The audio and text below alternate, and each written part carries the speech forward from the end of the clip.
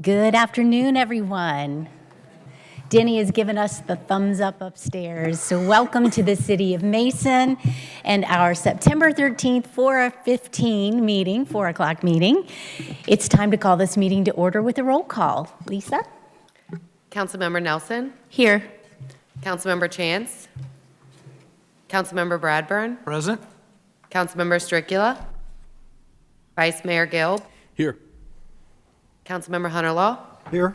Mayor Grossman? Here. Thank you. All right, we're going to start things off at this portion of tonight's meeting with a presentation from developer Mr. Jim Cohen from Keystone Lot LLC. Welcome, Jim. If you could step up to the podium so that we can hear you, and if you've got a guest with you, it's fine to have him present as well. And we have some presentation information as well from staff. Yep. Mayor, with Yes. Jim's permission, I think Kurt and I had a couple of things to kind of explain leading up to Jim's presentation. Yes, certainly. I think, and part of this is in follow-up to our last meeting and discussion on this issue, and then some of the conversations and questions that I've received before. I think one thing that would be helpful, I have to remind myself of this several times for council, and especially for the audience, to recall how Mr. Cohen's development works. It may be best to think of the city serving two different roles here that may overlap a bit. But we are both a property owner as well as the city, where we have a regulatory authority for land use. And so keeping that in mind, the city is a property owner similar to private subdivisions. This is really an opportunity to craft a development agreement with a prospective purchaser of that property. And that gives us an opportunity to pose additional restrictions that we may not be able to as the regulatory authority. Just like in any other private property development, most subdivisions, when they come in, there's an agreement with the private property owner and the prospective developer, and there's some terms outlined in that where they're able to do things that impose additional restrictions on the developer, whether that be terms of price or timing or other conditions that they place on the developer that they can or can't do certain things. So essentially what the development agreement contained in Ordinance 92 is it places the property under contract. And then that creates some mutual obligations. As a property owner, not necessarily the City of Mason, but as a property owner, that have to be met by both the city and the prospective developer before we can go to closing. So this just sets out, places the property under contract, if council does that. It indicates that you like the framework, the generalities of the agreement, and you want to pursue that towards a possible conclusion. Gotta make sure I covered everything in my notes. And then what I think is important, what sometimes can be the source of confusion, we're doing that as a property owner with a prospective developer. We're placing those other restrictions that are kind of outlined and gone through in the development agreement, but we do that without removing the regulatory restrictions. And that's what we'd like Kurt to maybe talk about a little bit. You have a development agreement as a property owner. You have some creativity allowed there. That development agreement becomes an offer to purchase if the regulatory and the other restrictions we've placed on it are met, then the property may move to closing and then to possible construction. So in summary, we place additional restrictions without excusing them from the other restrictions. I think Kurt will kind of help explain why that's, he needs my help here. You want doc? No, the HDMI, podium HDMI.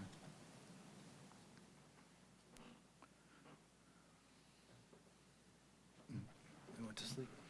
The computer probably went. That one.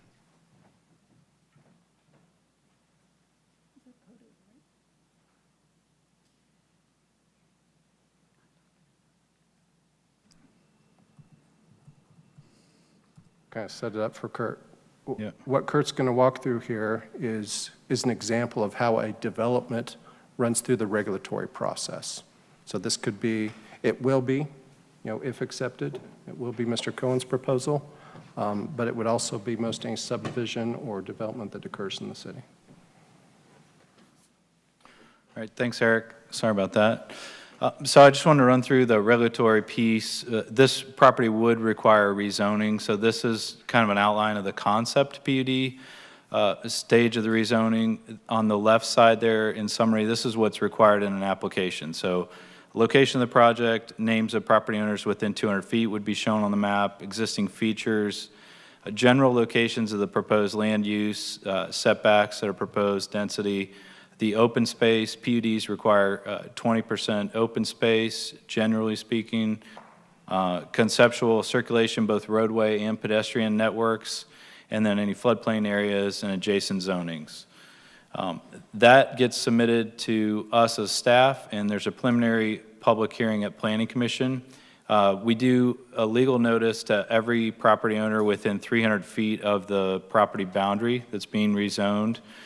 And then it's also placed on the city's website. The recommendation then is sent to council. Planning Commission can either recommend approval, some modification to the concept plan as submitted, or disapproval. Then it goes on to another public hearing at City Council. At the first reading, they would set the public hearing date, and then again, we would send a legal notice to every property owner within 300 feet, and it gets placed on the city website for that public hearing as well. They can consider the recommendation from Planning Commission, and then finally they have the final say in approval, disapproval, or modification of the submission. And this is kind of in the PUD process. The concept PUD is what we refer to as kind of the outline of a puzzle. So it's just kind of the border, and then to fill in the puzzle pieces themselves is where we have all the detail that are the puzzle pieces in the final PUD plan. So this is, in the final PUD is where we'd expect to see much more detail, traffic and pedestrian circulation. The traffic impact study gets submitted with that, location design of all the public and private streets, water main, storm sewer, sanitary sewer design, how they're getting utilities, gas and electric to the site, location and design of all the parking areas and number of parking places, final plats that are needed for any right-of-way dedication, vacation, and easements for the site, lighting, landscaping, and amenity plans, the final covenants and restrictions. Sometimes we do get draft covenants and restrictions at the concept, but generally we don't get covenants and restrictions till the final PUD stage. And then all the site plan, floor plans, elevations, cross-section of all the buildings themselves. And then our PUD, final PUD requirements also require a construction schedule. And generally this is looking at really large developments that are going to take place over 5 or 10 years. And so it's a schedule that the developer projects out for development of the development. That then gets submitted to Planning Commission, and again, they can approve, disapprove, or recommend modifications to that project at that time. With approval of that becomes the staff review, and we review construction drawings for all of the water, sewer, sanitary items that are submitted, as well as the building department will start to review the detailed building plans for all of the code compliance on the building. And then once they have site construction and building permits, that's when construction could begin on the site, but not before. And then finally, this is an overview of a little bit of what Eric was talking about. The regulatory piece, the concept PUD, final PUD, is what I just discussed. With this development agreement, that's at us as a property owner. That development agreement has some of the financial terms, timeframes that we're both required to adhere to, additional restrictions. Because it is, we are the property owner, we can put additional restrictions above and beyond what the PUD process could put onto this property, and then any other terms. So finally, once the regulatory piece and development agreement is done, that's when, and there's many other contingencies within the agreement. Once those are met or are passed on by the developer and the city, then that's when closing would occur. So It may be helpful to add the reason this works as far as the regulatory piece is that a developer, and keep in mind any developer, isn't going to be willing, well, in their risk assessment, they're going to be reluctant to invest the type of significant dollars to do all of that final work unless they know that there's an option to get the zoning. And you wouldn't do a lot of that work unless you knew that you were in a position to gain the property. So it allows them to kind of, baby step their development, take on additional risk with some sense of assurance.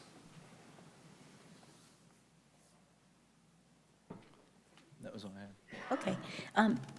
Did you, these things that were in our packet, did you happen to have those to show at some point tonight? Pardon me. We can. Those are the items that we reviewed at our last discussion. Yeah, We I'd could like go to through at them least again. have this one up Is that the- at some point. If you can, this is the one with the Downtown Development Fund. Yes. Yeah, page 2, thank you. Okay, sorry about that. From the last meeting, it was page 2. It has the summary of the Downtown Development Fund. I noticed, we're going to try, we heard lots of questions at our previous meeting, which was good. And I saw lots of questions on social media. And so as soon as we were done with our meeting 2 weeks ago, I called Eric up the next day or so and said, could we have kind of a question and answer format so that we can tackle so many of the things that came up? Yes, that's it. Okay. So, thank you. Kurt has that up on the screen. I just wanted to go over that. One of the areas of confusion, besides the PUD process, a lot of people thought we had the cart in front of the horse, and there were all these details that were going to go unconsidered and be neglected, like traffic studies and things like that. So now we've been able to explain in those flow charts what we're used to doing and how the expertise that we have in going through that process. And then I wanted to show you guys just the numbers on the Downtown Development Fund. The Downtown Development Fund is not intended to help any certain business or individual. It's for the downtown district. That is our intention at this point, and the city will determine how those funds are invested in downtown when the time comes, and that may be while I'm still here, it may be beyond then. It's hard to say, but you see that up front there'll be a $100,000 land purchase price that'll go into the Downtown Development Fund. Plus, over time, the developer will contribute $175,000 in parking fees. It's a portion of what he collects from his garage spaces. The $75,000 building permit fees will come to the city from the developer and go into the Downtown Development Fund. And then he's also agreed to contributing $500,000 in rental unit fees as he fills up to 90% capacity, I believe, on the $500,000, or until he hits $500,000. No, $500,000. Yep. The 90% rental capacity was community center memberships. That's what it was. Oh, yes. And then there was also the pledge to, and until he's up to 90% capacity, he'll be buying annual memberships for communities, for the community center, for the renters there to add to our revenue at the community center. So you see that not only is he investing $20 million of private funds into this location, $20 million, he's also returning $850,000 in cash back to the city into the Downtown Development Fund to help enhance what we're doing in the district, which remains to be determined because we have a lot of work to do on that. So I wanted to point that out. And I think without further ado, we need to get the developer up here. Mr. Cohen, I'm sorry we kept you waiting there. But I think that'll help start us out with a good framework and paradigm of what's going on.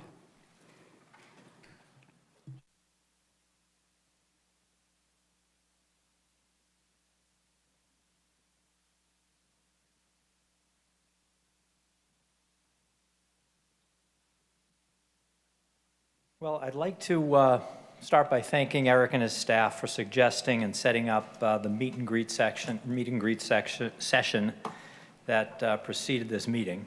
And I would also like to thank everybody who walked up and asked me questions and shared their opinions and attended that first piece of the meeting.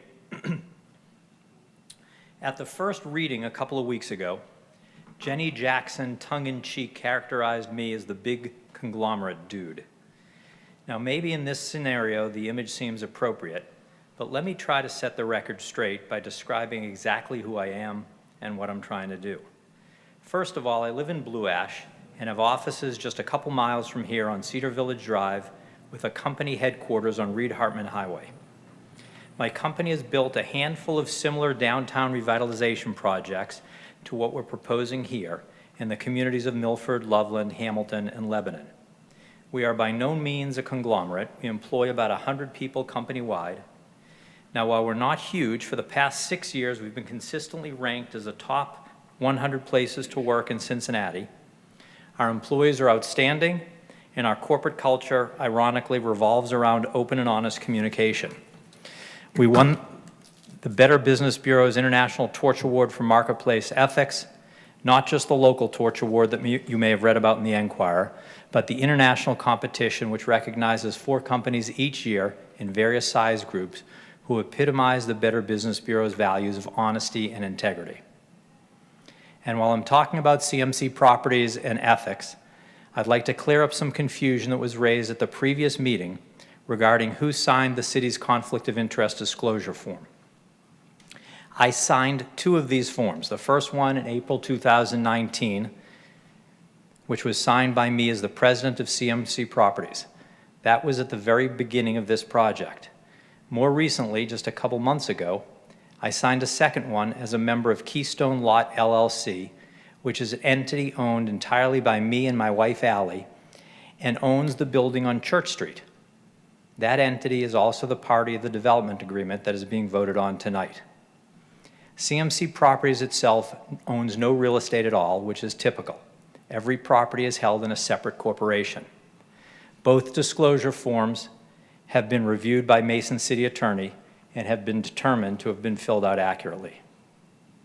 So we are a local company with local ownership, and we are not a particularly large one. We do not have layers of bureaucracy. I have been the only one directly involved in this project from the very beginning.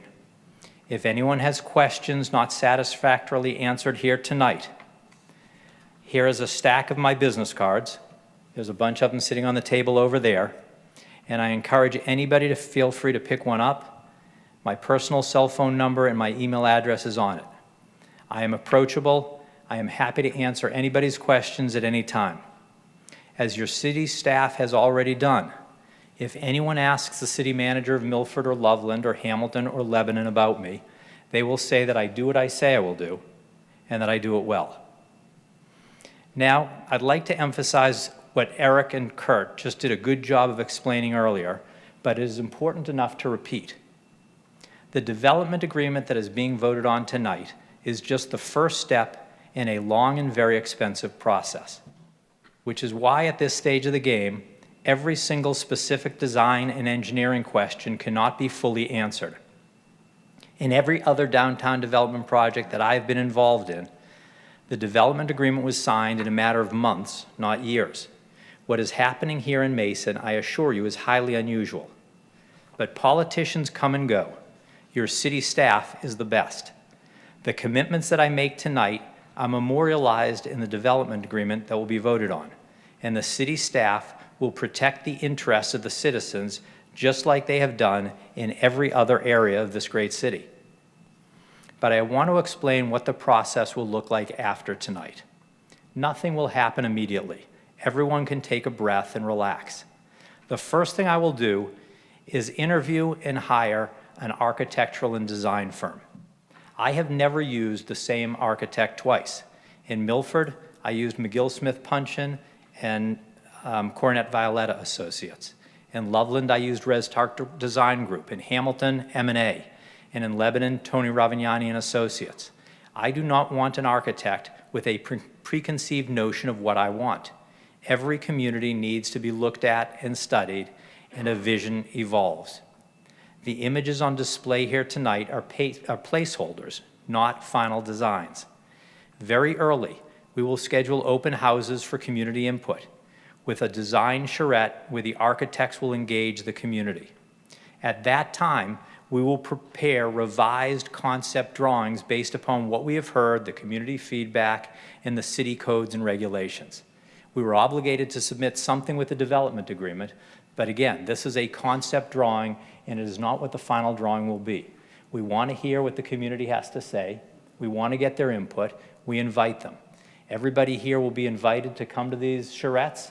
They'll probably be in the community center in a neutral place. I imagine the city council members will not be there.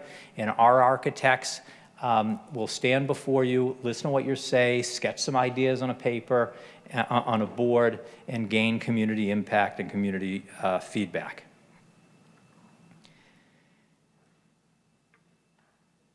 While that is going on, we as the developer will conduct the necessary due diligence on the property. We have to go through environmental studies, geotechnical borings, surveys, so on and so forth. Our engineers, along with the city, will analyze and design traffic solutions, including ingress and egress. They will look at public parking options and stormwater impact. We will look at utility availability and relocation. And we will work to design a streetscape for downtown connectivity. And only after all that is done will contract documents be presented to Planning and Zoning Commission for public input. And you will all be invited to attend. While this is going on another parallel track, we will meet with downtown businesses and staff to come up with a target list of retail tenants, focusing on retailers who will bring unique dining and retail experiences to Mason. Not the chains that proliferate suburban America, but specialty businesses that will make downtown Mason unique and complement those businesses that are already here. In the end, fully engineered plans, architectural drawings, and building elevations will be subject again to City Council approval. This is going to take months and months and months of design, engineering, and hundreds of thousands of dollars of cost, which is why it's not done at this early stage of the game. Any developer is gonna do the same because they want to know that what the terms are of the agreement once they go through this process. So this community input and design will take many months. And when it comes to the approval, and that is why it comes after the approval of a development agreement and not before. The process will be open and public and inclusive. And nobody is going to spend the amount of time or that amount of money without a development agreement outlining the commitments that both the parties engage in. At the previous meeting, several people spoke out about this project, and I expect many more will do so tonight. As Mr. Carroll mentioned, I took copious notes, and tonight I am prepared to address all of the questions raised.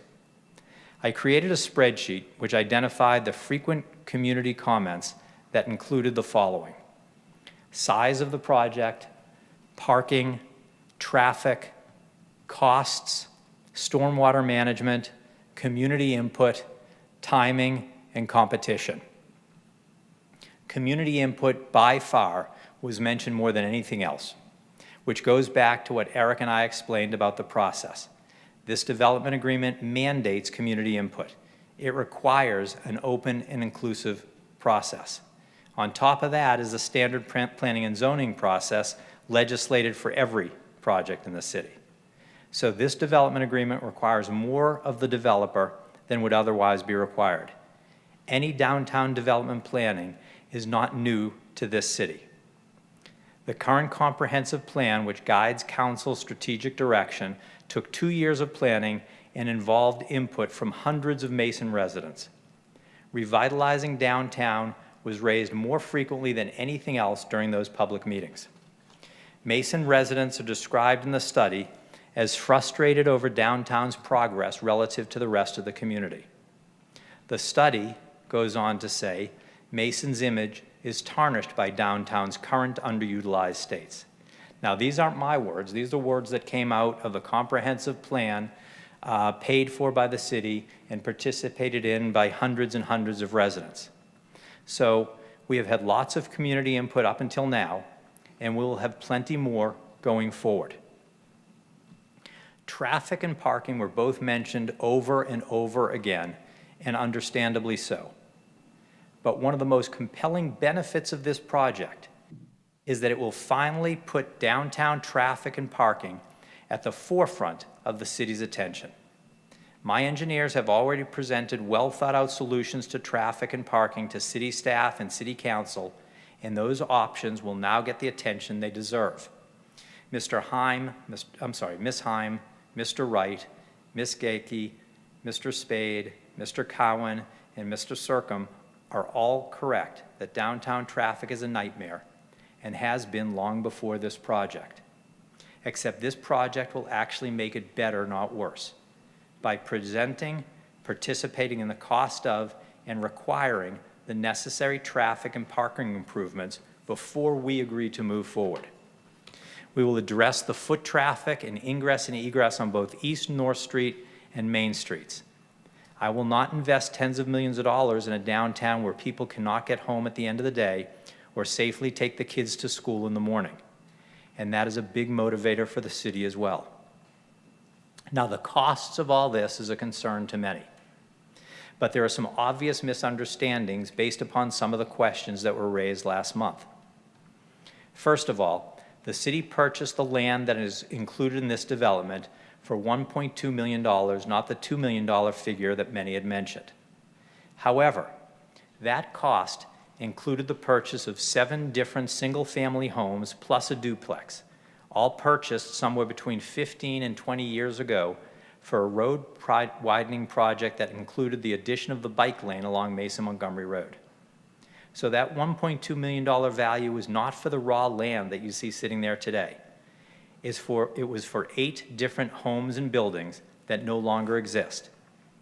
And that value is likely inflated because when the city approaches a homeowner and says we need to buy your home to widen the road, they're probably not getting the best value. Another confusion raised more than once was about our commitment to provide memberships for our tenants to the community center or the new aquatic center. Those memberships will be paid entirely by us as an amenity to our tenants and as a benefit to the city who owns those facilities.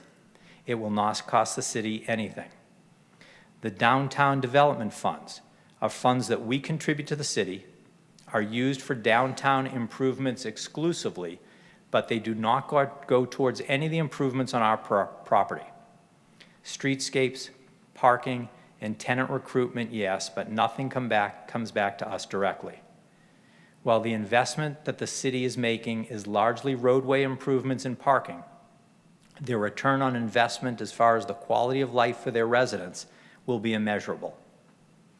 Impact on the storm sewer system is a concern of many neighbors and will be addressed by professional engineers and city staff. We will make the existing situation better by installing curbs and gutters and internal drains and other engineered solutions that don't currently exist on the raw land or warehouse building that was built long before current stormwater management regulations took place. The timing of the project is a matter of great debate. This council and staff have been discussing this since June 2019 when it was first introduced at a public hearing. The first iteration of my development agreement was presented for staff's review months earlier than that. As you've heard tonight, there is still about another year of community input, design, and public hearings before we even think about breaking ground. This project is not being rushed. The vote tonight is to formally begin a process with an experienced and reputable developer who is willing to combine his downtown property with the city's to create something that neither of us could do alone. Excuse me. So, people are wondering why the city is negotiating with me. And the answer is obvious. The city and I are neighbors who believe that by working together, we can begin the process of revitalizing a downtown that has been talked about for way too long. What I do is way more of an art than a science. Revitalizing a downtown is a passion, not a competition. I have urged this council to come together over downtown because success in this line of work demands cooperation. Visions thrive in an environment of unity and die in an environment of division. There were a couple of direct neighbors concerned about the size of the building and its impact on the surrounding homes. Our architects will study scale and material usage, landscaping and setbacks to make our buildings as encompassing into the neighborhood as possible. We will study all facades, and the Planning and Zoning Commission will conduct their own public hearings designed to protect the community at large. So now, before I hand the floor over for community input, I do want to acknowledge that I did not address every individual question that was raised last month. I tried my best to respond to the major themes and want to assure the public that this process is ongoing. However, issues like how will deliveries work and what will the impact be on downtown businesses and where will acting up end up will all be thought about and resolved. And again, I welcome anybody with concerns or suggestions that they want to discuss with me directly to please pick up a business card and give me a call. I am available all evening to talk about this further and will be happy to answer anything that anybody has. Thank you. Thank you, Mr. Cohen. Council, I'm going to allow you to ask questions first. So does anybody from council have any questions about Mr. Cohen's presentation? Mayor, Yes. I've got a lot of questions because this is the first I've heard a lot of this stuff. I wrote down a few well-thought-out traffic studies that we have already seen. Can anyone else up here tell me when we've seen those? I'm not sure you said that. Well Yeah, you thought said out that traffic verbatim. studies, that will happen during the PUD process. But didn't you say we already have seen those? I hear him. Give me 1 second and I can tell you exactly what I said.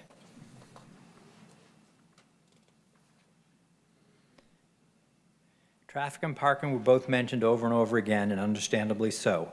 But one of the most compelling benefits of this project is that it will finally put downtown traffic and parking at the forefront of the city's attention.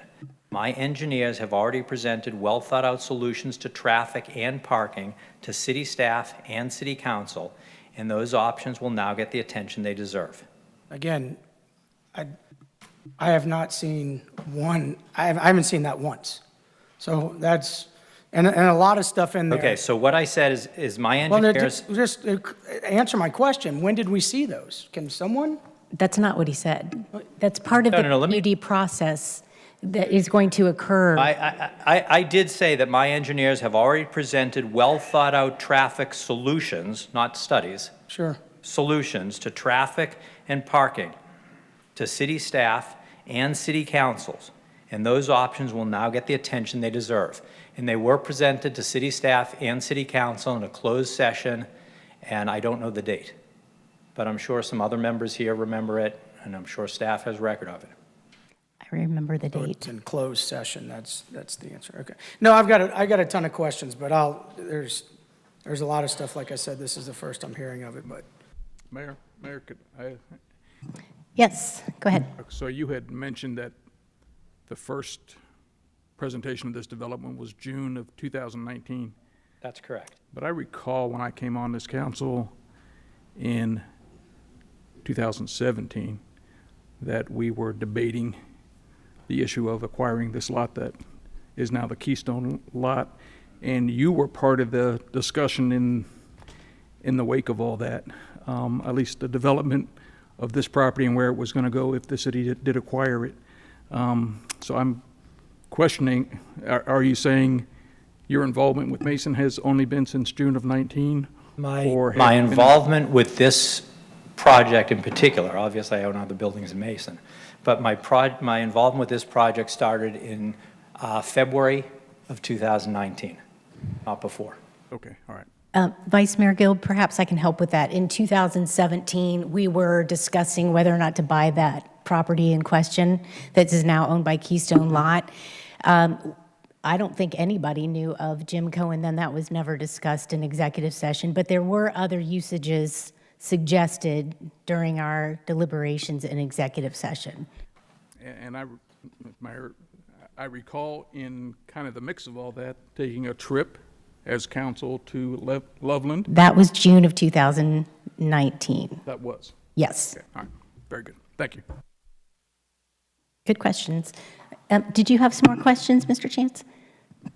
No, I mean, you know, there's the perception that we have been given all of this information. And the only other question that I think stands out to me is with all these other, and I can't stand us being, you know, compared to Milford and Lebanon and Loveland. Mason's different than those. And we have to make sure that we are perceived as different because we are. And what fits in Loveland, what fits in Milford, what fits in Lebanon, not necessarily going to fit here.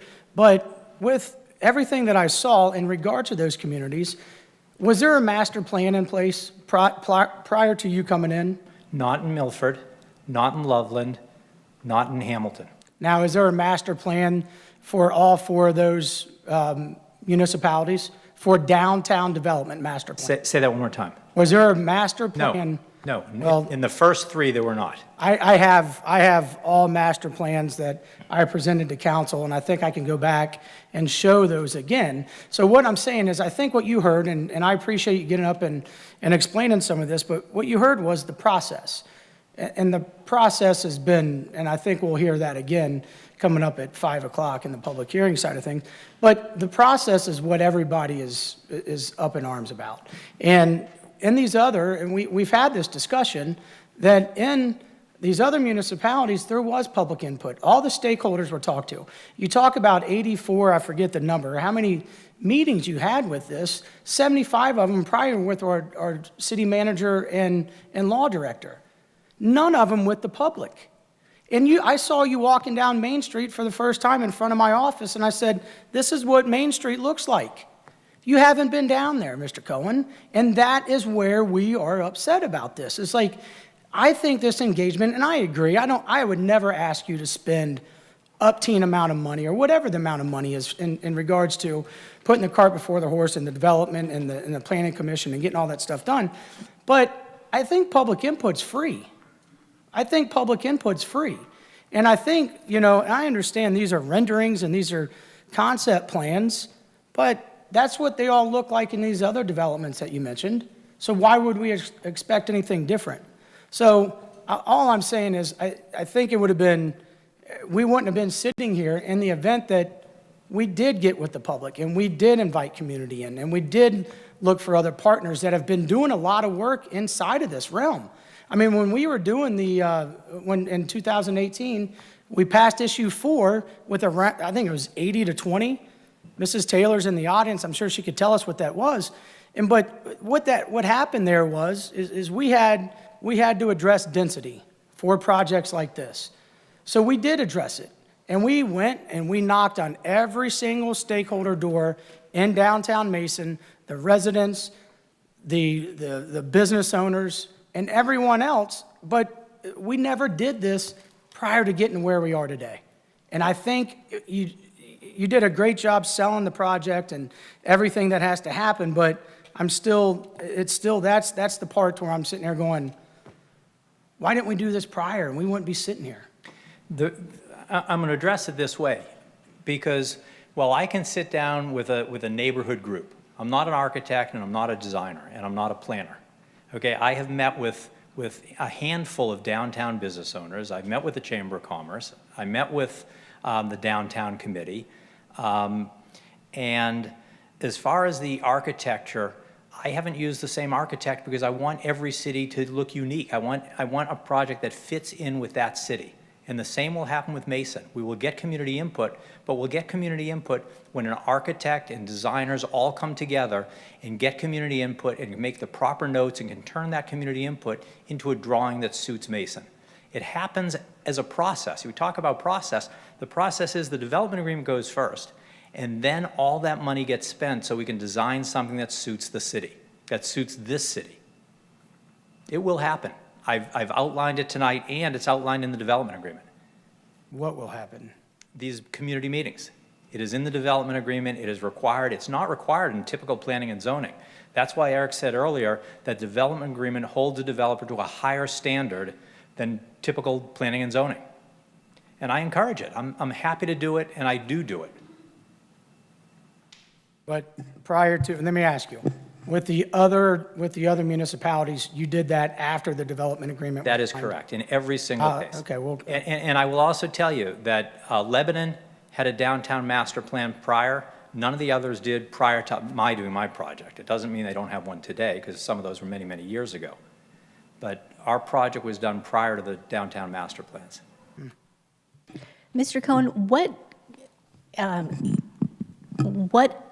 information did we have on the public record did you use to guide you in being able to even pitch this idea to city leaders? I think it was February of 2019 when you first approached the mayor, and then we ended up signing Chapter 125 forms, the affidavits, prior to us discussing an executive session. Then we had a June open meeting where we went on a field trip to Loveland and we looked at his project, and that was the first time I'd ever met Mr. Cohen, and we all walked around. He toured his project and introduced us to how those work.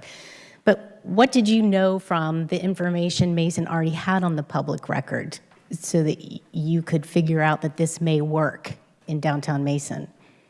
You know, ironically, the project was brought to me. The Two Cities Pizza folks are the one who first introduced me to the city of Mason. Okay, I'd never even considered a downtown Mason because I hadn't really been here before, even though I've lived here for 35 years. And they brought me to their restaurant, and they showed me their restaurant, and they said, what we need is what you've done in those other cities and what you're doing in Lebanon. And they introduced me to the mayor at the time. And the mayor visited several of our buildings, and we talked on, and then he introduced me to the city staff. And that's where the process started to unfold. And I looked at an exhibit very similar. Peter, you want to turn that one over? Very similar to what's there. And the city had all these yellow highlights on a map, and I asked the city who owns the piece in red, because without the piece in red, there's really nothing, you know, it's kind of the hole of the donut that you need to fill in order to have a mass large enough to do something significant. And that's when I approached Mr. Malhotra, and I did the same thing with Mr. Malhotra. I took him to several developments. I told him what I do and how I do it. And he said, you know what, I will sell it to you because I believe you can do it. And it will help my downtown project if you do. So what I'm trying to do is I'm trying to do what I've done in other cities, not the identical not the identical design, but this idea of bringing a critical mass of people into a downtown that could use some revitalization and could use some excitement, some energy. And then what happens is, I've seen it over and over again, where many of the other businesses improve their properties, some of them sell their properties, some people come in and start buying up properties, and the community starts getting this vibe and excitement like you've seen in some of these other cities. Okay, thank you. I want to respond to a couple of Mr. Chance's questions about public input. We've actually had public input on this development agreement. Even though some of our information was confidential, the concept was introduced to the public on November 17th of 2020. We're coming up on 1 year. And we've had community input from the very next meeting on, practically every meeting. And so we've been very forthcoming with the public, very transparent. The only thing that we couldn't discuss were the details of the negotiations and the contract until it was complete. And that was all done above board. It was all done legally. Our disclosures were filled out properly. And our staff worked with Mr. Cohen meticulously to come up with a plan that, just like you're saying with your architects, you want something to fit in your community architecturally. We came up with a public-private partnership that is a very good fit for the uniqueness of Mason and what downtown Mason and the city need. Mayor? And the door-to-door, I know that Mr. Cohen mentioned he's had how many meetings with community members? At least a dozen, maybe more. I do have a list, I just don't have it with me. Okay. Looking for it. Okay. I mean, it's a bit much to say you didn't go door-to-door and ask every single stakeholder in downtown Mason. And, you know, we're all stakeholders here. So I just want to be fair to our guest and transparent. And I want the public to have the facts. And that's one reason why I like doing it here in open session, because there's a record kept. And you got to be accountable for what you're saying. And when you just go door to door and there's gossip and there's social media misinformation going around, it's just not helpful. And then the public gets stressed, and they don't need that extra stress. They have enough. Well, I'm looking at the clock, and Mayor, real it's quick. slightly after 5. I add to that. Yes, you may. That November 2020 meeting was done on an off-council night, on a Tuesday night via Zoom. And which means there was no public input at that November 2020 meeting. And we've been meeting in person since July of 2020, and then we decided to do a Zoom meeting on a Tuesday night, off night of council with no public input. And that's when this was introduced to us. So to be fair, there was no, Was that wrong? Was it illegal or something to have it I'm not that saying, way? I think. Did I'm we not saying give it's proper ill- notice? No, we're allowed to do that, 100%. But Just at the checking. same, but you use the word transparency, and you use public input, and you acted as if all of these things have been above board. I haven't had another Zoom meeting on a Tuesday night. I think it had a lot to do with how we could schedule it, and there have been a lot of moving parts with that, and the availability of ICRC, because we have to use a secure live stream partner with that, and ICRC provides that. I think that's, if I vaguely recall, that might be why it landed on a Tuesday. But of course, we had public input, and that reminded me when you brought up Zoom meetings. The meeting that Mr. Cohen referred to when he showed you what he showed you, he said that, not me. In regard to your question about when did we ever see ideas for solutions for traffic control, that was April 1st of 2020. Okay, it is now, oh, yes, any more questions from council? I just wanted to thank Mr. Cohen. I think you said, if I heard you right, you said most communities have entered development agreements within months of the presentation, and here you've been since June of 19, waiting to get to this point in Mason. I want to thank you for continuing to be interested in investing $20 million in our downtown through this development agreement, and I want to make sure you don't leave feeling like we aren't appreciative of that fact. Thank you for saying that, and I will tell you, I appreciate the input of everybody here, and I really do believe that if given the opportunity to proceed from here, we will not violate the community's trust. We will do what we say we're going to do. We will meet with the community. We will open it up. We will bring in our architects. We will talk to local people, and we will take that input and we will synthesize it into something that we think is going to improve downtown. And before any of that happens, it needs to be voted on by planning and zoning and come before this body again. A year from today would be my guess, or 6 months from today, but certainly no sooner than that. So thank you all for your time, and I appreciate you mentioning that. Yeah. Thank you. Councilmember Hunter Law? Mayor, I was just going to add, when we hear comparisons about transparency, I want you to kind of, in your mind, hold up two hands. On one hand, starting back in 2017, thank you, Randy, I appreciate that. On one hand, keep it up. Let's talk about on one hand that started in 2017, okay? Under a different mayor, a former mayor with 2 members of council, where numerous meetings happened about this property, okay? That Mr. Cohen now owns, about a mixed-use development that the former mayor even went on Channel 9 talking about he wanted, that was identical basically to this, okay? There was no public input. I didn't even learn about the mixed-use term until Channel 9 talked about it after we decided not to buy it. So none of this was in a room like this for the public, okay? But the majority of council at the time, which includes Ashley and Diana and Barberry Spaeth and Victor Kidd, right? They were the majority at the time. They did it without including any public. Keep your hand up, okay? So out there, right, they had all this out here, and they did it all in darkness with no public input, okay? And then when it came forth, here it goes, right? We decided to vote on it after a council meeting at the end of the night. We do have that on video, right? And then 6 days later, to buy that land, and then 6 days later, we didn't buy it. And this time, the mayor abstained, okay? That's what one hand. Since then, this gentleman bought the piece of property, and it's been public almost since the beginning, starting even when Ashley Chance was chair of the Downtown Committee, and that's when it first became public, okay? That's been happening since 2019. Transparency, not transparent. Thank you. Mayor, Mayor, I'd like to respond to that. Do you guys remember what happened in 2020? I think there was a thing called the pandemic, right? I don't see That- how that's germane. Well, it is very germane because he's sitting here throwing me underneath the bus. In 2019, I got punished by you, verbatim words, and I was taken off the downtown committee because I was being punished the way I act. And why are you using the word punished? Because you used that word. I know, I never use that You, word with well, you. then they're lying to me. Two people are Well, separately you lying to can me. find that and And get I that to me, and also- I'll apologize if you're correct. I did pull up these master plans. I can't pull up the one, but the one in Lebanon was done in 2017, and I'll make sure we share all those again.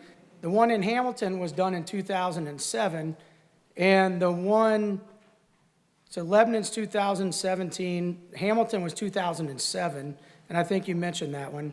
And Milford was also 2017. And I think you've done projects after that, right? Yes. Okay, so to say that there wasn't a master plan, I don't know if that's completely accurate. I'm trying to pull up the other one, and for some reason it's not, but I'll make that extremely public, because what I'm saying is, and I don't know what Councilmember Hunter-Law was saying, but the master plans were there in place. I pulled them back up, and I'll make those public again for everybody to see, that they were there. And for you to sit there and say none of them had them, I'm looking at them. So I will make that public record again, so everybody can see that again, I do appreciate you coming up and trying to get something done.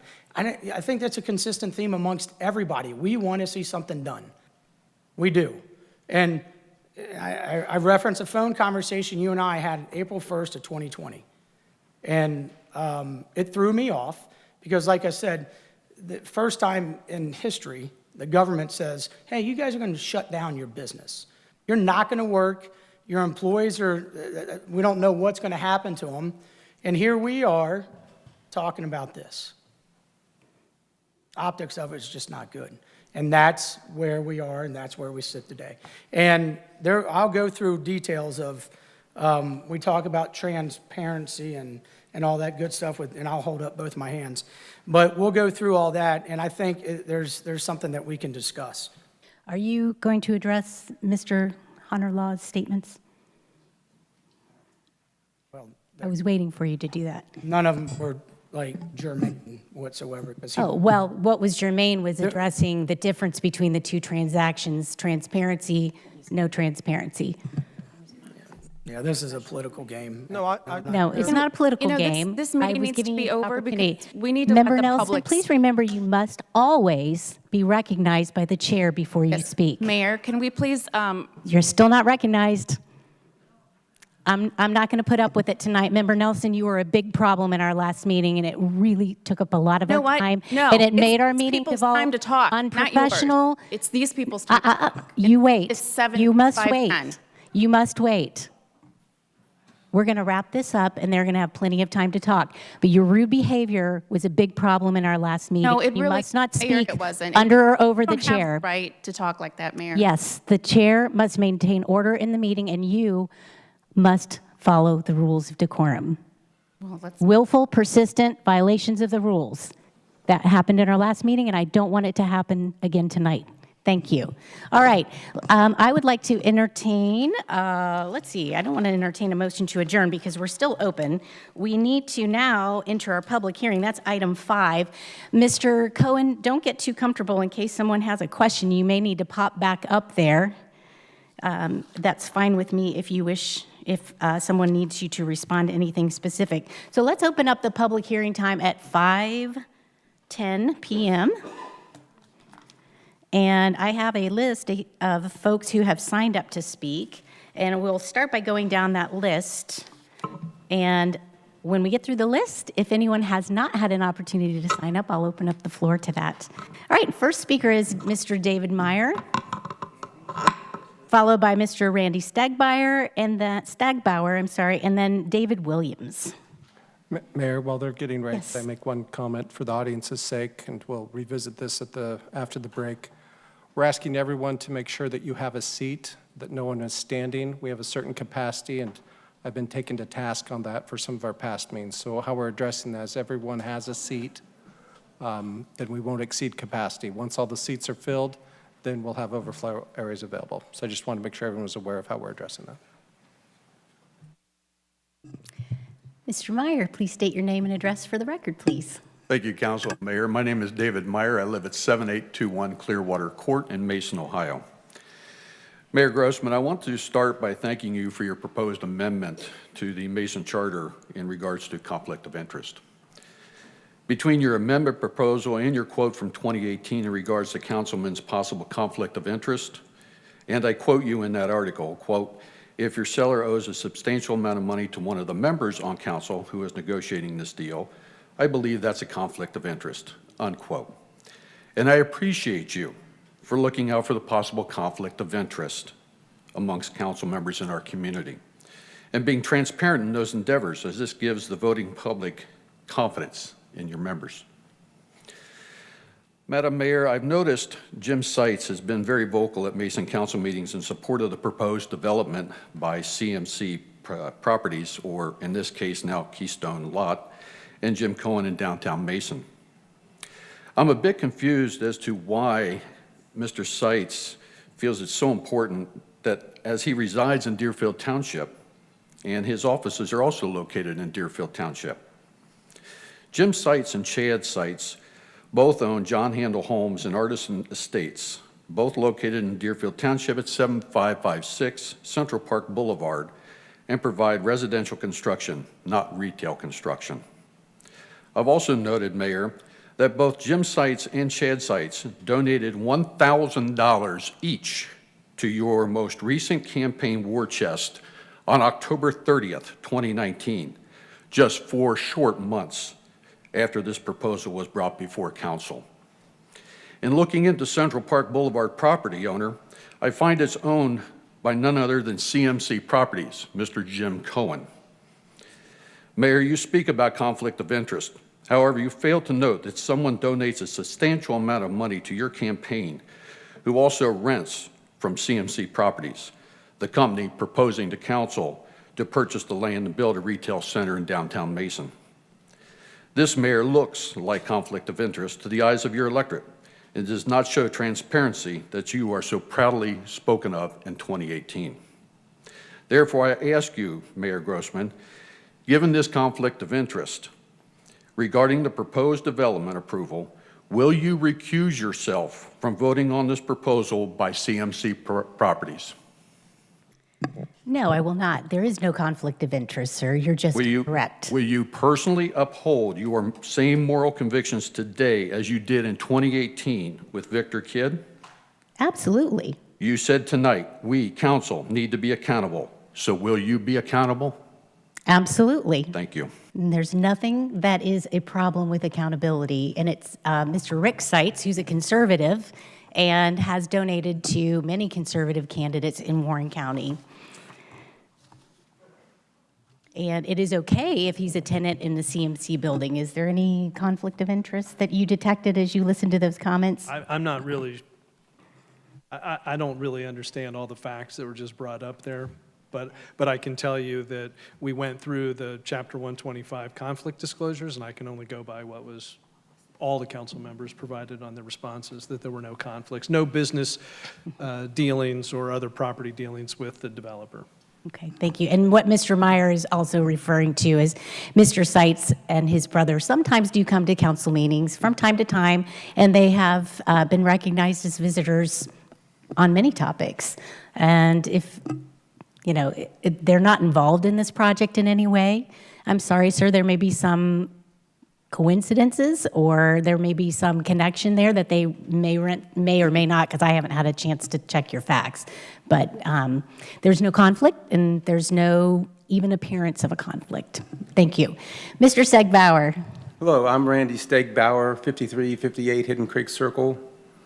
Thank you, Mr. Cohen, for coming here and presenting tonight. And this meeting should have been the first introduction to you. You should have done this first instead of everything even all the way back almost to definitely before the first reading, in my opinion anyway. And so the development agreement includes these wonderful drawings you have here, displayed here, But then you stand up here and say they're placeholders. And so, the only thing we can comment on is what we see here, so we have to assume then that that's going to be the design, that's what it's going to look like. But tonight you said, no, it's just, air, really. And so, that's kind of confusing to me that you would spend the time and money of going through all those details and then not have it not be real. You say you presented ideas for the traffic and parking studies, and obviously those two things are, the whole community here is passionate about. Are we allowed to see those now? Can we see what you did present to council now? Since they're important to us. And let's see.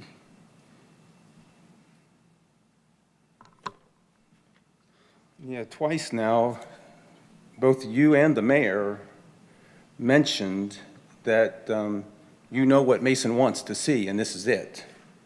But I was under the impression that that's what the master plan was for. And I think I'm on board with, many of the other residents here and what Mr. Chance said earlier, that it's the process. I'm not necessarily against this project. Likewise, this is, maybe the second time that I've heard a good description of it. And so it's hard to have an opinion on something that you don't know anything about. But for me, my understanding of the process is that, master plan is when you're going to ask what we want. But like I just said, you both said that you already know what we want. I don't know how you can do that before you get the input from the master plan. Mr. Stegbauer, and Yeah. we'll pause your time, Sure. I promise. I think I can help with that. So we have a comprehensive plan and extensive research studies, community input process were published in 2010. Okay. And I happen to know from personal experience and being here and observing over time that that process was in hopes to facilitate mixed-use development in downtown, and they've been working on it for decades, really. And we finally got to the point where someone made a meaningful offer and a substantial offer, a formal offer to the city or proposal. Okay. But the master plan is another layer that you can add on, and you can do another series of community input, but it doesn't make the studies and the data that we have on file null and void. Okay. And I know they're, 11 years old at this point, but they're still meaningful, and we still haven't accomplished all of the goals that they were working towards. So I hope that helps with your questions about that. And Yeah, I understand that certainly. Yeah. In other words, but I would like to emphasize what you just said is that, you're right, the comprehensive plan is for all of Mason, right? well, yes, and it And- does and- establish and identify the downtown overlay district, and it talks Okay, extensively okay. about facilitating mixed-use development. And like you said, it's 11 years old now. And it's my understanding that master plan is specifically for downtown, though. Is that correct? Yeah, it could be, if that's how they decide to do it. Yeah, it could Okay, be. well, I mean, I guess I haven't understood a lot of the other conversations we've had here then, but that was my assumption, is that the master plan was specifically for downtown. And so now, we're in this unique position where we have somebody thinking about the master plan and even those, I guess, fairly substantial zoning changes coming up. And now, so we got those two things coming together at the same time, but instead, we're going to do something that kind of, do something before those are finished. In other words, what I'm concerned about is that we're going to let Mr. Cohen write our master plan and write the zoning changes. In other words, whatever this project is, has to meet the zoning requirements. So if we agree to do this project with him, then that sets the zoning. that's going to set the master plan for us. The bulk of the zoning work has already been done, and it's not possible for Mr. Cohen to set the zoning. That is a lengthy Yeah, I know, process. I know not literally. Obviously, he has to go through all the, regulatory and the meetings, and everybody has to approve it, and you guys have to too. But if he has a project that conflicts with that, then, I get the impression that if the project conflicts with that, then, whatever change he requires will get approved then. That's my assumption of what's going to happen on this council. And so. Have you been to the community input meetings where the staff was here? I think there was For the one a week or zoning? two ago. Yeah, so the map is already One of them. pretty much finished. Okay. There's a formal process we still need to go through, but the bulk of the work has been done by a firm that the city hired. The council members really haven't been involved in it. Okay.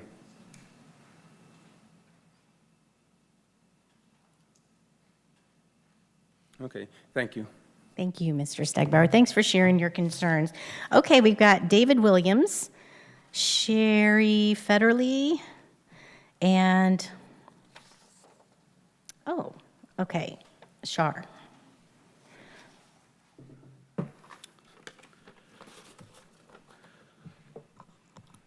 My name is David Williams at 3825 Brookhaven Court. Thank you for this opportunity to speak. I grew up in the Cincinnati area and my family and I were gone for about 18 years, living all over the world. And during those 18 years, I wanted to be able to come back to live in the area, specifically in Mason. This is only the second time in my life that I've spoken to a city council, so this is how important it is to me. Now, I worked in the federal government for about 10 years, so I have a good nose for things, and sometimes things smell like they're rotten because they are rotten. Sometimes they happen to be a tasty durian.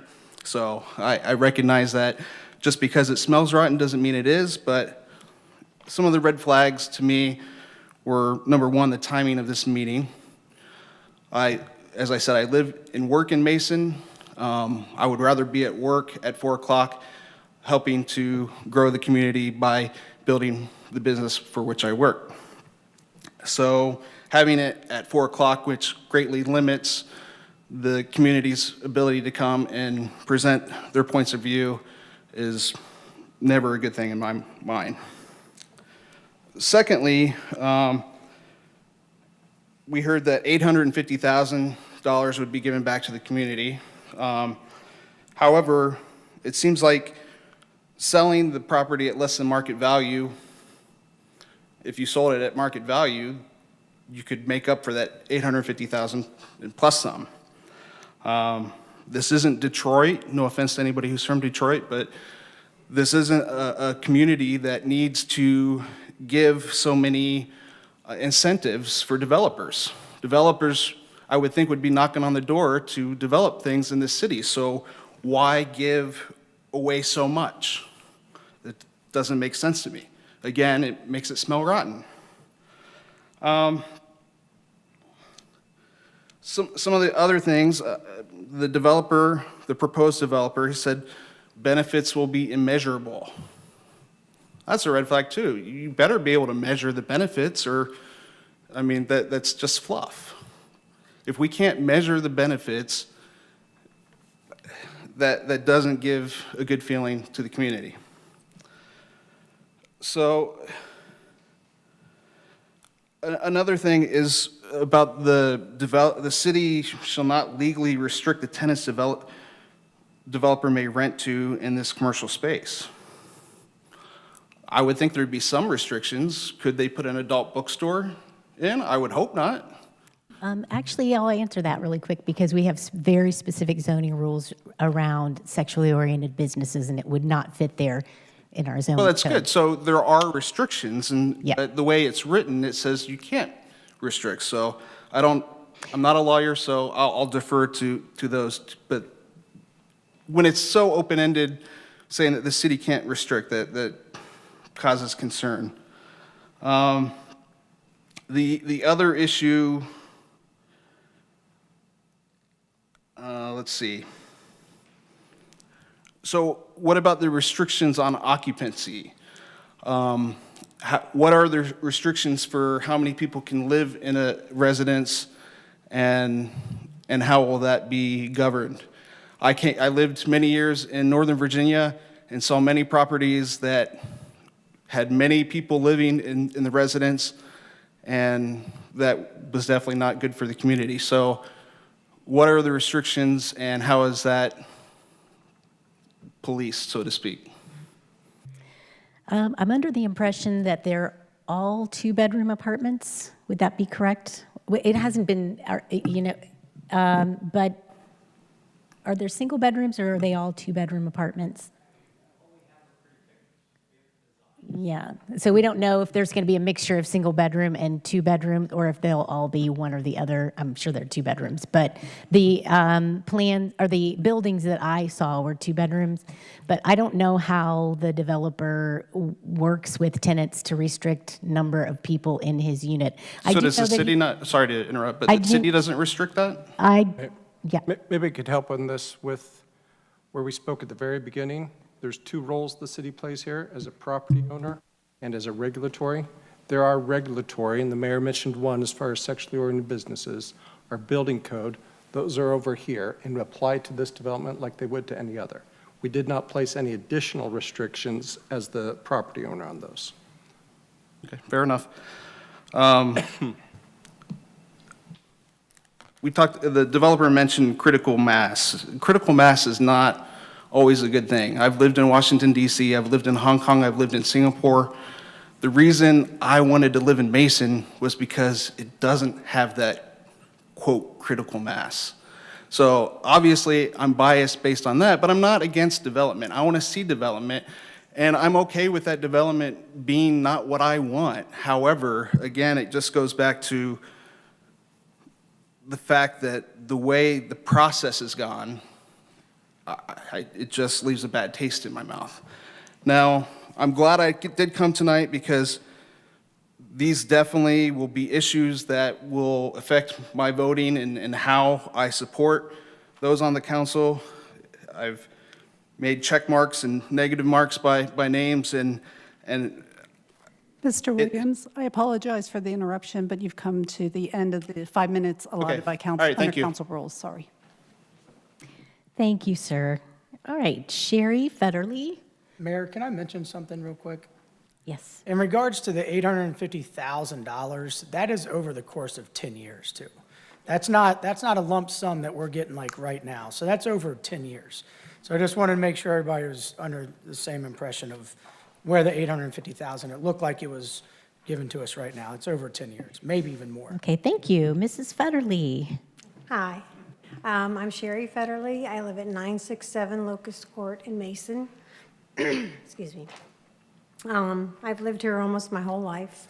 My first 2 years were not here, so I'm not against the development, and I'm glad Mr. Cohen spoke and explained the plan. And when you see the drawings, that's what you envision coming, and it seemed totally out of place in my mind. So I just kind of wanted to give some of my comments regarding that.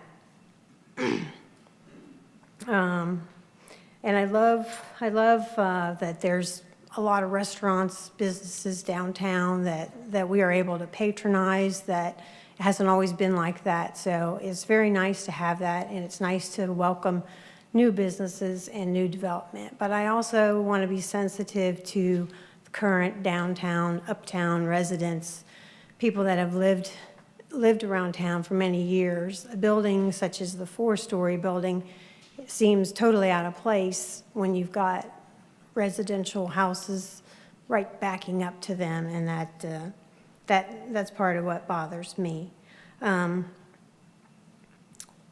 I consider the east end of town as one of the more charming parts of town, and pretty unspoiled as far as not a lot has been torn down. There's been a few things torn down, but other buildings replacing them.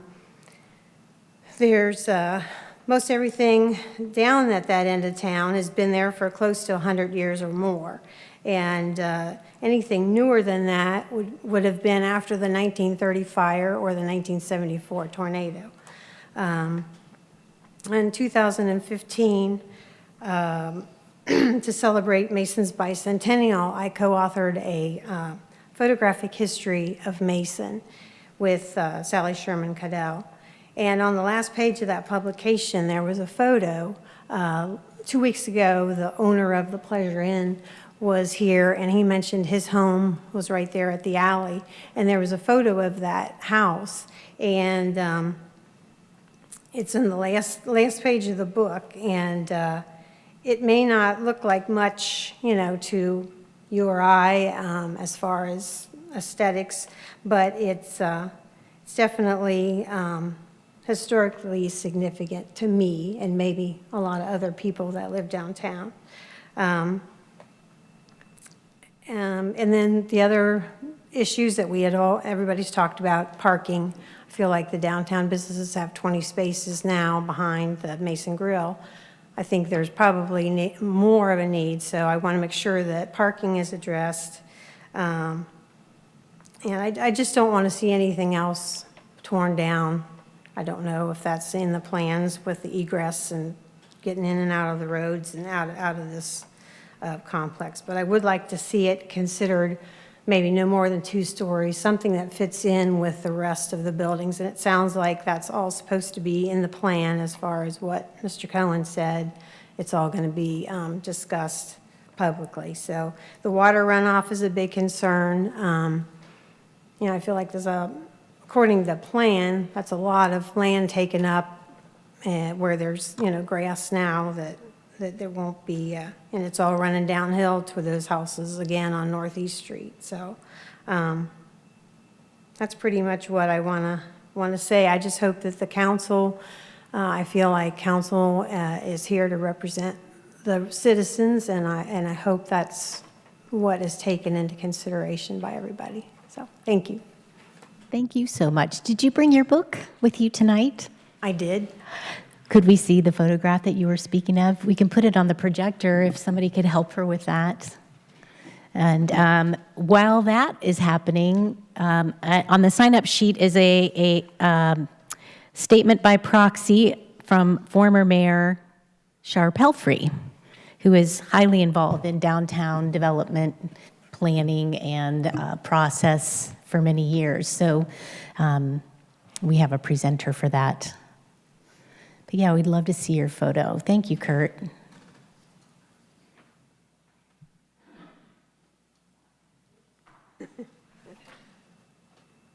Wow.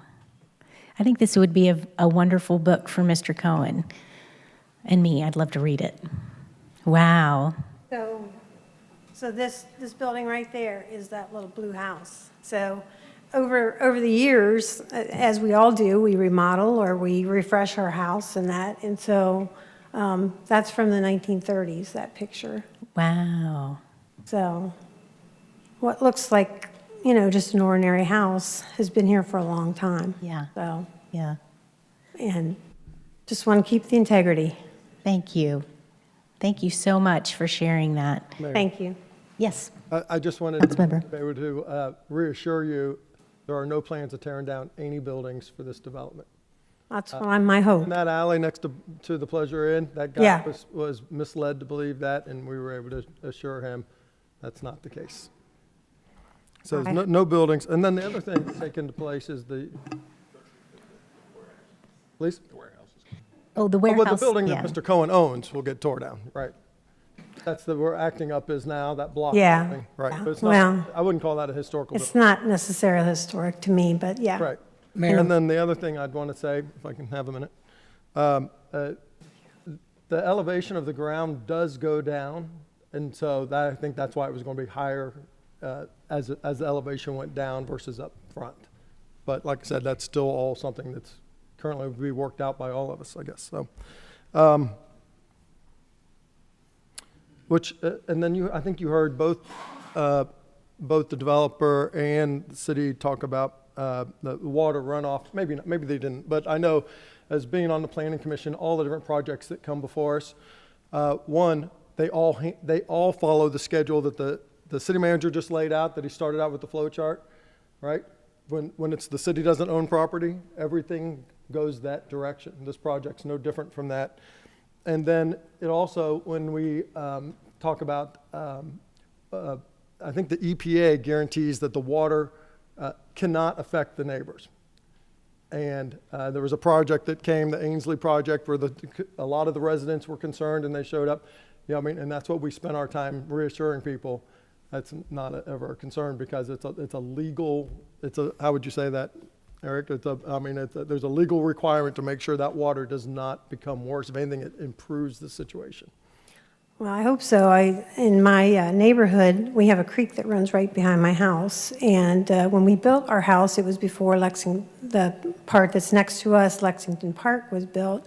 And we get a lot of water runoff. They have a retention basin over on Willow Lane, but it doesn't hold any water or slow the water down. Basically, the water collects in there and goes through a pipe and comes right down our creek. Well, that's how it's designed too. It's almost like if you wash a creek, maybe Kurt could straighten this out.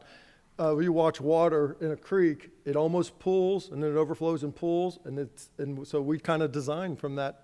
Wouldn't you say, Kurt? I'll let you straighten that out. But I mean, it's to slow the water down so it doesn't just rush down.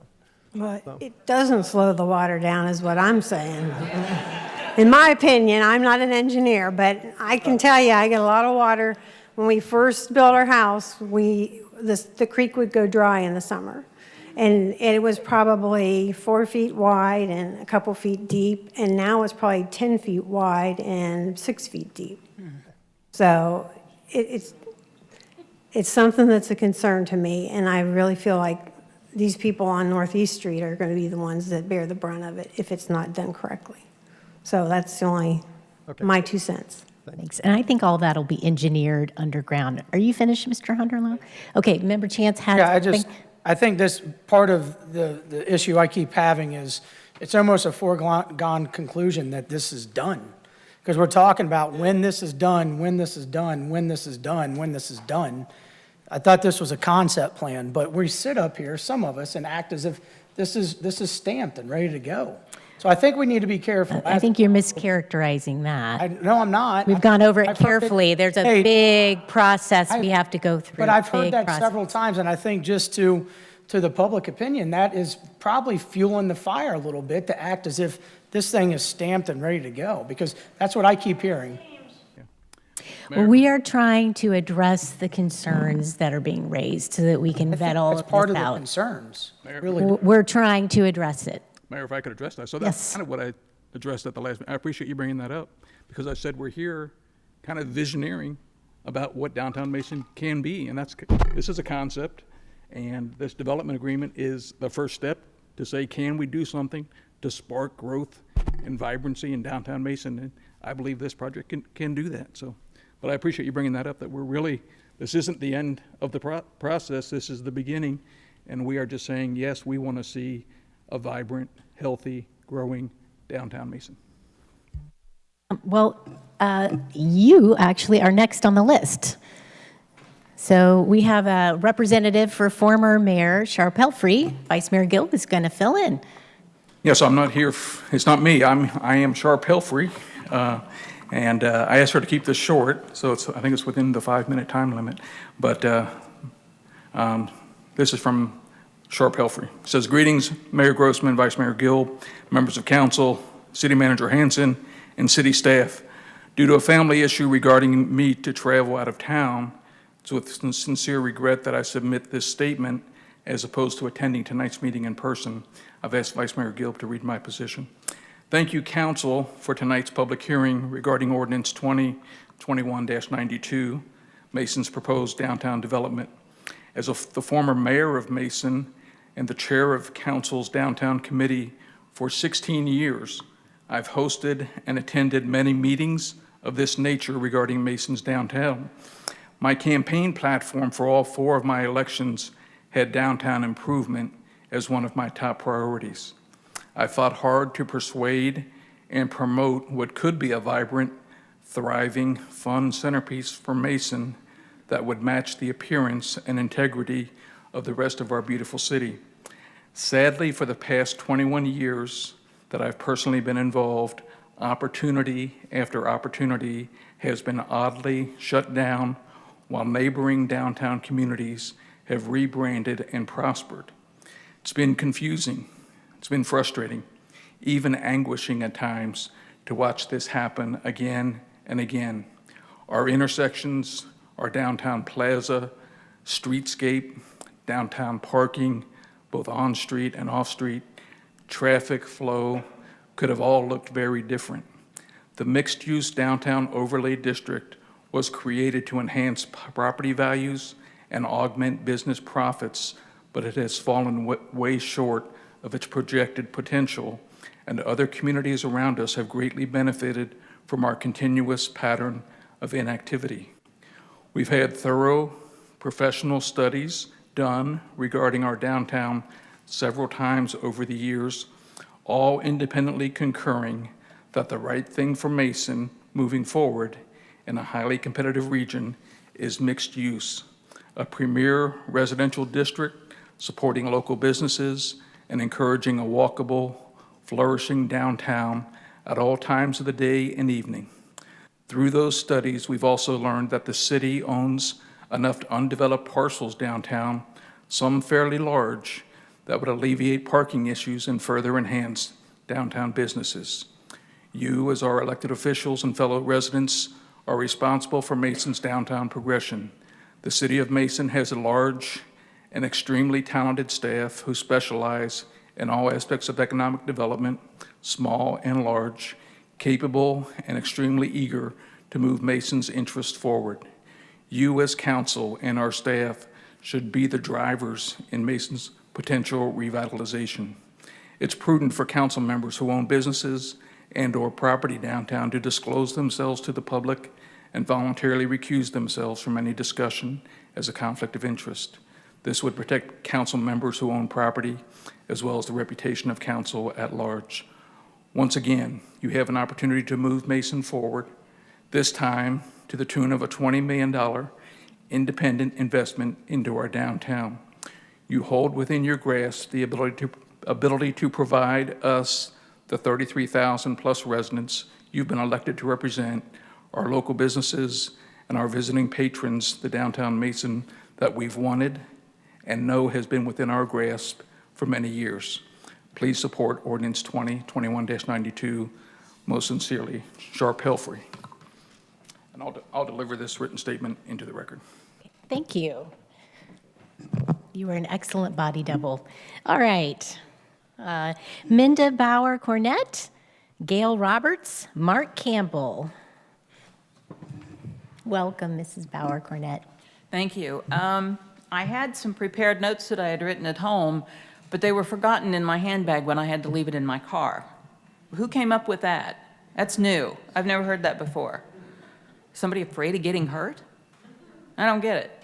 Anyway, part of my speech that I do remember was that I still am against putting this project where it is as they are talking about doing it. They're talking about large-scale buildings in a residential area. I live near that area. I don't live in it, but I live near it. They talked about in the law they have to notify people who are within 200 to 500 feet of the project. I may be outside that 500-foot zone, but I still care a heck of a lot about what you all are doing in there. And nobody told me any of this was coming up all these years. You may have started talking about it in 2017 or whenever, but you sure as heck didn't let the people of Mason know about it. I'm sure that nobody else here hardly ever heard of it. So I'm just saying that because I think it's unfair. I've lived here since 1998, and I love the town. Loved it when I moved here. I had lived here in '79, back in the Meadows, when they were $30,000 a piece. And I just don't want to see us get ridiculous. The home prices now are getting ridiculous. And if you demand that they have $75,000 of median income to rent an apartment in that building, that's even crazier. I mean, we need to keep things on a scale where people who are good people can afford to live here somewhere. I mean, this is just getting all out of hand. We're not California where the properties are $500,000 for a one-bedroom house. That's part of my big concern. Some of the other concerns that I have are, Mayor, I'm sure you don't live in the downtown area, so none of this will affect your quality of life at all. But I wish you would consider that it's going to affect a hell of a lot of other people's privacy and all their wonderful things in their lives, and all of our neighbors and friends. And it seems like I agree with the gentleman who said this keeps being acted like, this is just a done deal. We're just going to do this and go right on. Sorry, I don't feel like it should have been a done deal. Back in 2017, you should have started letting people who lived anywhere in that area know what was being considered. What you're calling being open and above board doesn't look that way to me at all. And most of my neighbors agree with me, because we have a weekly Thirsty Thursday where we get together in the common area, because we live on a figure 8. And we get down and we talk. And we have discussed this numerous times, and a lot of them are elderly. They don't want to have big business and a lot of noisy commercial things over, in the next street over, which is what they're getting. Saturday night, I know that places like to have live music, and I love live music. I go listen to it. But I really don't want to hear it after 11 o'clock. And that's when I was hearing it Saturday night in my house. From 2 different angles, I had Gloria Gaynor and I Will Survive, and I had One Toke Over the Line, Sweet Jesus, coming from the other side of town. So what I would like to say is I want my quality of life maintained, and I think if you do this project as you've discussed it, you're not getting there. Thank you. Thank you. All right, next on the list is, Gail Roberts. Thank you, Mrs. Bauer-Cornett. You did a great job without your notes. Sorry about that. Yes. Oh, thank you. Okay. Well, we'll miss you, Gail. Okay, Mark Campbell, followed by Stuart Cowan, and then Carol Husing.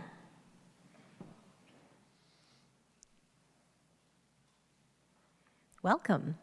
Thank you. Mark Campbell, 5167 Lakeside Drive, Mason, Ohio. The council has heard feedback from the Mason community and from Mr. Cohen's development group.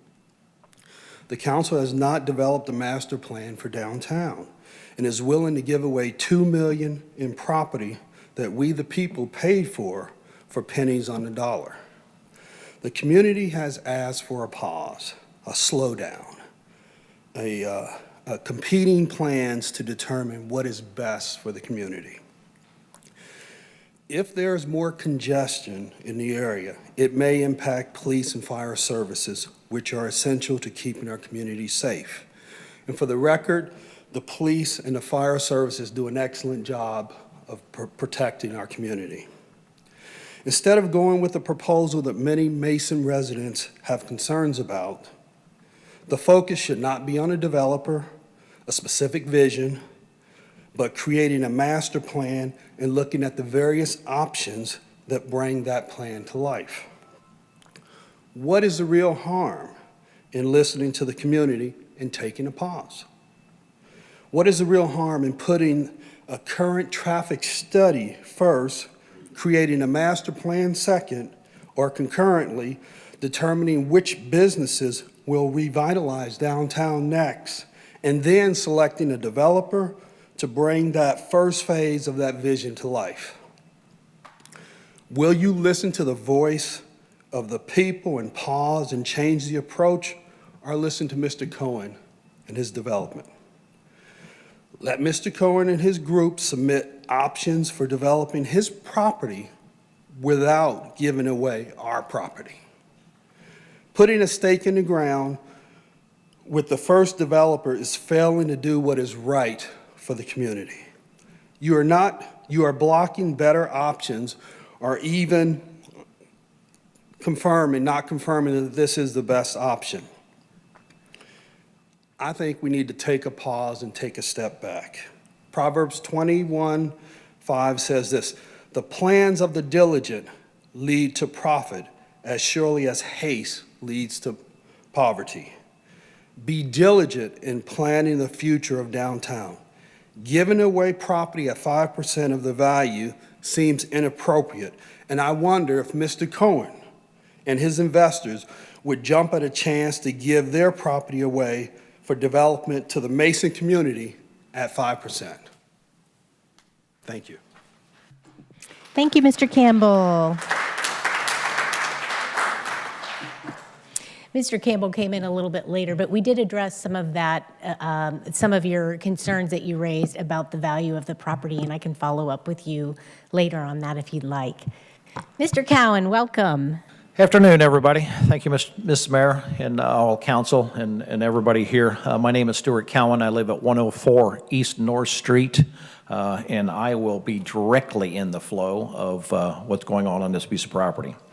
I was really happy to hear, I had a bunch of remarks put together, but I was really happy to hear, and I'm going to change things up a little bit, that Mr. Cohen was flexible in where he was going to go, and I'm hoping that flexibility comes in the amount of units. Right now, currently, Mason zoning is 8 units per acre, which is the development directly behind me. But this development would probably put that closer to 40 units per acre.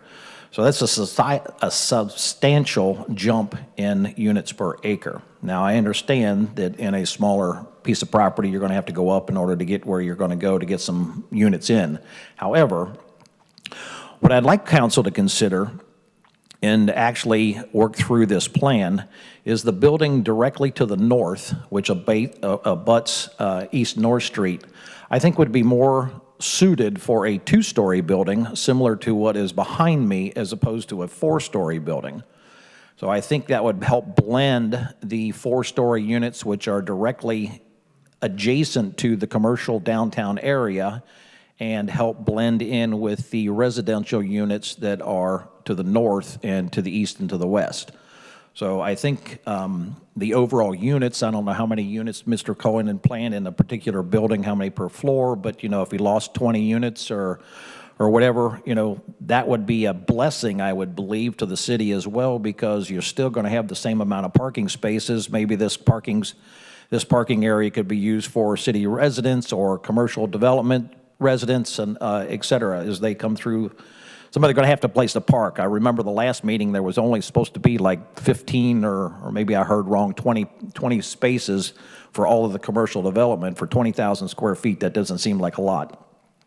And I think it would also help alleviate all the parking on all the side streets and everybody being directly in the complex as opposed to being scattered all over the city.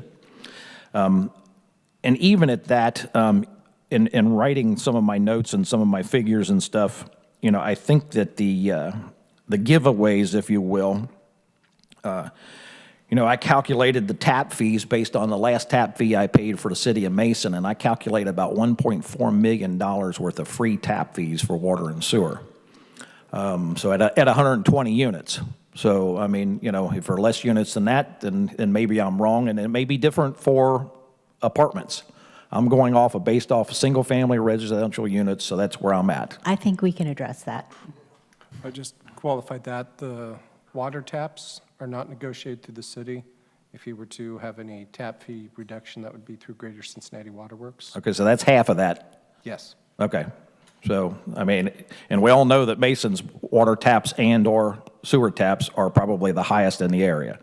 So you're about 11,500 to 12,000 for a residential house. So like I said, I'm unclear as to what it is for multifamily, and I don't know whether there's a break that goes along with that or not. You're right. About half, I have to double check, $700,000 to $750,000 of tap fees would be foregone. Okay. So there is some real money that goes along with that. Then you throw in the tax abatement, which I think is unclear for why you would need that for residential usage. But my numbers also include the fact that at 120 units at $2,500 a month, which is kind of a fair number for somebody that's making $75,000 a year, the total development income is going to be about $3.6 million per year.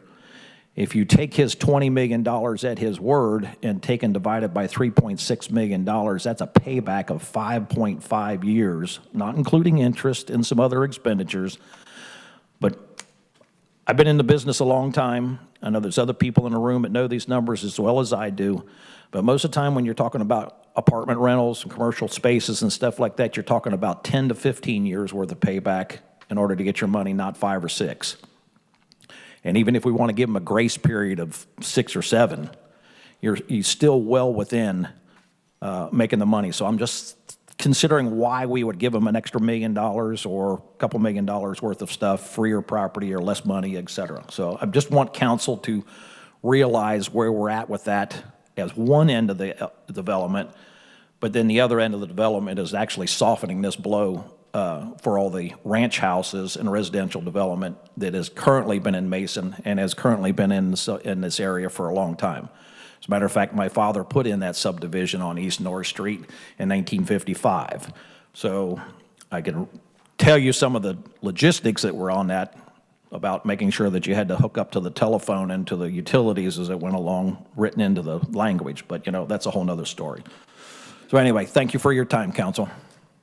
Thank you, Mr. Cowan. I keep thinking, because I'm hearing this come up over and over again, a concern about the height of the building in comparison to some of the current structures.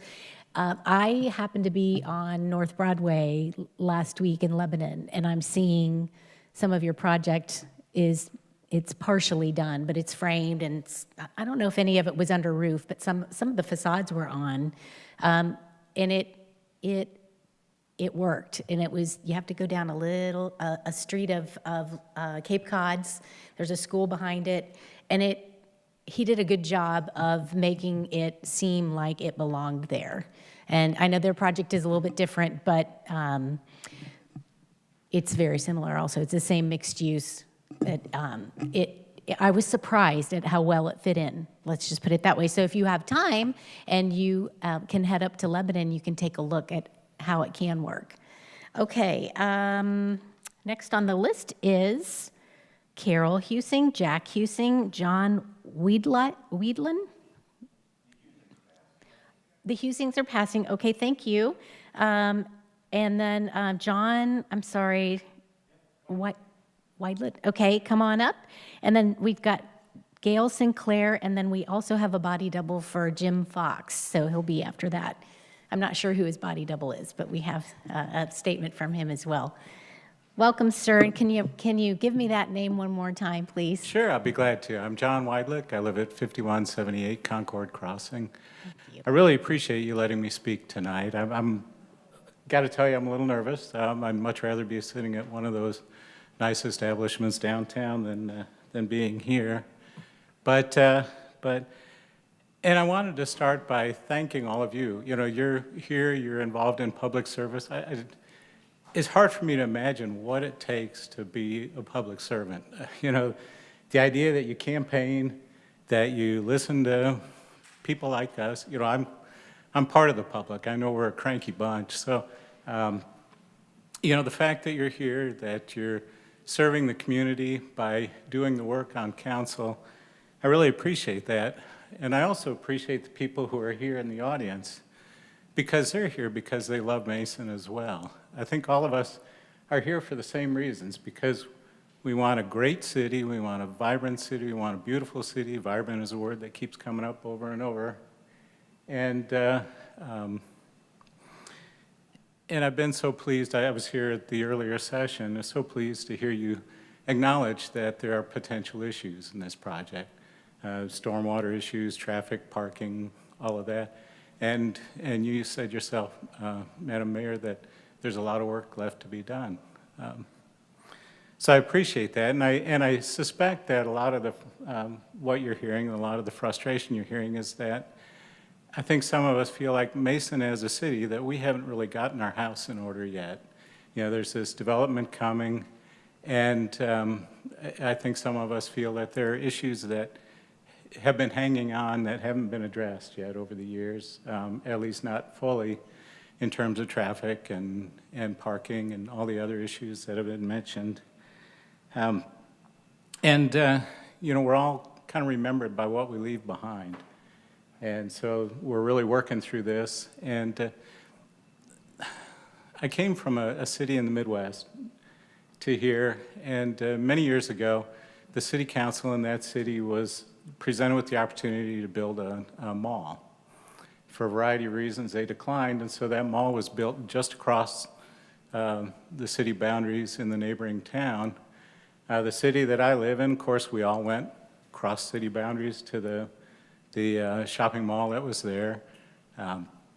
Taxes flowed that direction. The schools in that small town thrived. The community thrived. Meanwhile, the city that I lived in, population started to drop because the tax base was reduced and services were reduced. Fast forward a few decades, the city of 150,000 has 74,000 people and continues to shrink. And it was all because the city council at that time didn't consider the long-term impact of their decisions. And so the legacy for that city council, the folks who made that decision, is that they made a single vote that ended up essentially destroying the economy of that city. So I'm asking all of you to think about the legacy that you want to leave behind here. You know, we've got some issues with this. We've talked about the potential issues here. The way those solutions are handled to the issues, to the development, to the future of downtown, that's going to be your legacy. I encourage you to think about what you want to leave for this city. We all love this city. That's why we're here in this room and we're not sitting in one of those nice establishments downtown. Because we love the city, because we want the city to thrive, because we want the future of this city to be vibrant. We want our kids to have a great city to live in and their kids as well. So think long-term about what we're doing here and make sure that everything you do is with future generations in mind and not just the short-term gain that there might be for this. So again, I really appreciate you letting me speak tonight, and thank you. Thanks. Thank you for your kindness and your wise advice.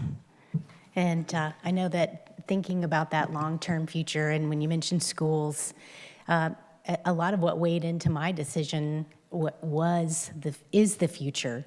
And finally putting our infrastructure in the spotlight so we can get to work on that, but also being able to choose a project that can pay bills and that will generate millions of dollars in revenue for our school children. And that's just a fact. And we compared that to smaller projects that would not require an abatement.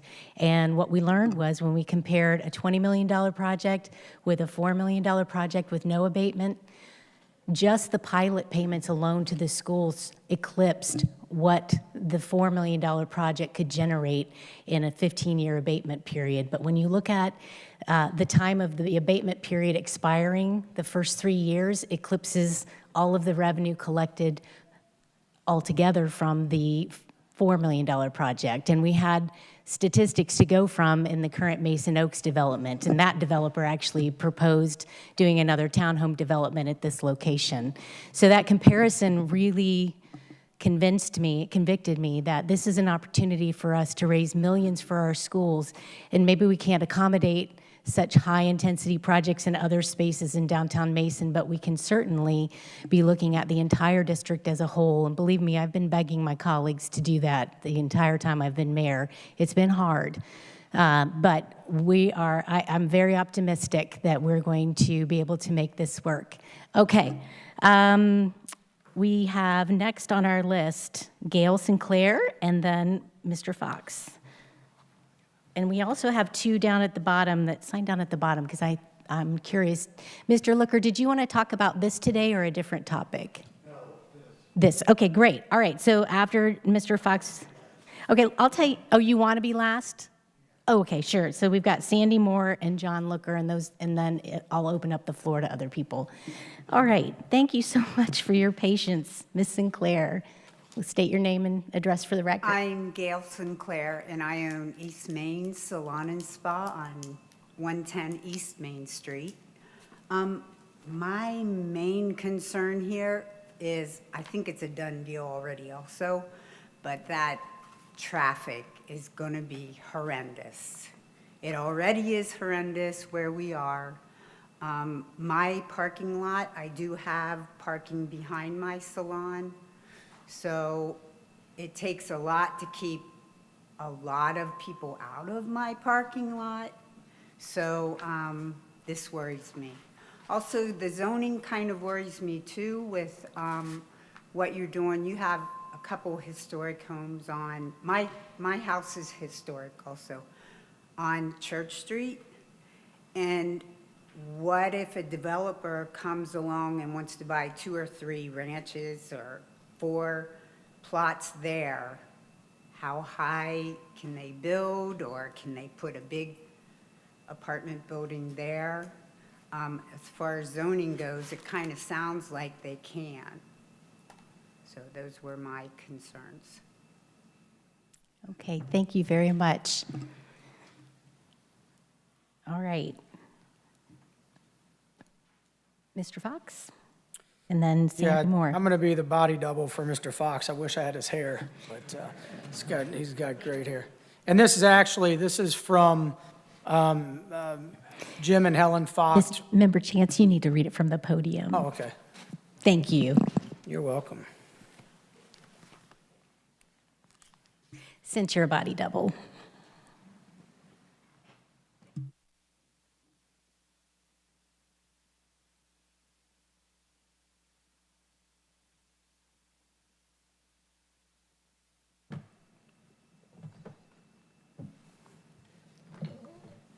All right, as mentioned, this is from Jim and Helen Fox that reside at 136 Kings Mills Road, Rick and Rita Savasco at 5055 Clovercrest Court, and Tom and Tracy Molitors at 5249 Bentwood Drive. Dated September 10th, 2021, and it reads, Members of Council, we fully support downtown development, and we favor a thoughtful plan for city-owned property currently under consideration. We believe it is City Council's responsibility to protect the interest of our residents and businesses. You have been presented only one proposal by one developer for this city-owned property. We will never know what the highest and best use for this city property will be unless we allow fair competition and public input. We agree with the numerous residents who spoke at the August 30th meeting and are especially concerned about the following. Signing into an agreement before a downtown master plan is in place, negative impact on existing stormwater infrastructure, further congestion to an already busy traffic corridor, elimination of existing public parking, excessive tax abatement for predominantly residential property, an extremely low sales price for 3.8 acres of land in a downtown area. This is not council-owned land. This is community property bought and paid for by city taxpayers for public improvements. It stands to reason that the city taxpayers should have a say in the usage and development of this property. This agreement does not appear to be in our best interest. Please consider the possibilities. Imagine Mason, if you will. Sincerely, those 3 residents that I mentioned. Thank you. Questions for Mr. Fox? Great. You're an excellent stunt man. All right, Sandy Moore? I just have a few things. Okay, step on up to the mic. Have any notes? That's all right. And So I'm you'll- Sandy Moore. I live on 105 Cowan Drive, which this property butts up right to my backyard. And I really don't want to look at that in my backyard. I'm going to have to put up a fence as high as those. And I don't understand why you have let this property go at $100,000. I've got a few right here, a quarter acre, $234,000 in Mason. And it's not even downtown. There's a few other ones the same. That's 3.8 acres for $100,000. And if I knew it was for sale, I would have bought it.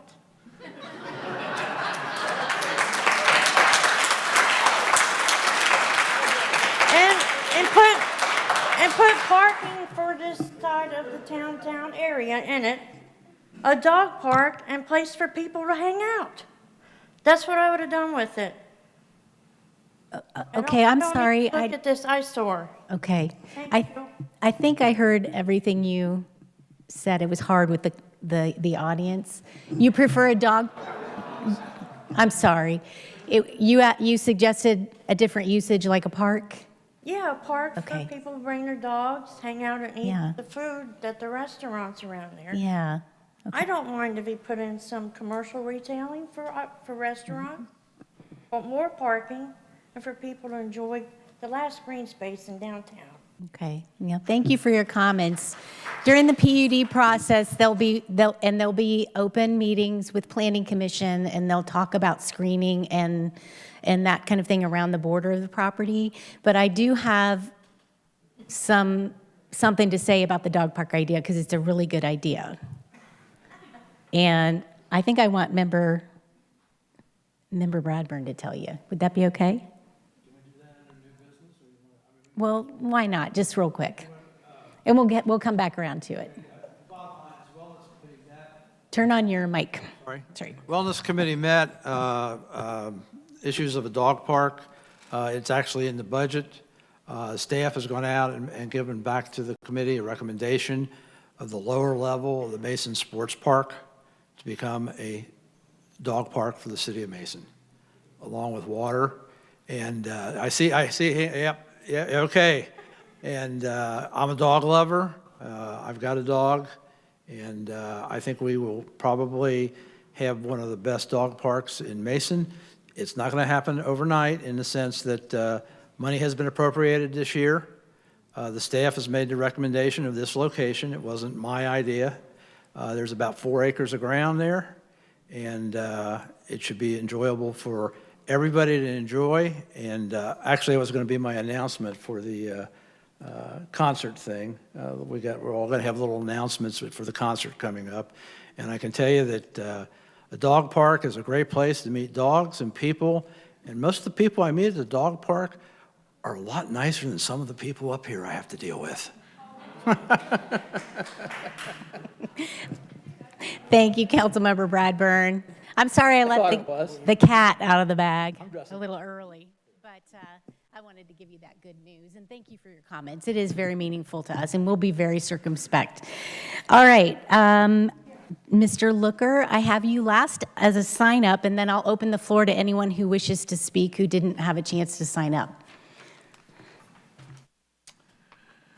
John Looker, I live at 111 East Main Street, right across from where this is going to be coming. And I'm sure that a lot of you realize the traffic problems in downtown Mason. Between 3 o'clock and 6 o'clock at night, it probably takes me a half hour to get out of my driveway. So the traffic studies are very important to me in order to figure out whether or not I might have to make a back entrance out to the creek to get out of my driveway. So one of the things, Mr. Cohen, if you could address, please, is where the entrance and exits are going to be.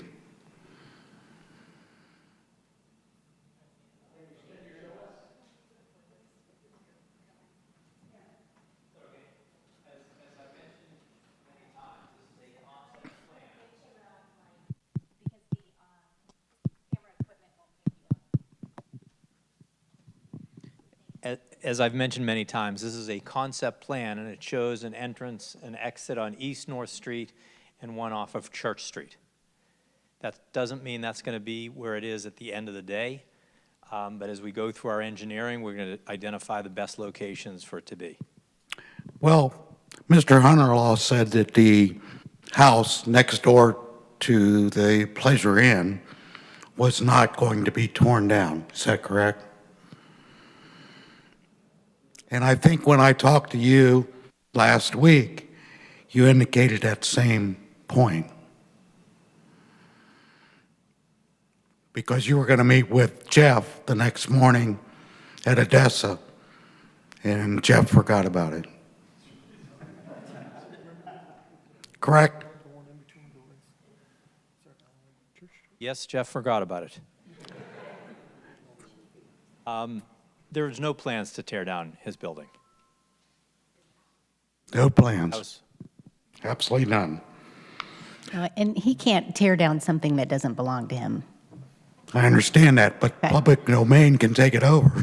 Okay, no one has suggested eminent domain to the, I haven't heard anybody say we would take anything by eminent domain for this project. Okay. And it's not in the contract.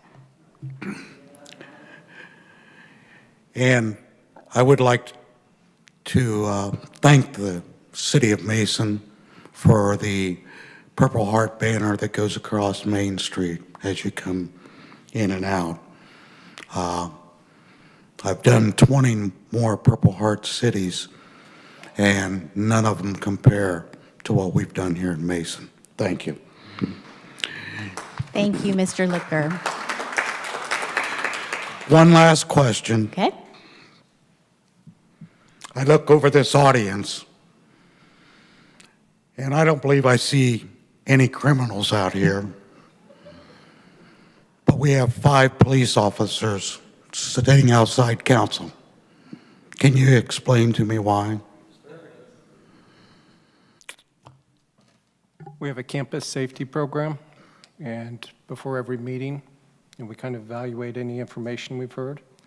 Short answer is no, I can't say why, except that we felt, as of last week, based on intelligence we had, that we would need to have a security presence here. All right, I guess I'll put my gun away. I will say that one of the members of our campus security team is a genuine NFL referee. So I think he knows how to deal with a tangle. So anyway, no, we're really glad you're here, and we want to make sure that everybody has a chance to express themselves. And we had some hiccups with that in previous meetings. All right, so we've gotten through our entire list. Is there anyone who wishes to address council that did not have a chance? Sure, come on up. And is there anybody else? Ma'am, could you follow Mr. Stegbauer? That'd be great. And then I'll ask again. Yes, I'm Randy Stegbauer. I'd like to speak for Kathy Cammett from 814 Autumn Lane. And I apologize to her in advance for all my mumblings and misreadings here. My grandfather was a former mayor of Mason, and through these meetings, it has been a delight to hear from various people who knew him and that they especially recall what a great sense of humor he had. His legacy is he was well-liked and he worked hard. The work he and his council did showed that they had a vision for housing, business, traffic, and safety. Those visions are still apparent in today's council members. However, if we think through the vision this Keystone project creates, the picture is not a pretty one. If this project goes through, a key spot in downtown Mason will be given away at a fraction of what taxpayers paid for it. Existing poor traffic flow during rush hour will be further aggravated with the addition of 120 or more residents and their cars. The availability of public parking for downtown businesses will be reduced permanently. New businesses will not want to locate in downtown Mason with no promise of parking for customers. Streets and neighborhoods will become parking spots for businesses, creating increased unhappiness for those residents. Residents only have so much available to spend in their entertainment budgets. Increased foot traffic for downtown businesses will not be in significant amounts to either keep small businesses flush nor to attract new ones. Downtown Mason will eventually decline. And there are more creative and better solutions for using such a key spot in downtown Mason. If housing is needed, could it be built down the road instead of smack in the center? Should this space become 100% parking? Could another business locate there that would less complicate traffic during critical times while keeping the majority of potential parking available for downtown? While I am a fan of the efforts of the Mason Arts Council to build a regional arts center, it needs to be understood that downtown Mason businesses will be only marginally helped by its construction. People attending performances, etc., there will be more inclined to patronize businesses that have parking, which specifically means that those patrons will most likely go to the big box and chain restaurants instead of the small businesses in downtown Mason. And as I have seen with my own eyes in another community where I did 800+ shows, people are not likely to walk or take a shuttle to downtown Mason. Unfortunately, larger spaces such as are proposed for the Regional Arts Center, one theater of 1,000 seats and another for 200, are not feasible cost-wise for many types of performances and look empty, even if half full. What might be a good fit for the space would be a small all-ages theater, 100 to 500 seats, to accommodate small theater companies, bands, recitals, comedy shows, etc. A facility like this is one thing downtown Mason does not have, and that will enhance existing businesses, as well as attracting outside people and their entertainment dollars to downtown Mason businesses. Parking could remain substantial for everyone's benefit. Traffic for these events would not contribute to the rush hour gridlock because it would mostly occur in non-peak times. While it will not make as much money as a residential development for neither the city of Mason nor Keystone, it would help downtown Mason, its residents, and its business community. Perhaps Mr. Cohen would be interested in building this instead. Downtown Mason and small business owners will flourish. Final thoughts. Once this prime area in Mason is developed as proposed, we cannot go back. Moving ahead with it means that we will have lost the opportunity to recover that space in the most central part of downtown Mason while losing parking, not helping with traffic concerns of downtown Mason residents, marginally impacting current small business, deterring new small businesses, and discouraging those outside the community to spend dollars here. This vision is not a pretty picture at all. Mrs. Mayor and Mason Council, I do not believe this is what you intend as your legacy. Please vote against the Keystone proposal. Thank you. Thank you, Mrs. Cammett and Mr. Stegbauer. You did a terrific job. Thank you. Can we open it up to the rest of, let's give everybody, make sure that everybody had a chance first. All right, ma'am, state your name and address for the record, please. Yeah, Lisa Heim, 102 East North Street, and we also view the future plans, what will happen with this property. But the one thing, I spoke last time, and I'm not going to repeat any of that, but the one thing that really upset me tonight was I heard all about this community input. And I don't know where that was, when that happened. Some of the slides we had tonight, they're great. Can we get photocopies of them or put on the site? Because, we can't read those. I'm sure I'm not the only one that can't read those. But, we have 7 council individual people in front of us, short Josh tonight. But I just hope everybody will vote their own individual thoughts on that. I'm concerned about, there has been talk about, would a building be torn down? Wouldn't it be torn down? Vacating streets? Some of those kind of things concern me. We understand the right puff has been purchased by someone. I have no idea who. Is that going to change any impact of this? We hope not. There's other towns. We talk about different towns we go to and we look at. There are towns in northern Ohio and other places in the state that are model cities that are doing things, and those should be some of the cities we're also reaching out to and being connected to on committees with their mayors and their chambers too. So I just hope that we really take good thought on this, because there's a lot of concern by the community, and we've just gotten involved in this discussion and we lived right there. So I just don't know, if we can see a list of those 100 people that shared, who were they? So that's all I have to say. Thank you. Thank you. I think they are listed in the comprehensive plan. There's a description of it anyways, but thank you for sharing that. We appreciate you being here tonight, Mrs. Hyam. Is there anyone else from the audience that did not get to speak? Now, this is the public hearing for if you came in late, this is the public hearing for the proposed development, and it's related to ordinance, I think it's 92. So if it's a different topic, it'll have to wait till the next meeting. Come on up.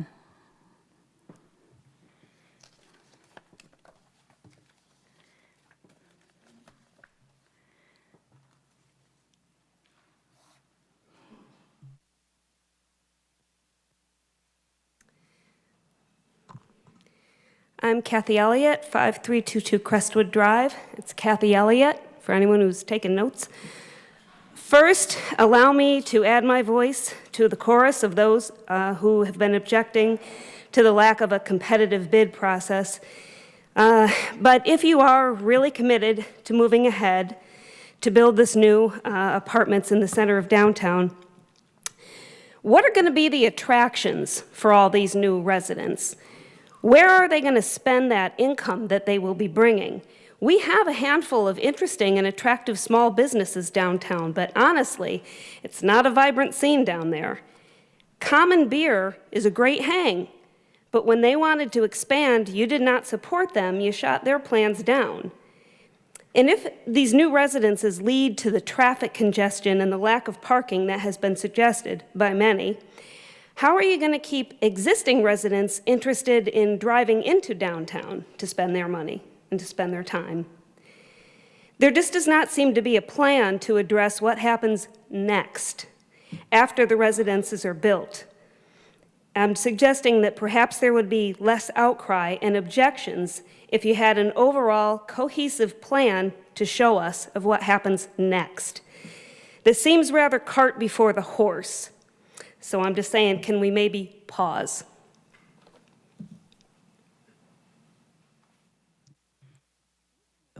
Thank you very much, Mrs. Elliott. All right, anyone else who did not sign up but would like to speak about this topic? Yes, I see somebody in the back. Come on up. Yes, this is my husband, just so you know. I'll have him state his name and address for the record. And please be polite. Well, look, so my name is Tom Grossman. I live at 4533 Morris Court. I was, one of the things that didn't happen tonight was that none of the people that were involved with the process where we spent $5 to $6 million to hopefully spur development in downtown Mason spoke tonight. And that's because, and I bought into Mason in 1998. I came onto council in 2001. And prior to that, and during that period, there was a Downtown Mason Association, which we called DMA, that met many, many times to propose some investment that Mason would make in the downtown area to spur development. None of the people on this council were present for that. Eric was the assistant city manager at the time. Jennifer Heft was also on the administration at the time. They're aware of what we went through in that process. There are some people in this audience, I believe, that did attend some of those meetings, because I saw Mr. Williams, who I believe came to some of those meetings. Other than that, nobody was here. But we met extensively to decide what were we going to do with downtown Mason. We hired an expert to give us their advice as to how we would develop. And basically what Mason had done over the years was expand the sidewalk and constrict the sidewalk. Put in trees, take out trees, put in more trees. We put in a plaza, a slope plaza, a wall. We structured all of this. And ultimately, the plan that was developed was sort of the Field of Dreams plan. There was another way in which you could develop, which is you hire a developer and you actually develop. But that's not the plan we utilized. We utilized the plan of trying to improve the infrastructure in the downtown area with the Field of Dreams, the idea being that this would attract development. The main thing that we wanted to attract was a mixed-use development, exactly what Mr. Cohen is proposing today. This is what we spent $5 to $6 million. We were not spending $5 to $6 million of public money because we were going to get a return on earnings tax revenue. That was not ever established. This was not an economic development project in the typical economic development project when we spent $5 to $6 million. We were spending money, and of course, a big part of always the discussion that went on over the years, and I was on council for 11 years. I was a vice mayor for 2, mayor for 2. I was the vice mayor under Sharp Pelfrey, who a statement was read by, and I was then mayor after her. And what we were doing was trying to do something with the infrastructure to encourage this type of development. The idea, of course, about parking, which is a lot of discussion, we were trying to put 25 on-street parking places with the last development we did. That didn't happen because they couldn't get people who had parking to give up their curb cuts on the street. I advocated that they get that agreement before they entered into those improvements. They promised us, certain members of council who believed they had influence over the people who owned those curb cuts, promised that that would happen. That didn't happen. And then we spent $5 to $6 million getting, I don't know, 3 or 4 on-street parking instead of 25 or 26. But that was not because we didn't have good intentions. We tried that. Now, so I want to come back to what it is with why we did what we did. So we wanted to spur this type of development because what's parking about? Parking is about bringing people and foot traffic into downtown Mason to visit stores and restaurants and the businesses there. This is exactly why we wanted a mixed-use development, because it brought down higher density with people who would provide the foot traffic. Because why? Because they live there. That's what this development does. This is why we wanted to spur this development. This is why council spent $5 to $6 million. This wasn't giving away property, but it was spending a whole lot of money to try to have this happen. I didn't believe what we did back then would spur this. So I opposed what we did with that $5 to $6 million, other than the fact that I suggested that the utilities be put underground to beautify it. And we did do that. That spent about $1 million of the money. But I didn't think it would spur this development, and it didn't for over 15 years. But now it has. This is what council intended and hoped for when we spent the $5 to $6 million. Now, I appreciate many of the comments that were made tonight, but a lot of what you're commenting about is exactly what is addressed in the PUD process, like traffic, and how the thing will ultimately look. And what kind of input goes into that, as Mr. Cohen has explained. I was here in 2003. Mr. Grossman, I apologize for the interruption. You've come to the end of the 5 minutes allotted by council. Okay, let me close with this then. I was here, hold on just a second. Hold on just a second. I'm sorry, Mr. Grossman. I'll give you a second to wrap it up. And audience, you know the rules. It's stated clearly out there in the hallway. Please be respectful. He is here to be recognized as a member of the public, just like those who spoke earlier were, and we were polite to you. Go ahead, Mr. Grossman. And I'm not advocating how council will vote tonight. I'm telling you what the history was, that's all. And what I'm saying is on abatements, so you understand tax abatements, and that's been commented about tonight. Mason only has a 4 mil tax. The only thing that's being abated is Mason's 4 mil tax, which gets very little.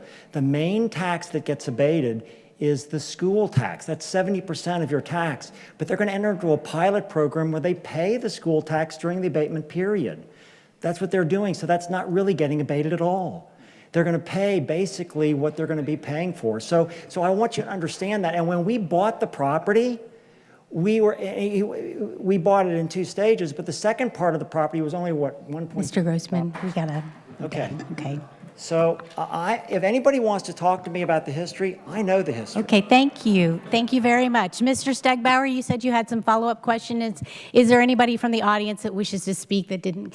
Ma'am, I see your hand, so Mr. Stegbauer, I'm going to keep you on hold. Come on up, ma'am. Mayor, can I address something real quick? Or yes. I think consistently what we're seeing, and appreciate that presentation, Mr. Grossman, but what I advocate for is, we had a discussion back in 2018 to enter in a CDC agreement, and if some of you guys should really inform yourself of what that is. Why I was so excited about it was because it depoliticizes this whole game that we're in.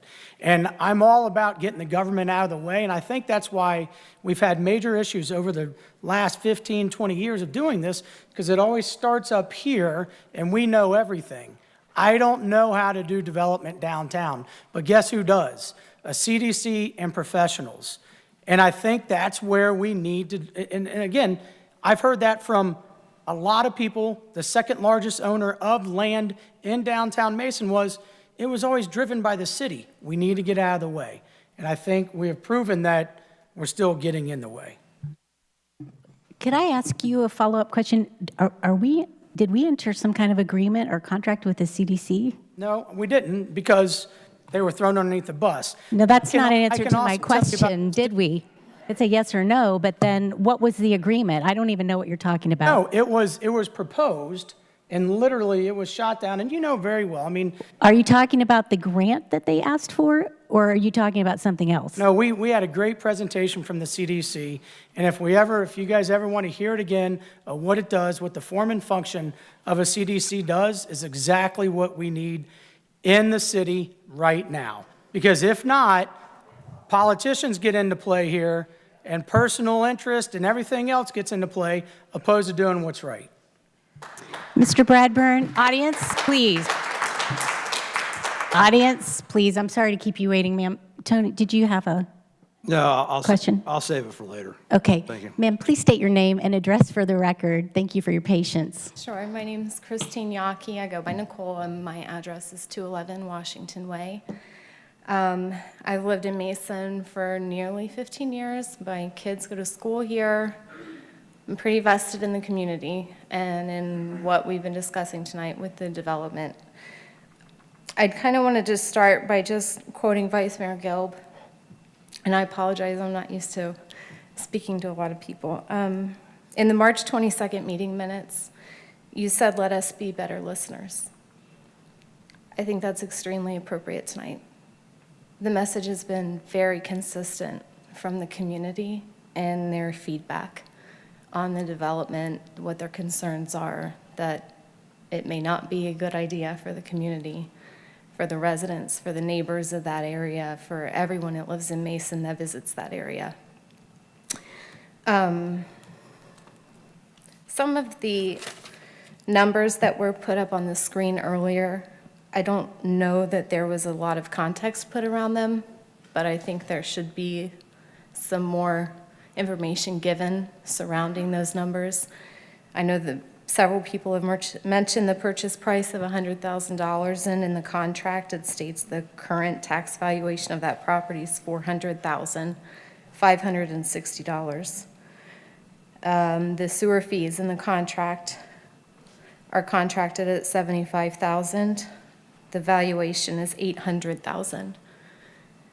The tax abatement, I know that has come up several times throughout conversation tonight, is a 100% tax abatement, and it lasts for 15 years.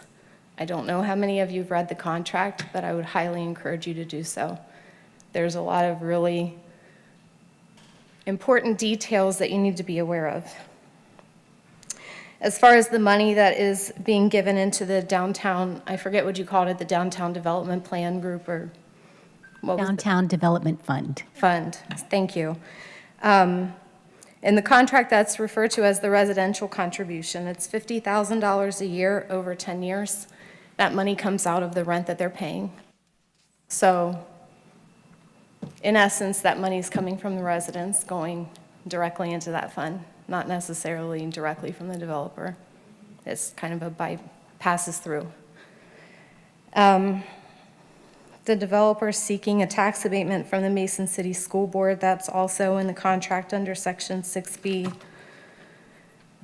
And the due diligence, I know several people have mentioned the traffic analysis, that's mentioned in Section 10A, the Main Street Corridor Traffic Analysis. I think I agree with a lot of the residents that have spoken tonight that this is a good plan for the community for several different reasons. But I guess one of my questions, and I don't know, I think everybody's come up and stated our opinions, but I don't know that there's been a lot of questions asked of council as far as why. And I would like to ask those questions. Why are we giving a piece of real estate valued at $400,000 and selling it for $100,000?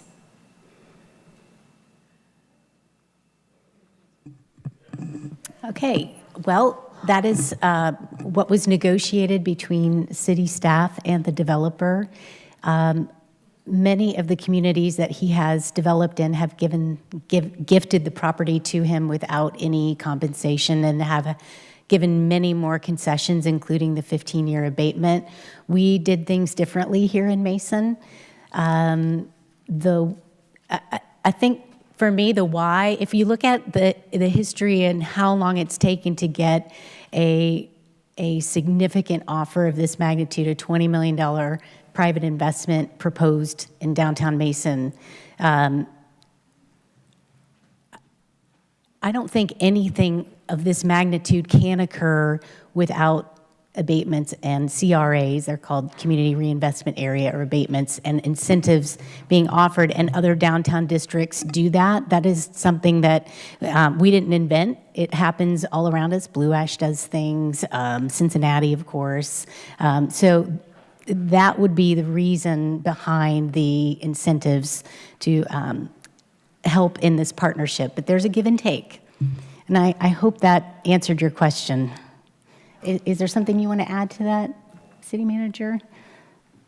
There was, but I've forgotten it. Okay, well, if you remember, you can bring it back up.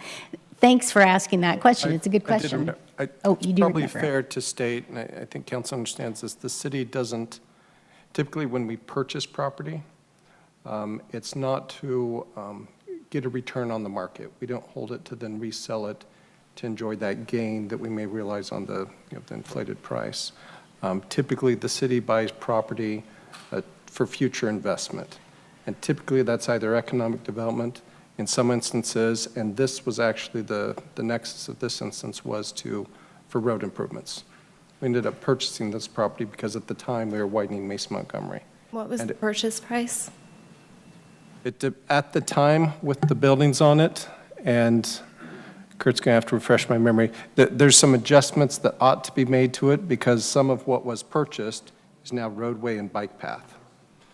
So I would say the purchase price, given those considerations, 1.3, once you reduce it. And it is important to note that there were homes on it when we purchased it that need to be demolished for the roadway. That's still a pretty significant decrease in value for what you're selling it for, I feel. And that was very significant. That was my first point. Typically, the city doesn't sell property to get a return. They sell it for the investment. No, I understand. In this instance, the investment is the $20 million capital. Now, if you don't like the product you're getting from that, then that's not a great deal. If you like the $20 million investment, that is a nice return on what the city held. Okay. One of the other questions I had was how did it come to be the tax abatement, the 100% tax abatement, come to be 15 years? How did you come to that? That was driven by the developer, expectations he had, first of all, by other communities.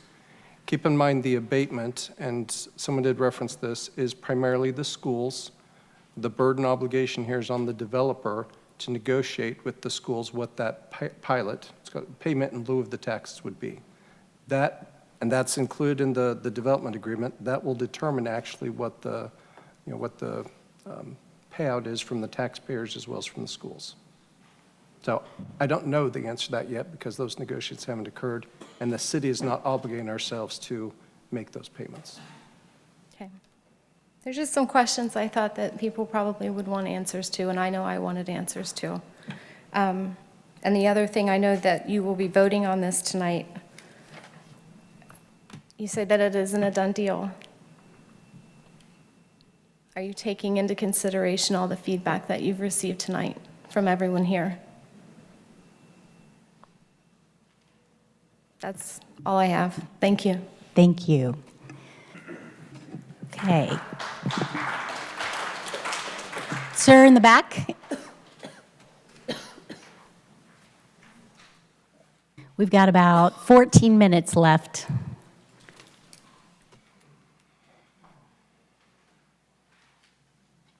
Welcome, sir. Good evening. My name is Dave Bisking. I've lived here in Mason for 30 years. I've been active in several activities, including with this city council and stuff back in the day when the stormwater was discussed for charging residents. I've worked for a municipality for the last 33 years. I actually worked for a county government for 4 before that. I've witnessed what's been going on for the last several weeks. I'm starting to get a little more active in what's been going on. And Mr. Cohen, you've got one heck of a deal that you've got going on here. And I think a lot of people, if I'd have known about it, I think I would have gotten a development business if I'd have got a chance to do this. That's what I'm really opposed to. It just feels like And I think I've heard from this audience and several people that weren't able to get here tonight at 4 o'clock. They voiced their opinion based on what they see on ICRC or what they hear from other concerned citizens. This council, each and every one of you have an obligation to us as citizens, and that's to basically listen to us. And now you all got your opinions and you've seen things and you're active about getting development done downtown. I agree, it needs to be done, but it needs to follow a process. I've heard some professionals, and when I was involved and I was on staff and we would have different development deals come in front of us, we entertained them. We just weren't going after just maybe one deal. Now, some things in the community where we're at, maybe we had to give certain things away, but Mason doesn't have to give anything away. And I think that's what people are objecting to. I feel like you're not listening, some of you that are already made up your mind. I think this train has already left. This deal is going to go through, and I think that is what's upsetting, that we didn't. I know it's been going on. The pandemic threw everybody into a major curveball. There's been certain things going on, but there's certain things that just don't look and feel right here. And I was just back talking to one of our business owners down there that's going to be affected by this, and he's concerned about parking, about if he opens his restaurant at night, he's not going to have parking. But he's currently got city parking right there behind him now, and it's going to be eliminated. Now, I know the concept and everything, Mr. Cohen, that you're talking about doing, but this deal, to me, and what I'm witnessing and is not what the community wants.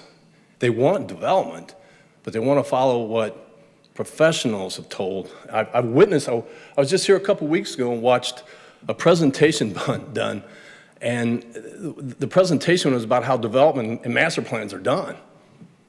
And this is one of the things they advise against. You're putting the cart in front of the horse here.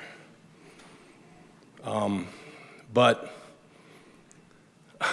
I'm just really kind of, it's not myself. There's a lot of people in this audience, and there's a lot of people that aren't here tonight. A lot of people aren't here tonight because they couldn't get here for a special meeting. Everything seems like it's been all of a sudden, we're moving too fast. We got to get this done. Why so fast? Is there stuff coming up and down that we're unaware of on the calendar or something that's forcing this issue? I don't know. I'm sorry, sir, but the audience, I need order, please. They're fed up too. I have the floor right now, but they basically are saying the same thing when they're acting up. But I have good friends that own property close to this. They didn't buy their property in the last few years to see this go in. This development does look good on paper and stuff. It is a concept that works in other areas, but I don't know if it works here in downtown Mason. We do need development, but it needs to be planned. There's old master plans that are in place that maybe, yes, Mr. Grossman, you were on council, and there's certain things that did take place that haven't taken place. But there's people out there right now that are saying, just hit the pause button. I can't tell you how many people are saying, just take a pause. Let's work out some more. The agreement you're about ready to enter into is open-ended for one purpose. For a developer who's going to make a lot of money, well, that's fine. That's what they're in the business for. But why are we giving it away? Why? Mason doesn't need to do that. Mason is absolutely the city of Mason. We shouldn't be compared to Milford or Hamilton or anybody else. Or any of these other places that really. Sir, my apologies. Well, can you give me just a couple more minutes? You gave Mr. Grossman a couple more. I just want to follow up. Sir, you may, I'm Yes, sorry I'm just the gonna audience wrap it is up. taking some of your time, but yes, you can wrap up your points. Okay. I'm just going to wrap up by saying each and every one of you that's on council needs to think for yourself, okay? And listen to the public. If you don't, I'm sure there's going to be a lot more public hearings that you're going to see a lot more. I liked seeing the press here tonight because I think they need to know about it. I think this needs to go out to people who couldn't be here tonight. besides ICRC. That's all I got to say. Hey, thank you. And Dave, we need your name and address again for the record. We didn't catch it. I got your first name. It's Dave Bisking, 5077 Parkside Drive. Biskin, thank you.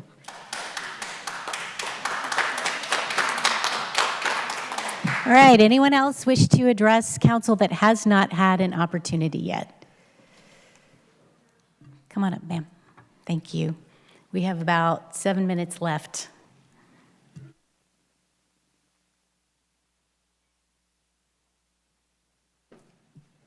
Hi, my name is Jennifer Patrick. I live at 5991 Snyder Cove Way. I'll make this really quick, but my main concern is the overstepping of the city. To me, it looks like they're melding with the private businesses, and I don't think that's right. It might be a done deal, but the only way to stop this is to get like-minded people on the council. Otherwise, I see it as the city, they're going to collect rent from this. The master or the ordinance stated that they would decide the tone of Mason. I'm thinking that's why Common Beer was denied their for expansion. So this won't be limited to just this endeavor. It will push out the mom and pops and bring in outside of the city, outside of the country, maybe influences into this area. So that's all I wanted to say. Thank you. Thank you, Ms. Patrick. Anyone else who has not had an opportunity to address? Yes, come on up.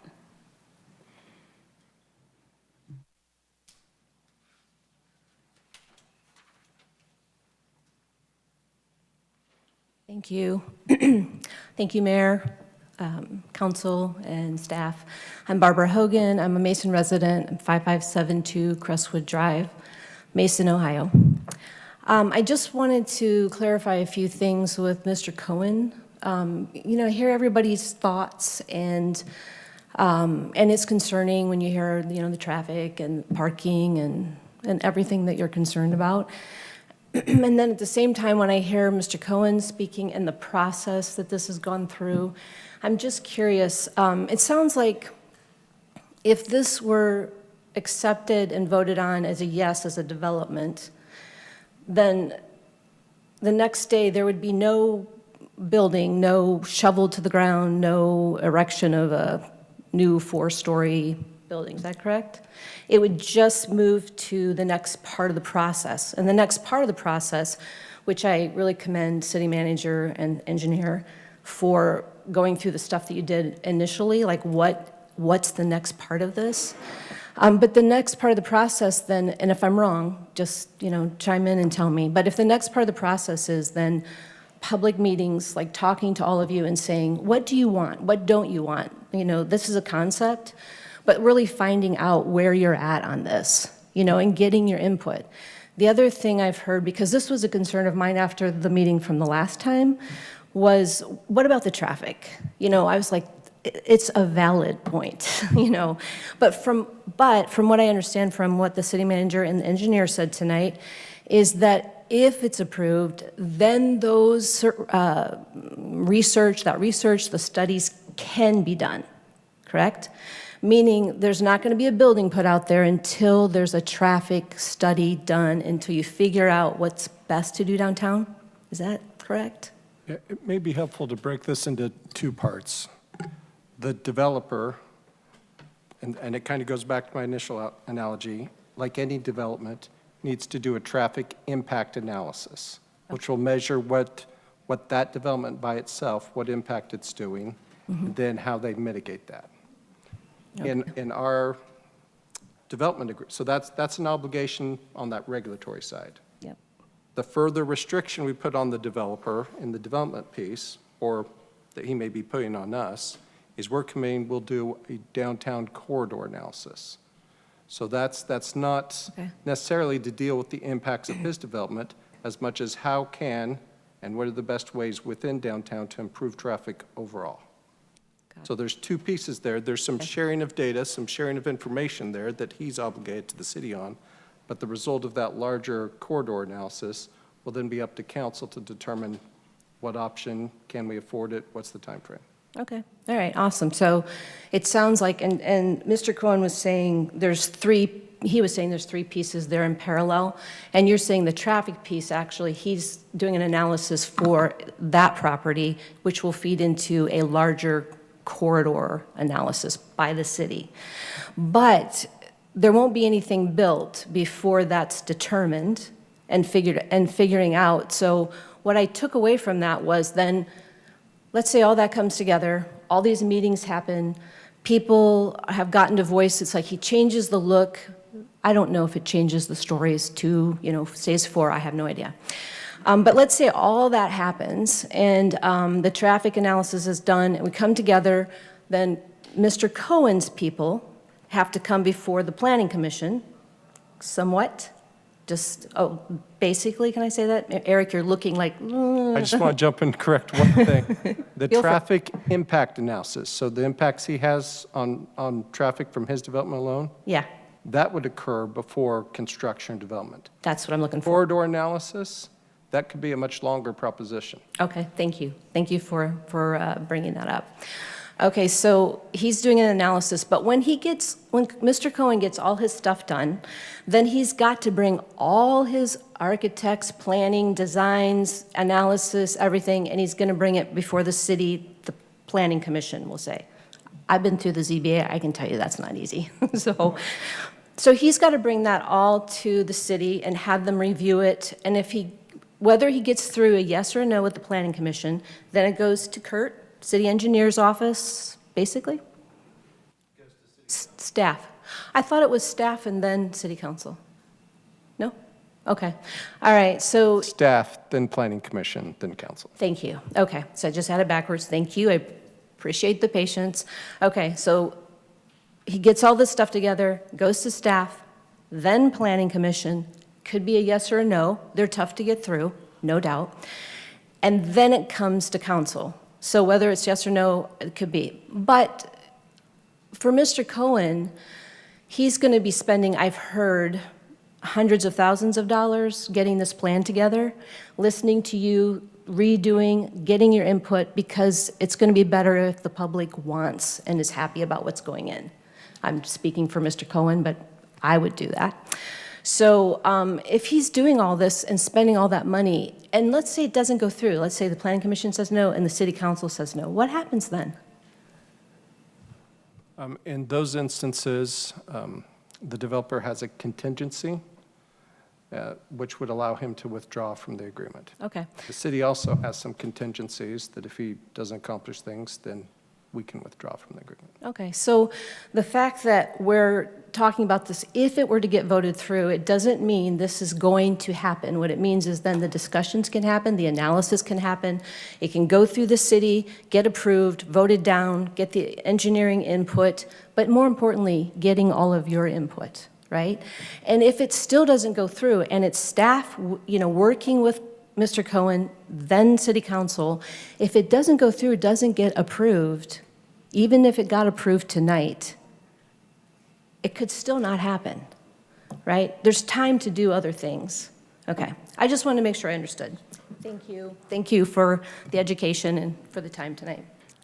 Thank you, Mrs. Hogan. And sometimes the developer goes to the Planning Commission and the Planning Commission says, you got to tweak this. And they go back, work things out, and then come back to Planning Commission, and that can happen repeatedly till they get to where they need to be. Okay, it is now 7 o'clock, so let me tell you this. We have on our agenda a recess, and then we'll resume our regular meeting at 7:30 p.m., and it'll be more like our normal routine. There are other opportunities to address council in recognition of visitors, but at this time, we need to close the public hearing. And Mayor, I yes. would like to ask, with that plan, a very brief executive session, maybe about 3 minutes, on security arrangements. Okay, is there... Security arrangements only.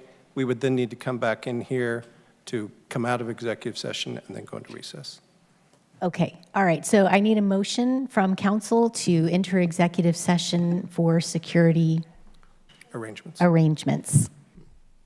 So moved. Second? All in favor? Yeah. Okay, and now we're going to do a roll call. Yeah. Councilmember Chance? Yes. Councilmember Bradburn? Yes. Vice Mayor Gill? Yes. Councilmember Hunterlaw? Yes. Mayor Grossman? Yes. Councilmember Nelson? Yes. And then, All right. just one comment for the benefit of the audience, and it may be a repeat, but I know it is a repeat, but some folks have come in. We need to make sure that that we behave as far as the capacity of the room. So we're asking everyone to make sure and take a seat. Some of you may need to try and make it convenient for folks trying to get in, can find a seat. Once all the seats are filled, then additional folks will need to go into overflow areas. So as there may be some changing around, just want to make sure, please have a seat. Thank you.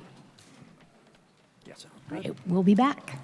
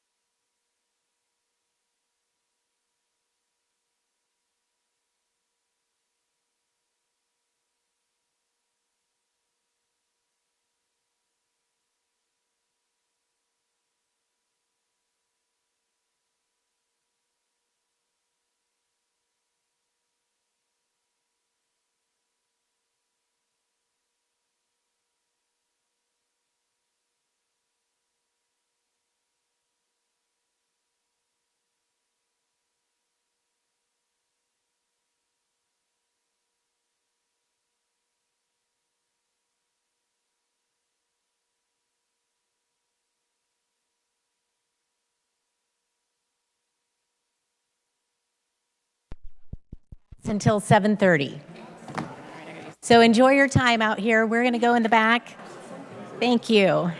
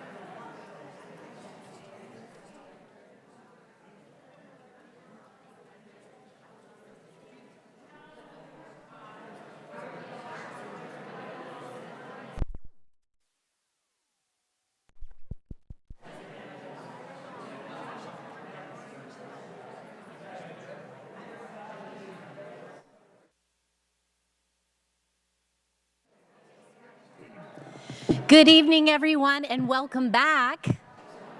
Welcome back to the City of Mason. We're so glad you're here. It is such a blessing to hear all of the voices resounding in this room. It is a joy to be back with you after our recess. And we are going to start with agenda item 8, which is our prayer led by Chaplain Kyle Linville. We're going to experience some silence and reflection about the 20th anniversary of 9/11, and we had 2 Mason residents perish in the disaster of that day. And Pastor Linville has agreed to pray for them with all of us here. So if you could stand and join us, and Pastor Linville will guide us through the rest. Thank you, Mayor. Tonight, as we pray, we do want to remember the 20th anniversary of the September 11th attacks. And following the prayer, we will observe a moment of silence. Let's pray. God, we remember tonight the lives of those who were lost during the attacks of September 11th, 2001. We remember the family and friends who lost loved ones that day and have felt that loss every day since. We remember the families of Robert Peraza and Wendy Faulkner, who have mourned their loved ones these many years. We remember the first responders who bravely went into danger in order to serve and to protect others. And so, God, we ask for your grace on those who have lost loved ones. We pray for your comfort as they still feel the sting and the grief all these years later. And we ask for the people of the United States. We pray that you will give us the same courage to love and to protect others. We pray that you will give us a spirit of unity and love, and we thank you for the protection that you give us each day. We thank you for the community in which we live, and we ask for your blessing and for wisdom on the meeting tonight. Amen.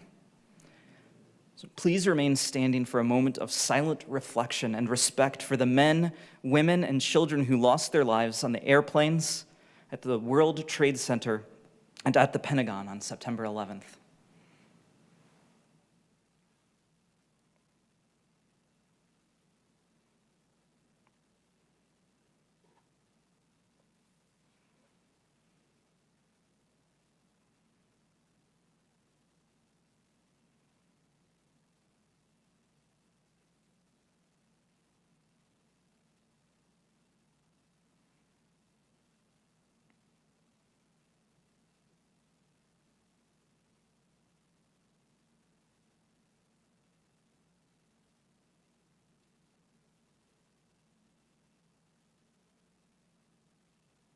Thank you. Please join us in the pledge. I pledge allegiance to the flag of the United States of America And to the republic for which it stands, one nation, under God, indivisible, with liberty and justice for all. Thank you, everyone. All right, item 9 on the agenda, we need to deal with minutes. We have the April 26th council meeting, August 9th council meeting. We have August 30th special council meetings at 4:30, 5, and 7. I know that I have a request of the 7 o'clock meeting. Does anybody else have any requests for any of these meetings for changes? The minutes on the 7 o'clock meeting on August 30th, could we please transcribe those and include them in the minutes? Is there anyone opposed to that?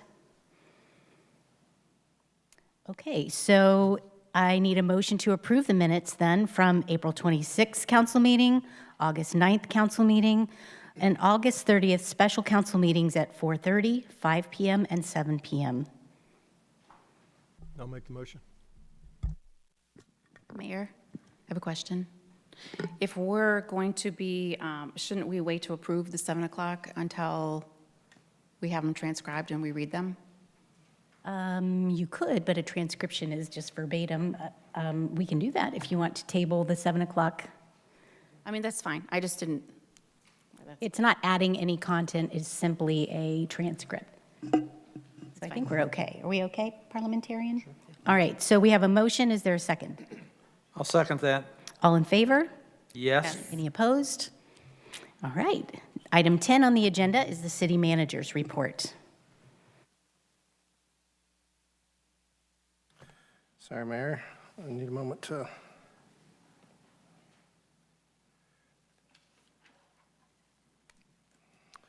Have several items here, so I'm going to try and move through them rapidly. Thank you. First of all, I am planning to be out of the office various times in the coming months, so would once again like to, council needs to appoint someone as the acting city manager, so a motion appointing Jennifer Heft as the acting city manager in my absence would be appropriate. I'll make that motion. Second. All in favor? Yes. Any opposed? All right. Next, want to remind everyone, council included, this Saturday is the city's Red Rhythm and Boom event. It's about 18 months, maybe 16 months since we were able to do this last, so there's a lot of enthusiasm. There's also a lot of work that staff are undertaking to get final details arranged for this Saturday, September 18th. Because there's also Heritage Festival, combining the events, there will be a parade beginning at 10 a.m. that begins at Grace Chapel Church and then makes its way through downtown Mason towards the municipal center here. We do encourage folks, if space becomes tight, there's ample space here in front of the municipal center where there will be short performances by some of the acts. And then at 4 p.m., Kids Zone activities and attractions will open, as well as the food and non-food vendors. There are several partners, including the American Legion, some of the local brewers, and the Mason Parks Foundation that are providing adult beverages. 50% of the sales, again, go to the Parks Foundation. At 6 p.m., stage entertainment begins with Craig Campbell, and then Grammy Award winner Clint Black performs at 8:30 p.m., and then the evening concludes with a fireworks display by Rossie's Famous Fireworks. So I know there's a lot of enthusiasm for the event this year, and hope everyone will be able to participate. A couple of other events here. The Warren County Jail is hosting a ribbon cutting ceremony for the new jail and sheriff's office. Council is invited. Please let Jennifer or Kendra know if you're interested in attending. That's on Tuesday, October 12th at 9:30 a.m. Also, a brief heads up, and we'll talk about this again, but the 7th Annual Mason Corporate Challenge will be held on Saturday, October 16th at 9 a.m. Again, that's an event that has been missed, but is back, and this is a very unique event to Mason. It underscores both our business community, which is significant to the quality of life enjoyed here, as well as our businesses and charitable ventures as all come together for this this event. Takes off at the Golf Center. Registration for, we encourage both individuals as well as groups that are interested in raising funds for their respective charitable purposes to participate. It's grown into quite an event and a lot of fun that combines both the culture of wellness and our economic development efforts. I do have 2 liquor permits. First one, both of them are a change in stock ownership.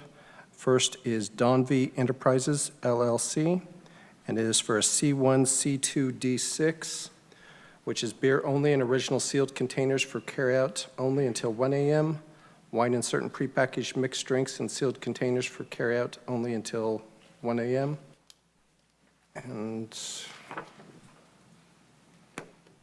sale of intoxicating liquor on Sunday between the hours of 1 p.m. and midnight. Council can request a hearing or not request a hearing and do that via motion. Is there such a motion? Oh, yeah, I'll make a motion not to request a hearing. I'll second that. All in favor? Yes. Any opposed? Next is Kings Mills Liquor LLC, doing business as Kings Mills Wine and Spirit, is a C1, C2, D6, D8. Maybe for abbreviation, as all the characterizations that I said in the first one, plus sale of tasting samples of beer, wine, and mixed beverages, but not spirituous liquor at retail for consumption on premises. And again, council can request a hearing or not request a hearing via motion. I make a motion we not request a hearing. I'll second that. All in favor? Yes. Yes. Any opposed? All right. And then finally, I'd like to, actually, oh, maybe I did. Is Jay Mibers here? Okay, I didn't see him at first. I'd like to ask if we could move the Historical Society Awareness Resolution. I think that's 19, perhaps. If we could move that up now, 17, Resolution 2021-17.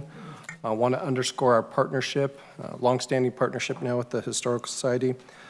42 years ago on council's agenda, I wasn't here at the time,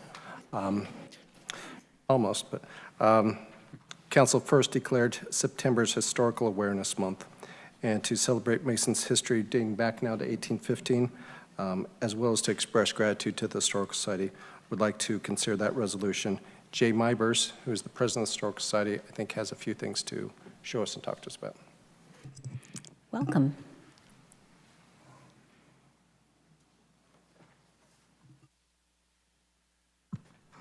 Good evening.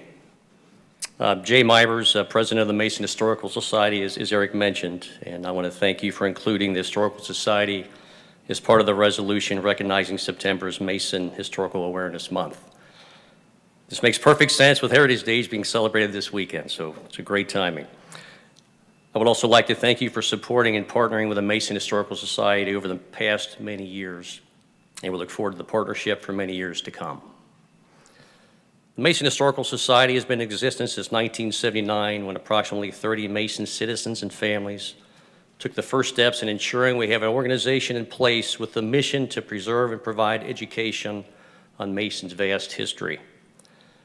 Currently, we have almost 300 members, including numerous business partners that support us. Our society is made up of all volunteers who cumulatively spend thousands of hours each year to ensure our society moves forward and continues to execute effectively in meeting our mission. Our partnership with the City of Mason only makes our commitment stronger. A key part of the Historical Society is the Alverta Green Museum located on West Church Street. A past news article identified our museum as one of the best kept secrets in Mason, which I fully agree. Our museum is open every Thursday from 2 to 8 at no cost or by appointment. If you've not visited the museum recently, please take the time to visit and enjoy some of Mason's past. As mentioned earlier, our mission is to preserve and provide education on Mason's history.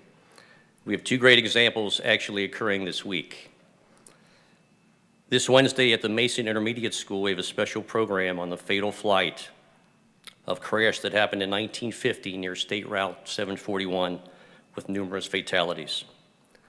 We'll have a speaker there from Wright-Patterson, artifacts from the crash, and also family of some of the crew members that perished in the crash will be coming into town. So it's going to be a really cool event. I hope you had a chance as council to look at the newsletter on that story last month. And the newsletter is a monthly publication that's provided to our members. And tonight, Gina Ahrens, who's with me tonight, is our editor for the newsletter. Gina, you want to raise your hand? They do a wonderful job. Her and Sally Sherman-Caudell is our co-editor, and Sally is also the one putting on the program Wednesday night. Secondly, this Friday we have an open house at the museum from 6 to 8. We're unveiling a new mural in the museum showing key historical sites in Mason's history. I've seen it. It's very impressive, and we'd love to have you join if you have time. I want to thank you again for your opportunity to speak tonight, as well as your ongoing partnership and support. In closing, I will quote Martin Luther King Jr. by saying, "We are not makers of history, we are made by history." Thank you. Thank you so very much. Thank you for all the Historical Society does to benefit our community. Well, that means that we're going to deal with item 17 on the agenda right now, which is Resolution 2021-20. I need a motion to read that by title only, please. So moved. Second? All in favor? Yes. Any opposed? Resolution 2021-20, recognizing September as Mason Historical Awareness Month. Eric. I think Jay spoke very well. I just underscore some of our partnership for the community center. The Historical Society has been very generous in allowing premier members to join the Historical Society for their first year of membership. We also have a strong history of using their meeting rooms that they make available to us. Much of the art that's in the building or the photographs in this building we provide via the Historical Society, as well as some of what goes on that I don't think many people appreciate, except me and maybe Lisa. They help us with our records retention and archiving some of the things that go through the Historical Society. So they've been a long-standing, great partner to have. So I appreciate it. And will we be doing the cemetery walk this year? Okay, we're taking a break from the cemetery walk this year, but wait till next year. It's going to be even better. All right. Uh-oh. Let me find my place. Okay, I need a motion to suspend the rule and allow for adoption after the first reading. So moved. All in favor? Yes? Any opposed? A motion to adopt, please. So moved. Second. Any council discussion? Mayor, I just have a thought here, and you might want to help me through this. So we mentioned during the city manager's report, right now, 50% of the funds from the Red Rhythm and Boom is going to go to the Parks Foundation. And I'm just wondering if we could do a rotation. I'm not sure where the funds are with the Parks Foundation and where that is, but maybe we could have other organizations like the Historical Society be able to get in on how we do that. I'd like to be able to maybe set something up where we can have a discussion and see, so I can better understand how that works and how we can try to spread that out.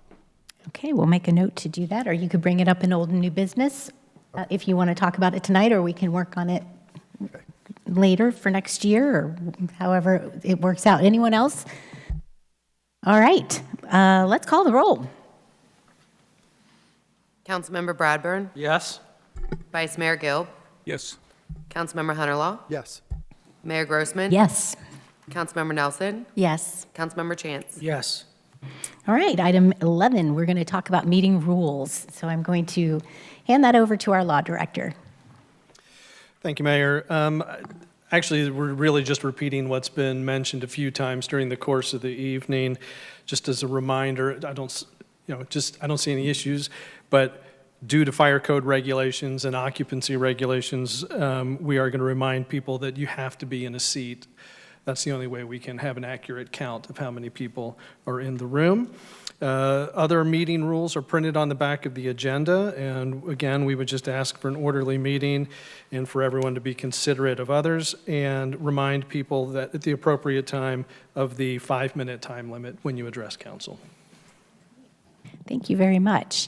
This is hopefully going to be a meeting of civility where different viewpoints may be shared. And if we could remember that moment of silence that we had at the beginning of our meeting and the 20 years that freedom has been fought for, not only by the first responders on 9/11, but continuously to protect our country, our military, and the sacrifices they made so that we could have civil discourse in a free forum such as this. So I'm very glad that you are all here, which leads us now to item 12, which is recognition of visitors. And if you'll indulge me, I have had someone waiting since 4 o'clock. Mr. Noble Johnston and Bill Paler are here to discuss an issue with council. And so if you could please come up to the podium and state your name and address for the record and tell us what's on your mind. My name's Noble Johnston. I live at 316 Southwest Street. And Bill Paler, my neighbor here, lives at 310 Southwest Street. And we're here concerning a shed that is built, that is on 308 Southwest Street. I don't know how to use this thing to make my picture show. He's got a map for us and some images to show council. And while we're waiting for that to be set up, I forgot to mention, we have a sign-up sheet. Is there anybody that did not get to sign up that wants to? Okay, thank you. And then once we get through the list, I'll open up the floor. But I do ask the first round of visitors, if we could stick to city business and what's on the agenda tonight, that would be very helpful for our meeting. All right, Mr. Johnston, Mr. Paler, you have the floor. Yeah, I have a little map I drew here, which is not too plain. But you see where Southwest Street is? See where Southwest Street is? 310 Bill Paler, 308. I think, the last I knew, Glendine Justice owned that property. You see where I drew the shed? That one line beside the shed is my property line. I own the property at 219 Onker Drive.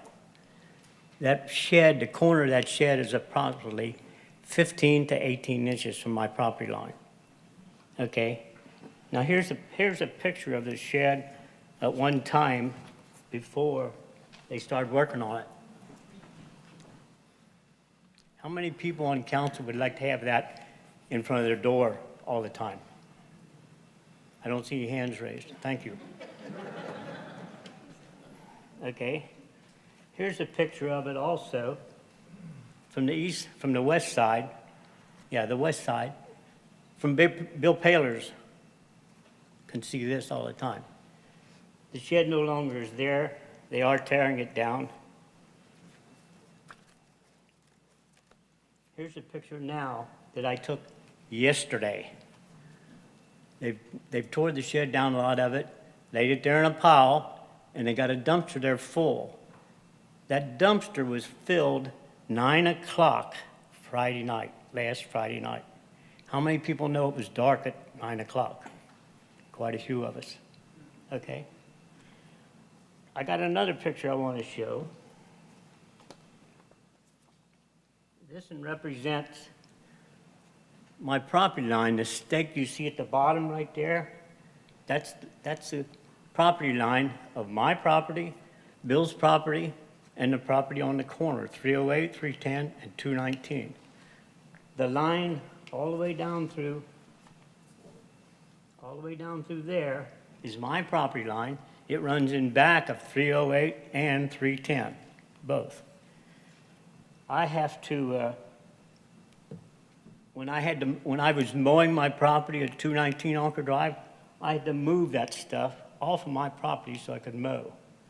You see, you don't see it? Yeah, there's a tire laying in there also. That was on my property. I had to throw it into the shed so I could mow my property. What I want to know now is, they started tearing this down, I don't know when, back a few days ago, but I was out here August the 17th. I was talking to Bill Barnett, and he showed me a picture that the city had taken, I guess, of the shed, and it was nothing like it is now. And he told me that they had sent a notice to these people June the 3rd, which was 2.5 months ago, and they still hadn't done anything to it until about a week or so ago. They started tearing it down. What I'd like to know now is, how long are they going to be able to clean this up? Is it going to take a week, a month, a year? I don't know. I hope it don't take very long. Bill, you got anything to say? Yeah, Bill Paler, 310 Southwest. I've lived in the house since 2013. It's been in disrepair since then, and I'm more concerned now about the house. There's birds flying into it.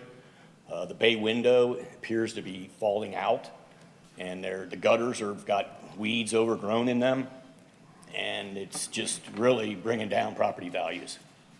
And I would just like you guys to address it. I was told, we was out here earlier, and I was told that the city had an ordinance now prohibiting such a thing, or supposedly addressing such a thing, not prohibiting, addressing. We do have something like that. Okay. Would this be a good time for Mr. Seiler to address some of your concerns? Okay. He can tell us what comes next. Yeah, as far as the issues you brought to my attention earlier about the house, we'll get the health department, Warren County Health Department involved, and they've been, in the past, very helpful on things like that. And then the shed, Mr. Johnston, you'll have to ask the property owner how long it's going to take them to clean up, but I would say we should celebrate because we've been trying to get that cleaned up for a while, and the fact that there's a dumpster out there and some equipment and taking it down is a win. Okay. But we do have an ordinance. There is some time built into it where we have to notify the property owner give them time to clean up the property, and then if not, we can have it cleaned up, put onto their taxes. Could you tell me the ordinance number? That's why It's- I'll come out and get it later. Do you know it? Okay, we've been at this, Do you know? I've been at this. I can look it up. Okay, that's all right. I'll come out and get it later sometime this week. I've been at this for about 10 years to get this shed either repaired or torn down. Now, I have a letter here from one of the people that lives in my duplex, which is on 219 Onker Drive. And they said they've been trying to get this done for 10 years. They've sent a notice, they've sent emails, they've got no replies from anybody. So I think it's about time that the city put a little pressure on these people to clean this mess up. As you can see, nobody here, I'm sure nobody in the audience, raised their hand, would like to have this in front of their door. Right. All right, well, is there a time limit on how long a dumpster can be out? Yeah, there is, and I think it's 6 weeks. It's tied to the project. Yeah. The project, okay. Mayor, if I can just add, and that I can't speak to 10 years of unanswered emails. That's obviously unacceptable. I became aware of this maybe a month ago. I know we passed on, tried to get action on it. But it's also true, these type of issues, kind of private property maintenance issues, are extremely difficult to take unilateral action on. And we do have a fairly recent, junk in your yard ordinance. And that we're very patient trying to enforce that, because if we were to take unilateral action, one person's junk is obviously another person's treasure. So we try and work cooperatively. We encourage the neighbors, to work with them as well. We do work with the health district, but by nature of the city coming in and taking or trespassing on private property, it does require some patience. It does take us some time just to make sure we're not crosswise with individual rights. It's been, I'm going to say, I'm guessing now, 3 to 5 years ago, I came out to this city requesting something be done about this shed, and they said it wasn't our problem. It was a health problem of this county. So I went to the health department in the county, told them what we had, and they told me it's not our problem. It's a city of Mason's problem. So accordingly, it's neither one of them's problem, but it's time somebody took hold of it. Mayor, if I could add, so the ordinance number is 52110, cleaning of premises, and one of the things that it has in there is an appeal period, and that's where, like Eric said, we can't just go in there and clean up the property, put on their taxes. We give them an order to clean up the premises, we give them 30 days. They have an appeal period where they could go to ZBA for some reason to appeal it, and then finally we can get quotes and try to have the property cleaned up. And, Okay, the ordinance number you say was 52110? it's a codified ordinance number, right? 521.10. 110, okay. Point 10. Okay. You got it right. Thank you. Thank you. Thank you. And Mayor, Thank you. if I can Yes. just add to that, Noble, it's been my experience whenever I rent a dumpster, you get the first 7 days as part of the rental fee, and then there's like a $7 per day charge on those, so it goes up. But that one's, the one you showed a picture of is overloaded, it's too high. They probably won't come get that. They'll have to pull stuff out of there, and then they'll come get it, and they'll have to get another one, so at least you know that it'll start costing them more money just by the dumpster company after 7 days, so. Okay, I'd like to say one more thing. I know of another case here in town that just happened. A man was trying to get a shed torn down next to his property, and he couldn't get him to do anything. So what did he do? He bought the property, tore the shed down, then sold the property.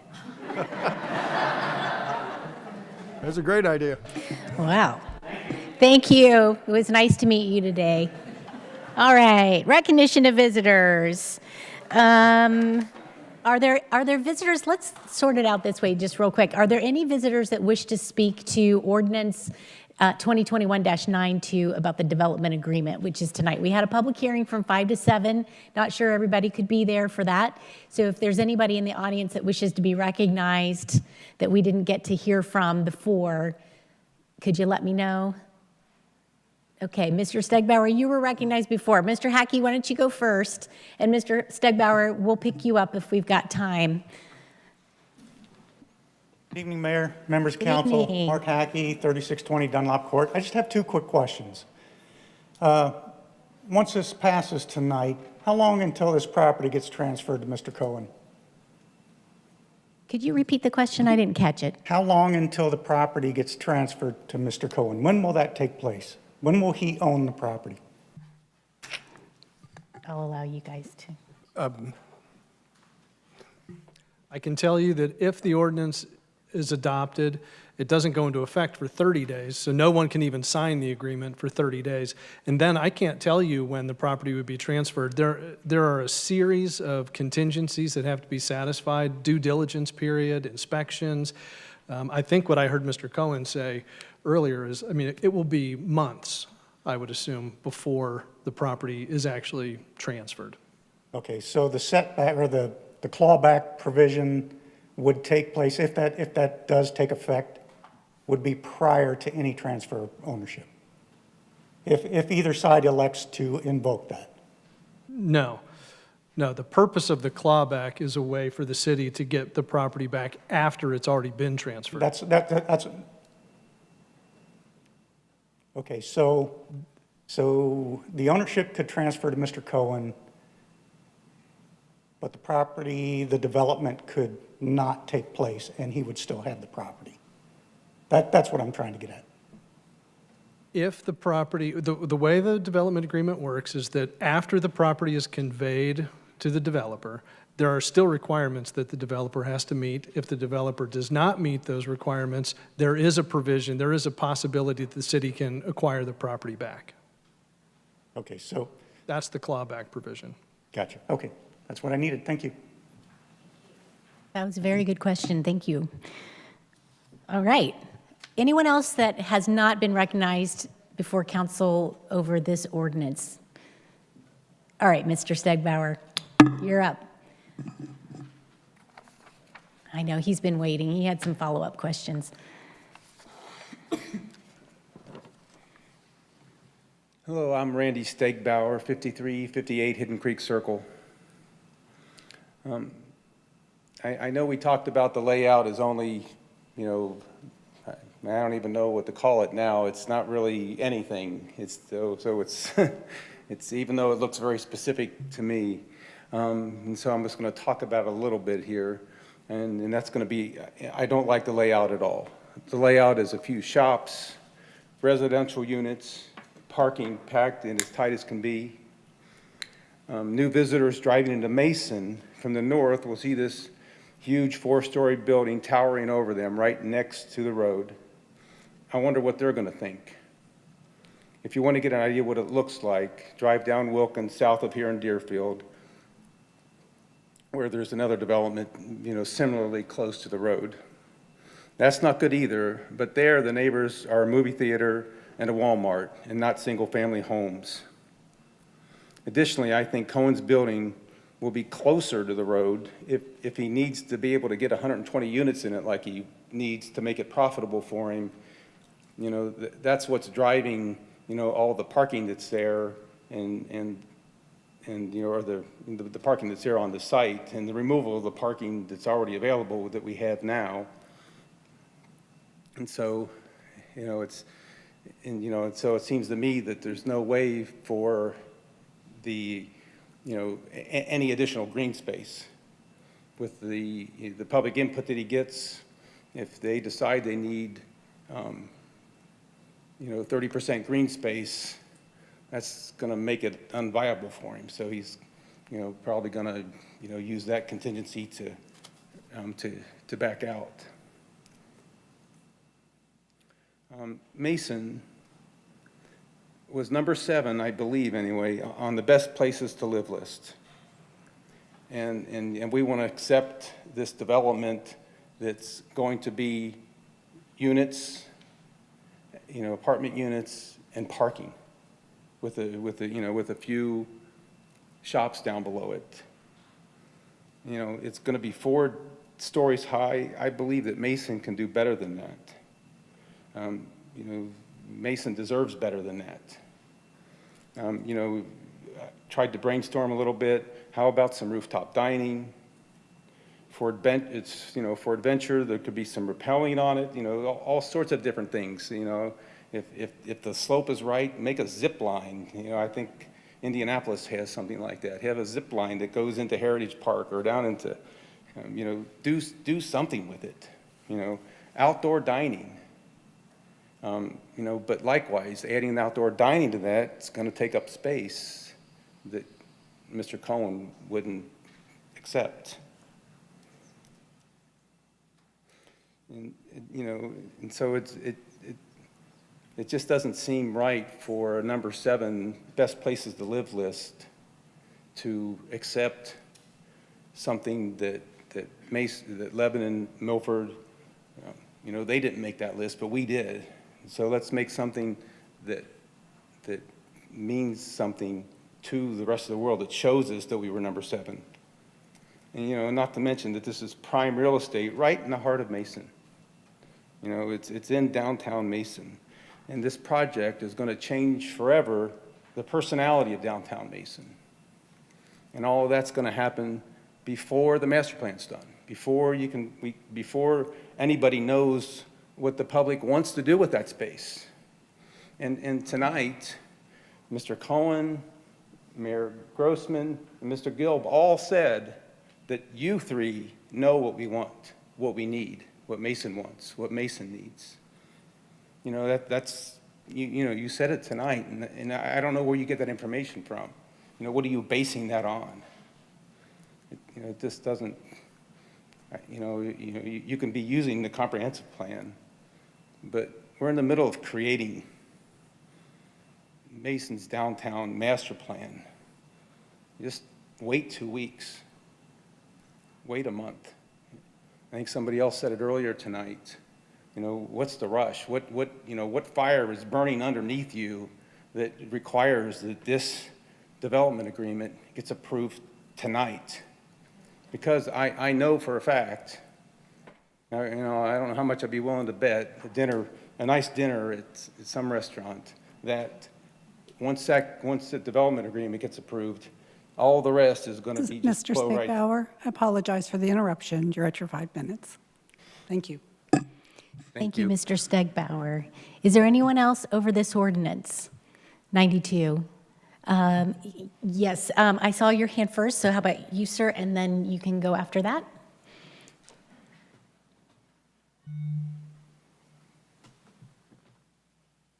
My name is Al Lertzman. I live at 7343 Red Oak Court here in Mason.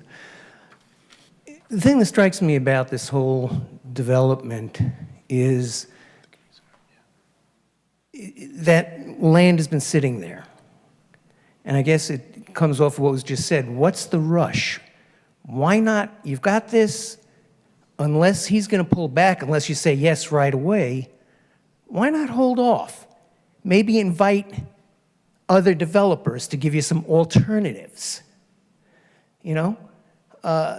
Yeah, he's kicking in this amount, all the negotiation, but it's with a single party.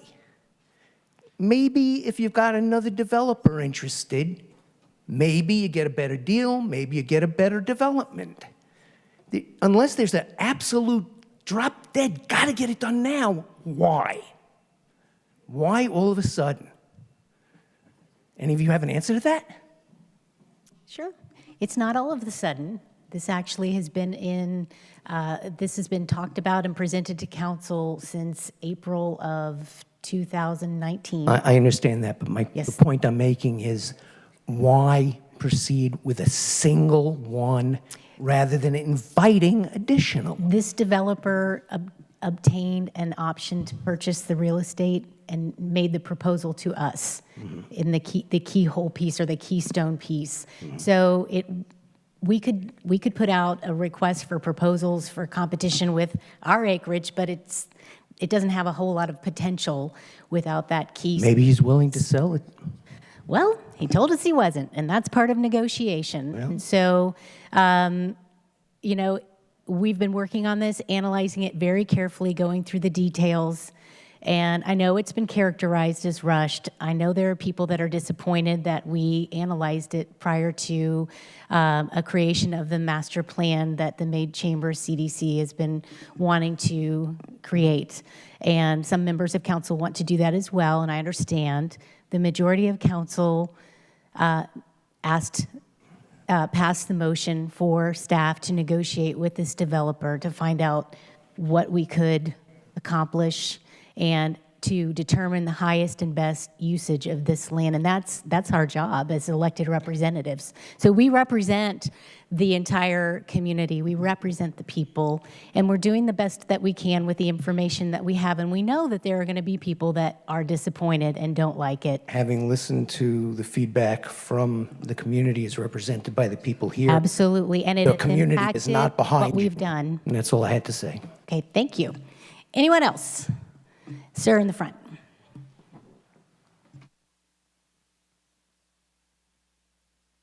My name is Joseph Moser. I'm at 966 Sheffield Drive, Mason, Ohio. I'm a resident. I came in this towards the end. I work, and then I came here. I mainly come for the 7 o'clock meeting. But one thing that caught my attention, so I guess I need some clarity, is I think I heard the property was sold for $1.5 million. Is that about correct? No, that's not correct. Okay. Well, I'm just trying to say, how much did the city sell it for? The city has not sold the Oh, that's what, I kind of caught bits and pieces, so I'm trying to get clarity. So let's say moving on from that, then I think I also heard, and I just want to get some clarity, that's why I'm up here, to get some clarity, that there was a 15-year tax rebate on the property. Is that something I didn't hear either? One of the conditions in the agreement, okay, that there would be a 15-year tax abatement. Okay, right. So a 15-year tax abatement, and then there's It requires negotiation with the schools to determine what the payment in lieu of tax would be. Okay. So a 15-year tax rebate, and then there was going to be a $20 million investment by the person. So between 2038 and 2040 is when you're going to get any return. So the only point I'm making by showing those numbers is I don't think it's too far, not having heard the whole thing, because I have to work, that I can see some concern that you're not going to get any return till 2038, 2040. Is that about correct in my short period of what I heard? If you're talking about a financial return, right, cash back to the city? Well, for the 15-year tax rebate, what was that for?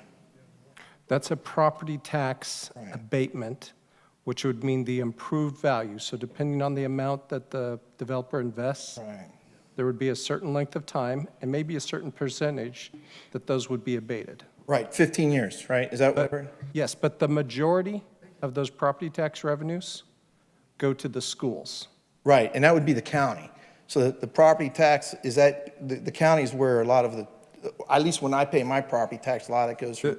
They're paid to the county, but then they're distributed to the different agencies that receive. Right, so I'm trying to understand, you're giving them a 15-year tax abatement, and I guess the only thing is, I don't know, I'm not saying it's rushed, because you said 2019 is when this thing's been discussed, but you won't get any return until 2038, 2040. So I guess I'm trying to understand. The return to the city? Right. I think you may be confusing like a cash payment in terms of taxes coming back to the city. Yeah, the city's not going to realize that type of return. Until when? Never. Okay. The return is the development that comes and the type of activity that may spur specifically in downtown. Right, so the tax rebate is going to rebate, you're talking about, it goes from the county? The county's getting it because it's a property tax? Well, in a way, yes. So the county charges 10 mills property tax. I can't remember. But yes, that would be abated. And then the millage that the schools charge would be replaced by something called a pilot, which is payment in lieu of taxes. So pilot is the acronym. Okay. So the schools will be funded, and they'll negotiate that amount with the developer separately from the city. But yes, it'll generate millions of revenue in school tax, even during the abatement period. Thank you, ma'am. That's what I was trying to get to. Thank you. Okay. All right. Anybody else on Ordinance 92? All right. Mayor, Thank you, audience, for your courtesy. Mayor, I do have an As we notice, Councilmember Stricula is not here tonight, and he does have a statement that he would like for me to read. Would that be better during council discussion? Is it? Yeah, I guess it could be, but it was recognition of visitors, and he's not here, but I can wait, because that's up. I think it might be more appropriate during council discussion of the ordinance. I can do Thank you. Okay, thank you so much. All right, so I have some names on the sign-up sheet. I have Julie, Joy, Marilyn, Eva, Dave, Nancy, Julie, Cora, Nicole, Ian, and Adam. Are any of you here to speak about the items on the agenda tonight? Ms. Bennett, would you like to go ahead and come on up? And then in the second round of visitors, we'll tackle the other topic that I think some of you are here for, which we're glad to do. That'll help us get our meeting, our business portion of the meeting done efficiently.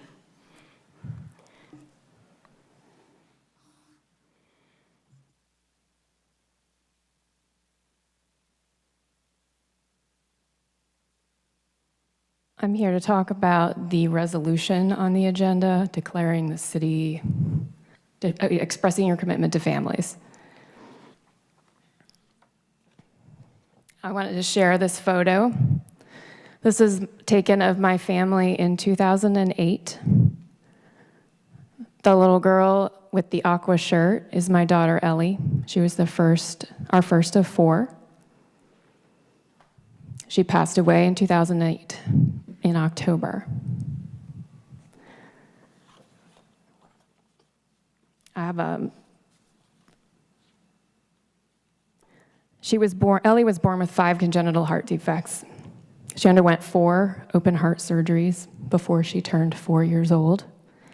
She suffered a brain injury that left her with cerebral palsy, and she spent her 8.5 years of life helpless in a wheelchair and unable to speak. Her health care costs alone added up to between $750,000 and a full $1 million, and she died at the age of 8. What I want to talk about is that the resolution that you wrote about preserving or protecting families it doesn't address the complexity of family life. It's a pleasant expression, but it doesn't address what real life means.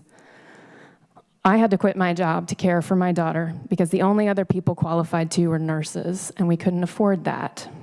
I don't know what I would have done if I had been a single mom. The cost for caring for Ellie extended far beyond a lost job and hospital bills, though. She rarely slept through the night, which means I rarely slept through the night. I slept in 2-hour increments for years. Ellie needed special high-calorie formula, feeding tubes, numerous meds throughout the day, medical tests, countless procedures, separate occupational, physical, and speech therapy sessions every week for her entire 8.5 years with all the associated co-pays.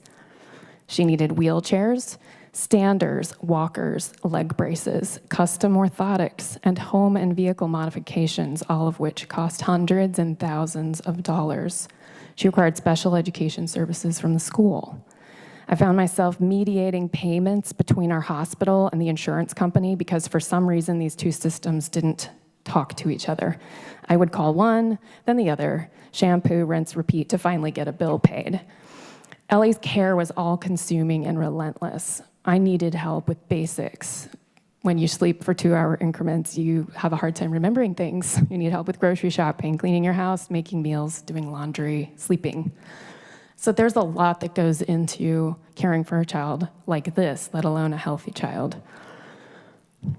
7 years after Ellie was born, Scott, my husband, and I sat in another ultrasound procedure room listening in stunned silence as a doctor informed us that we had another baby with severe life-threatening heart defects.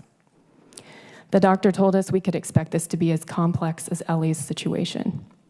He shared the range of possibilities, and he offered us options, including terminating the pregnancy.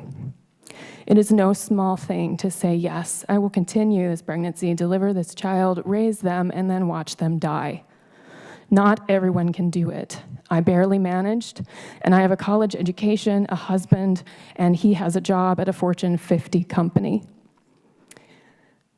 Being human is tragic and horrifying at times. Go walk the halls at Cincinnati Children's sometime. It will change your perspective to see children on ventilators because their bodies are too weak to breathe on their own. Bald children pulling IV poles, dripping poison into their veins in hopes that it will kill their cancer. Toddlers with feeding tubes coming from their noses, taped to their faces and dangling down their backs. Tiny infants in incubators being fed intravenously because they can't digest food properly. Teens whose brains are damaged and will never function past the level of a toddler, no matter how old their physical bodies get. The decisions that we parents of children with special needs have to make are often choices between equally awful options. Do we agree to a painful surgery with a rocky recovery and a 20% chance of success? Or do we preserve our child's quality of life, knowing that they have a 0% chance of survival? This is the decision that we had to make for Ellie when she was 3 weeks old. These decisions are deeply personal, heavy with ramifications, and infinitely nuanced, based on each individual person and their circumstances. We learned quickly that in healthcare, just because you can do something doesn't mean that you should. I don't know anyone who is pro-abortion. Do you know anyone who is pro-chemotherapy, or pro-radiation, or pro-appendectomy? What does that even mean? We choose these things when we have to. We choose. We're pro-choice. When Scott and I had that terrible conversation with the pediatric cardiologist, we actually knew the full ramifications of that decision. We knew what it would mean for us and our family. And in that moment of grief and fear and decision, the last thing we needed to worry about is, what would city council say? You have no business in that conversation. I took some time this weekend to read the city charter, and I was struck by the powers of council section. Everything listed has to do with infrastructure. That's it. This isn't your lane. Family life is very personal. It's what you're connected to, things like the parks, the streets, the sewers, those all have regular, everyday effect on our families, but this kind of decision, that's not where you belong. You need to stay in your lane, maintain the roads, improve our downtown, and represent your constituents. We elected you.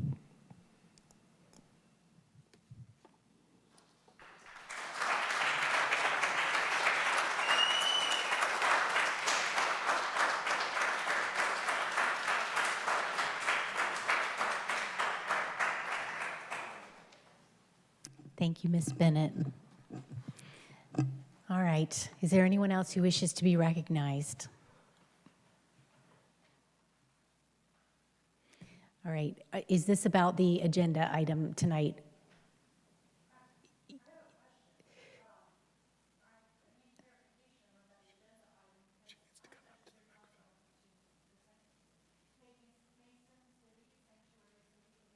Okay, we're going to get to that in the second round of visitors, if that's okay, so we can get through our business.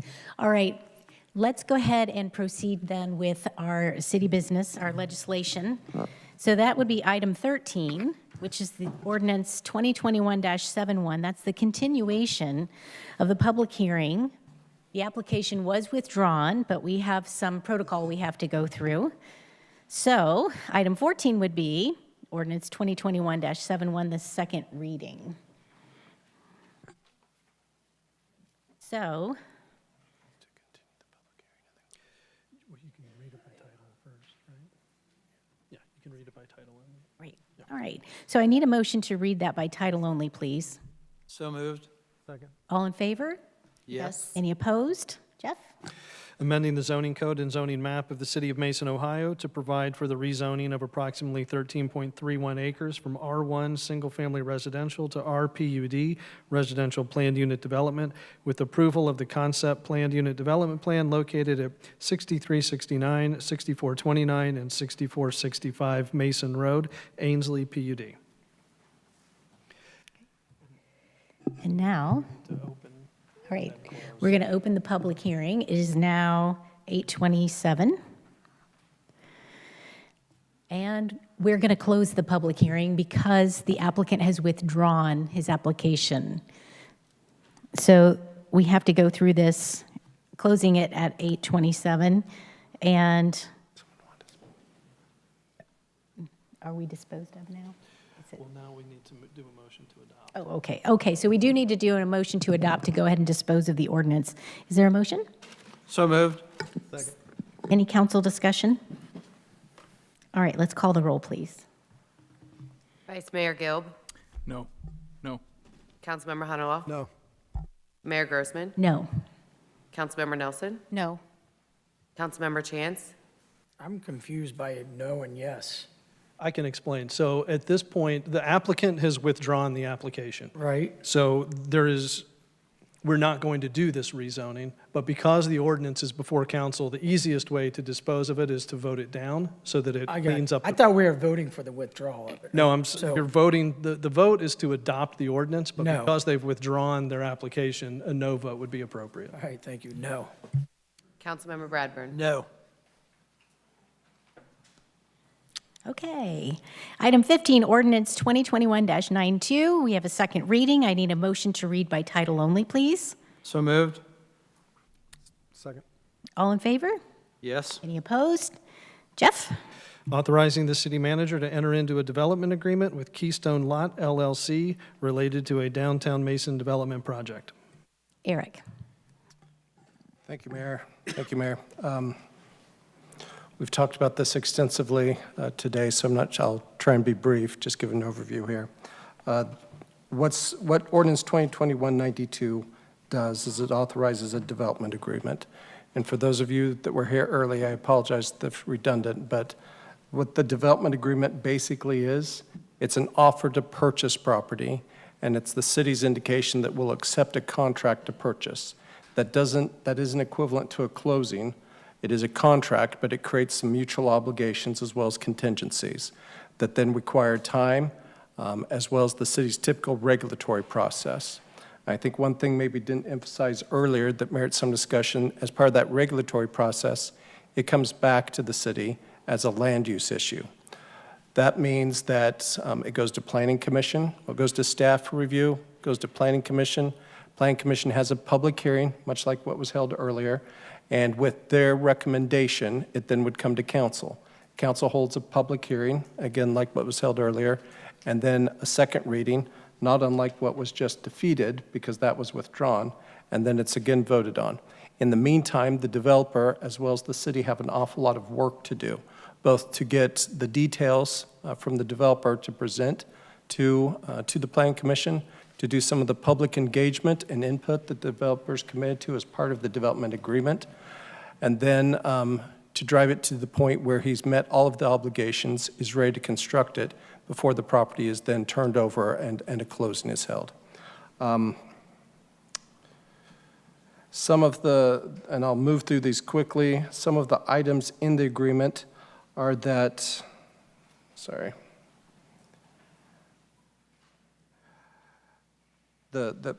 what I characterize as the cooperative initiatives, the establishment of a downtown development fund for improvements.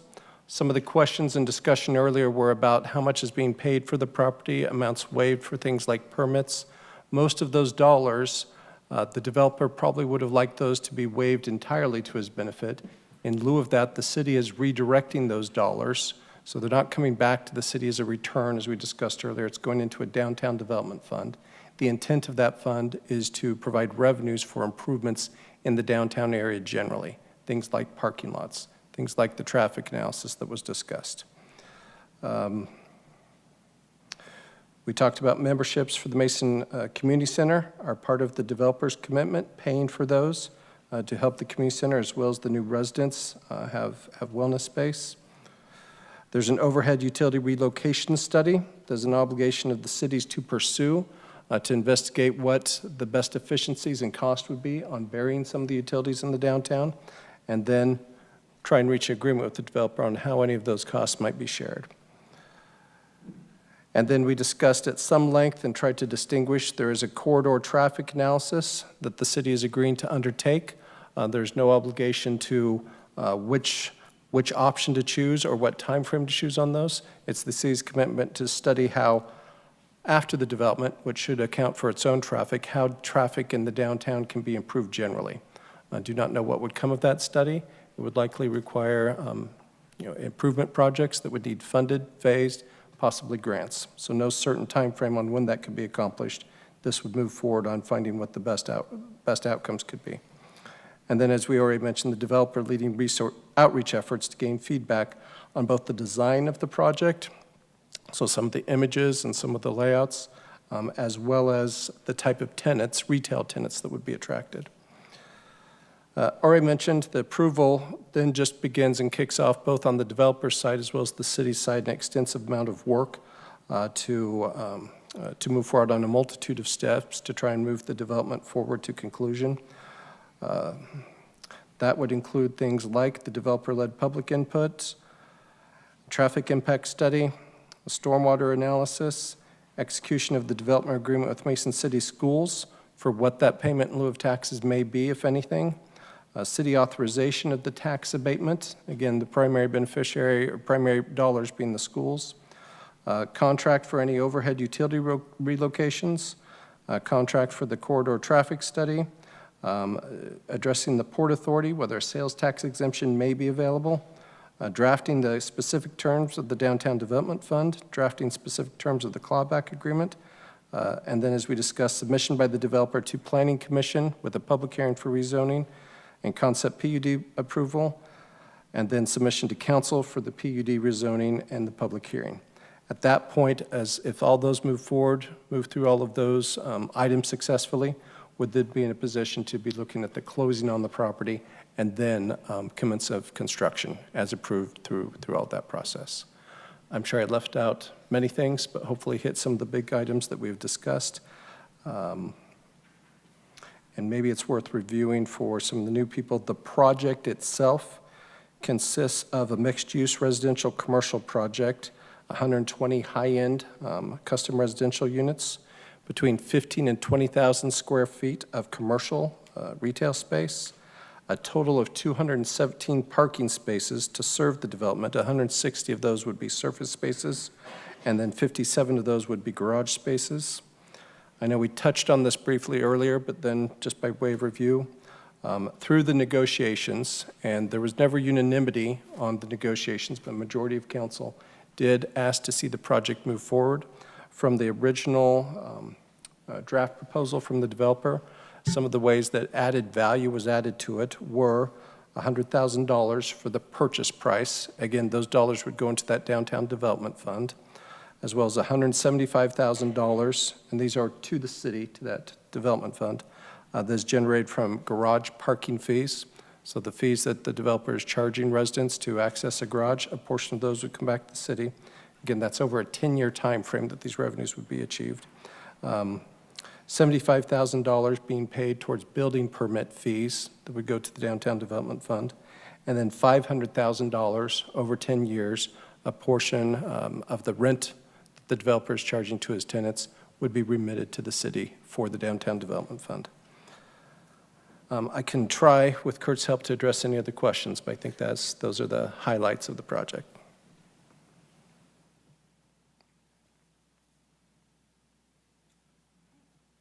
Thank you very much. All right, we need a motion to adopt. Second. Any council discussion? Mayor? Yes.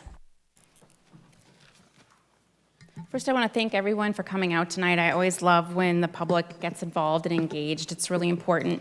Again, we work for you. I just kind of want to simplify the version of the contract because it's confusing for some people. We are giving away $1.4 million of taxpayer purchased land for $100,000. The $100,000 will go into a downtown development fund that will benefit this project as well as downtown. We are taking away taxpayer-owned parking, which is fully utilized by successful businesses such as the Mason Grill, Common Beer, Adesso, and Whippy Dip, just to name a few. These companies have invested hundreds of thousands of dollars into our city and could very well go out of business if there is nowhere to park or parking isn't convenient. How is this acceptable? The taxpayers also paid approximately $80,000 for this parking lot for our residents, and that is going to be gone. We are giving away an access road that is used by residents to access business parking lots. The diagram I saw will require that house to be knocked down in order for the 120 apartments to gain access to the development. Do we not respect property rights anymore? The developer states that the parking will be improved. This improvement refers to turning undeveloped land into parking. The parking for this building will include 217 parking spots. Zoning requires 270 parking spots. This is a shortage of 53 parking spots, in addition to the 20 that will be removed. The developer stated that he will allow those 20 spots to be available for use by the public, but it also states that he will determine the time and the days that the public can use it. And it's all in reference to how much availability there is. Well, if there's already no availability because we're short 53 spots, I doubt that there is going to be any parking for the public. His parking lot will also be enclosed by a gate, which makes it a little less convenient. The developer is paying $20,000 for storm water fees. His fees are capped at $20,000. Normally, this will cost approximately $57,000 at a minimum. We should not be capping his fees since the design has not even been determined. This has never been done in an economic development deal before. Mason taxpayers are losing $37,000 at a minimum. The City of Mason will be waiving $800,000 in sewer and tap fees in exchange for $75,000 to be donated to the Downtown Development Fund. It's important to understand this $800,000 will be taken from the general fund, which is funded by your tax dollars. The language in the contract for the Downtown Development Fund needs to be completely rewritten. The language gives the developer input and control as to how the Downtown Development Fund is spent. This is a direct conflict of interest. The developer is getting a 15-year tax abatement worth approximately $6.6 million. That's with the school portion. I certainly hope the school is not going to give him any discount on that because we just passed a tax levy. But out of this $6.6 million, approximately $2 million of it will be city revenue. We have never given tax abatements to private developers, ever before. Historically, the city only gives tax abatements if there is a return on investment. There is no return on investment in this development. The developer is allowed to sell his land and profit off of it after 5 years. The contract needs to require that the developer submit financial statements and tax returns to be sure that his company has the ability to complete this project. We have not required that. Has a lien search been done? I was told no. Have we received any documentation from the bank that his loan has been approved? The answer to all these questions are no, we haven't done any of these things.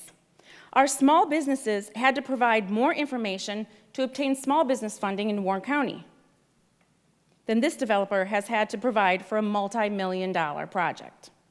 And also, we just learned tonight that Keystone is owned by Jim Cohen and his wife. Well, what is the financial situation of that company, and can that company even build this project? This is the worst clawback agreement I have ever read. We are behind the bank on this deal, and we will be required to pay the bank loan off in the event that Keystone does not finish the building, if we want to get our property back. Did we ever ask for life insurance as a policy requirement in the event that, unfortunately, something happens to him? Why hasn't the city given public notice for a request of proposal at the local, state, and national level to see if we can get bids from other developers before doing this? We have fast-tracked past this. 4 council members have not allowed the city to do their due diligence when it pertains to taxpayer dollars. Why are we not putting this project on hold until the downtown master plan has been completed and business owners and residents have had a chance for input? This project will not be successful unless we have the collaboration of the whole community and businesses. I just want to point out again, $1.4 million of taxpayer purchased land, gone. $80,000 for the original parking lot, gone. Approximately $2 million tax abatement, gone. $37,000 for stormwater, gone. $775,000 for tap fees and permit fees, gone. $50,000 for overhead relocation study, gone. $2.5 million to relocate utilities, gone.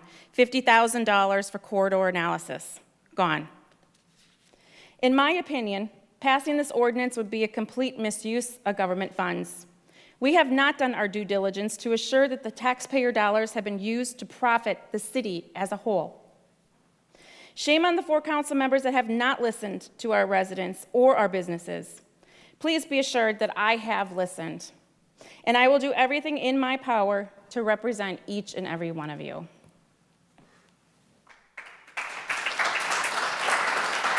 Audience.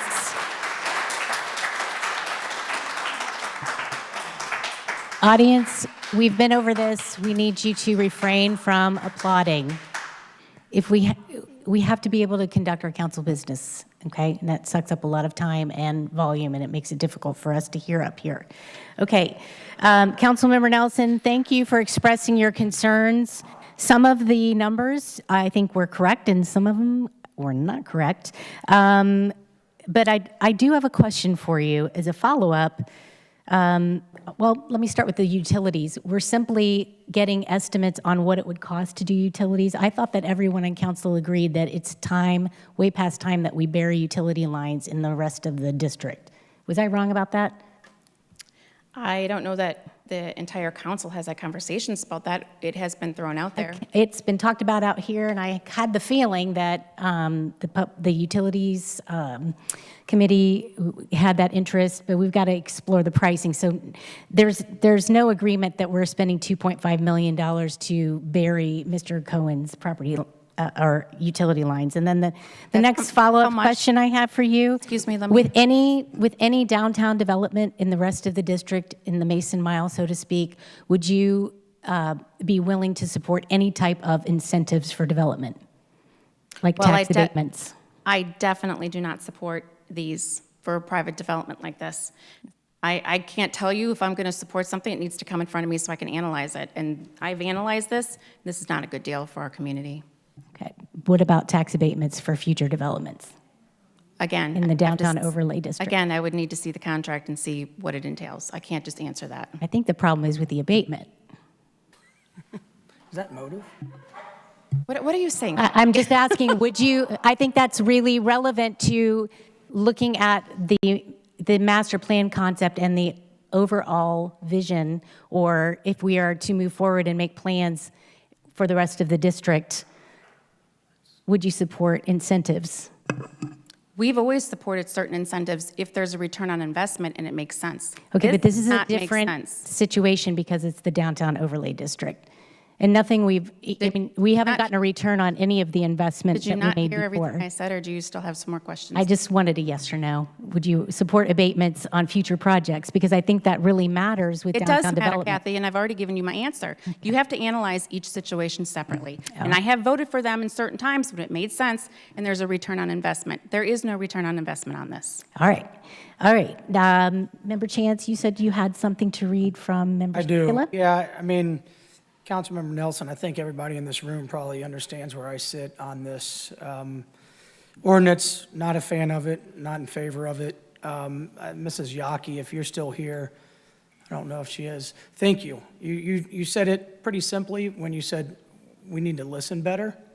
Because I sit up here, and again, it's almost like I'm sitting up here with people that are not listening. Are you guys at the same meeting I'm at? Oh, yeah, I'm here. You are? Okay. Yeah. Well, I believe that. I'm hearing people that aren't here also. Well, why aren't they? Well, so if it was such a great deal, that's been my plight for a long time. If it was such a great deal, there would be 50-50, or at least 90-10, right? We would have to have someone that's improving it. So, Mrs. Jockey, thank you. I think that's, like I said, very simply put, that we need to listen better.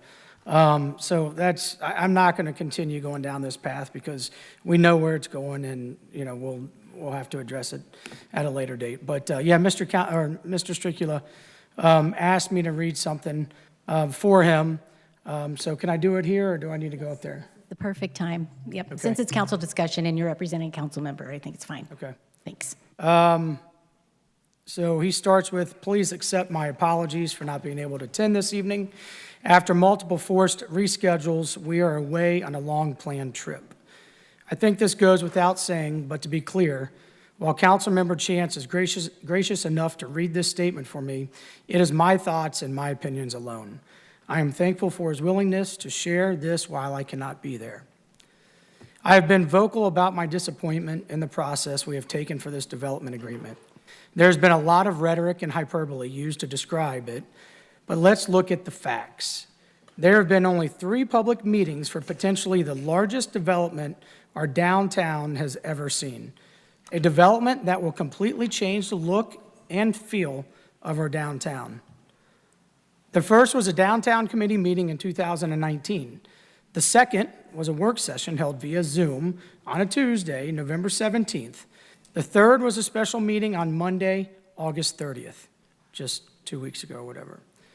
Our first public meeting was held in committee over 2 years ago. Our normal process for committee meetings does not call for us to publish an agenda prior to those meetings. It does not announce any guest for those meetings. We do not keep meeting minutes for those meetings, so we do not know what was discussed or presented in the downtown committee meeting in 2019. We must rely on the memory of those few in attendance. The next public meeting was a special work session called by the mayor on November 17th, 2020. What is unusual about this meeting is it was on a Tuesday afternoon at 5 p.m. on an off week of council meetings. Also, what is important to note is that this meeting was done via Zoom. We had been meeting in person since July and have not held a Zoom meeting since the November 7th meeting. So why the Zoom meeting? Also, it was misleading to the public. Work sessions are not intended to take votes on city business, although we can. They are meant to be more informal meeting. It should have been advertised as a special meeting with mention of a potential vote for negotiations on a development agreement. I highly doubt that Councilmember Hunterlaw was so impressed by the generic presentation, Mr. Cohen, that he felt compelled to make a motion to enter into negotiations at that very moment. Even if he was, a more proper time to do it would have been at the next regularly scheduled council meeting in December. Or better yet, bring it to the downtown committee for consideration prior to going back to council. Finally, the last meeting was a special meeting called by the mayor, specifically for the first reading of ordinance 2021-92. Despite the many promises from the mayor that the public would have plenty of opportunity to weigh in and share their thoughts and feelings, she did not include an opportunity for the public to speak. The only reason you, the public, had an opportunity to speak then and tonight was because of the actions of a few on council. So none of the public meetings for the potentially largest development our downtown has ever seen were normally scheduled council meetings. Why? This is a question we have not heard an answer for, and I do not believe we will. This development and any development in our downtown should be a cause for celebration and excitement. Instead, due to this council's continued disregard for what is best for our city, we have turned this into another debacle filled with division and angst. Let's not forget that this is not land owned by the developer or a private party. We are dealing with taxpayer-owned land. That alone should be cause for a more purposeful and deliberate process to include more public engagement, more planning, and more time, not less. We continue to lower the bar for the city of Mason. While this process checks all the legal boxes, it is entirely and completely improper. We do the bare minimum and then shrug our shoulders and tell the residents it's their fault for not paying attention to us. No one is opposed to a better downtown, but we have heard from all of you, and some of us up here agree, this is not the process or the way to get there. We need to be speaking the same language, engaging the public, creating a proper master plan for downtown, experiment with different opportunities, and then look at major developments. I have not discussed this agreement specifically because we should not even be there yet. The agreement itself is overtly beneficial to the developer and not the taxpayers. This process alone raises concerns and is reason enough not to pass this ordinance. Right now, a majority of council is not considering what is best for you. They are considering what is best for them politically and what is best for one developer. This is another sad day for the city of Mason. I am opposed to ordinance 2021-92. Thank you. Unfortunately, Member Stricula was violating Robert's rules by assigning plenty of motive and political ulterior motives, and that's unfortunate that he describes a debacle, creating division and angst. I noticed that Mr. Stricula called many meetings off schedule to discuss giving a $500,000 grant to the Maid Chamber CDC. He wasn't happy with the outcome that we went into a different direction, but he had no problem calling meetings off schedule, and yet he would— Mayor, are you me. assigning motive? No, I am telling you a fact, and your outburst is not appreciated. Now, audience, if we have to recess, that means we have to leave, and we can't conduct our business. No one likes being falsely accused, even if you agree with that false accusation. No one likes it. And no one appreciates rude behavior. You can do this. I get it. You agree. You do not want this ordinance to pass. I understand. We understand, but your outbursts are not helpful. And the meetings were all called appropriately, legally, and with public notice, and we have had 10 months of public input. This is unprecedented transparency with any economic development proposal, with any real estate transaction in the history of this city. All right, Mayor. any other council discussion? Vice Mayor.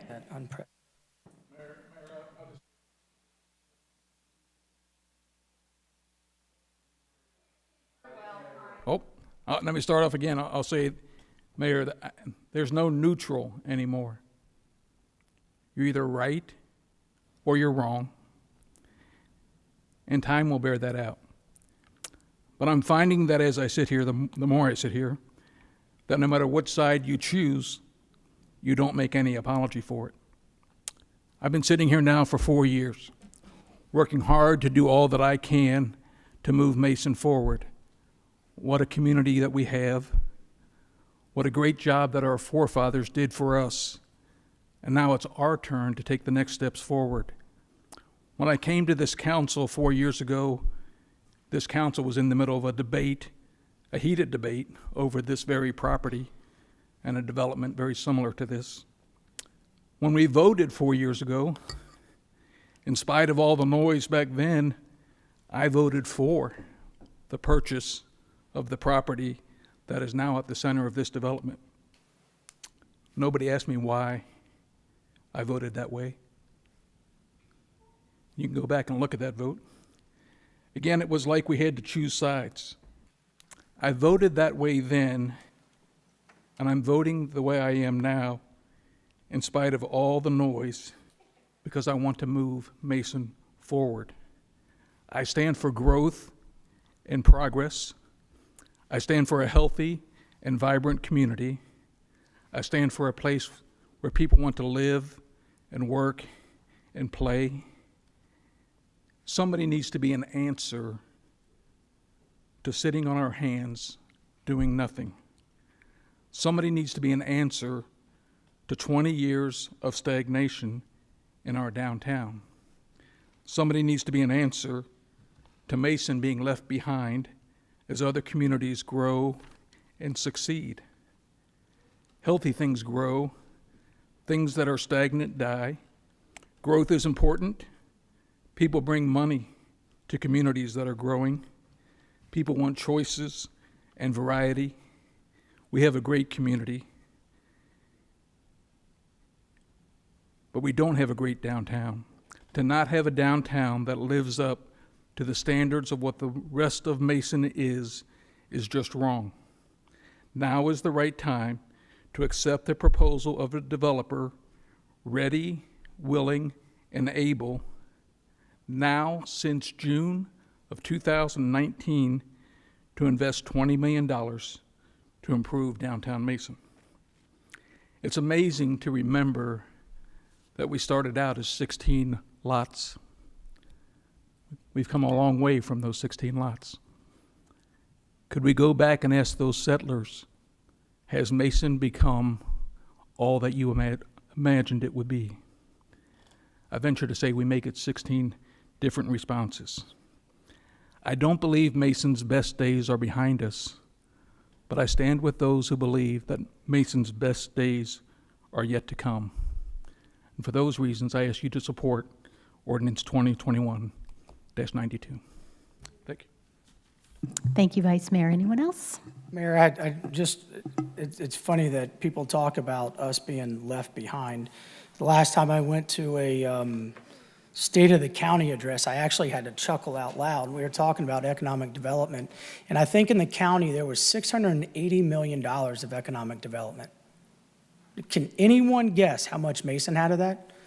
608 million? I think it was $608 million. So for you to sit up here and say that we were being left behind is a gross misunderstatement of what we've been able to accomplish. And it's actually that, I mean, that to me is, we do need a downtown. And we've heard everybody in here say we need a downtown. But to say Mason's been left behind when we're about 90%, 88% of all the economic development in the county, I think you need to research that a little more.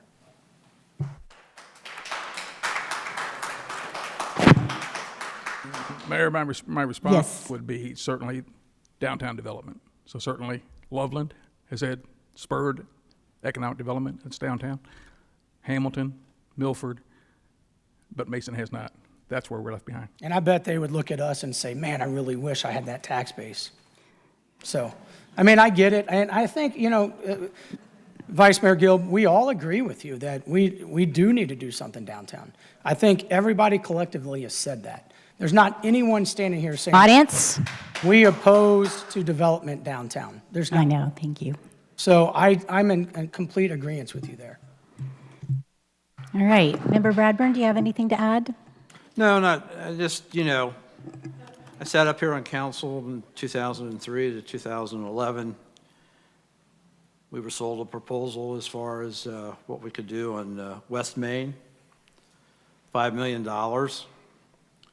Couldn't get the property owner's degree. And I hear the mention of a plan, that we need a more comprehensive plan. Nothing happens unless there's somebody that's going to go ahead and bring in the money and development. Simple as that. Unless you want.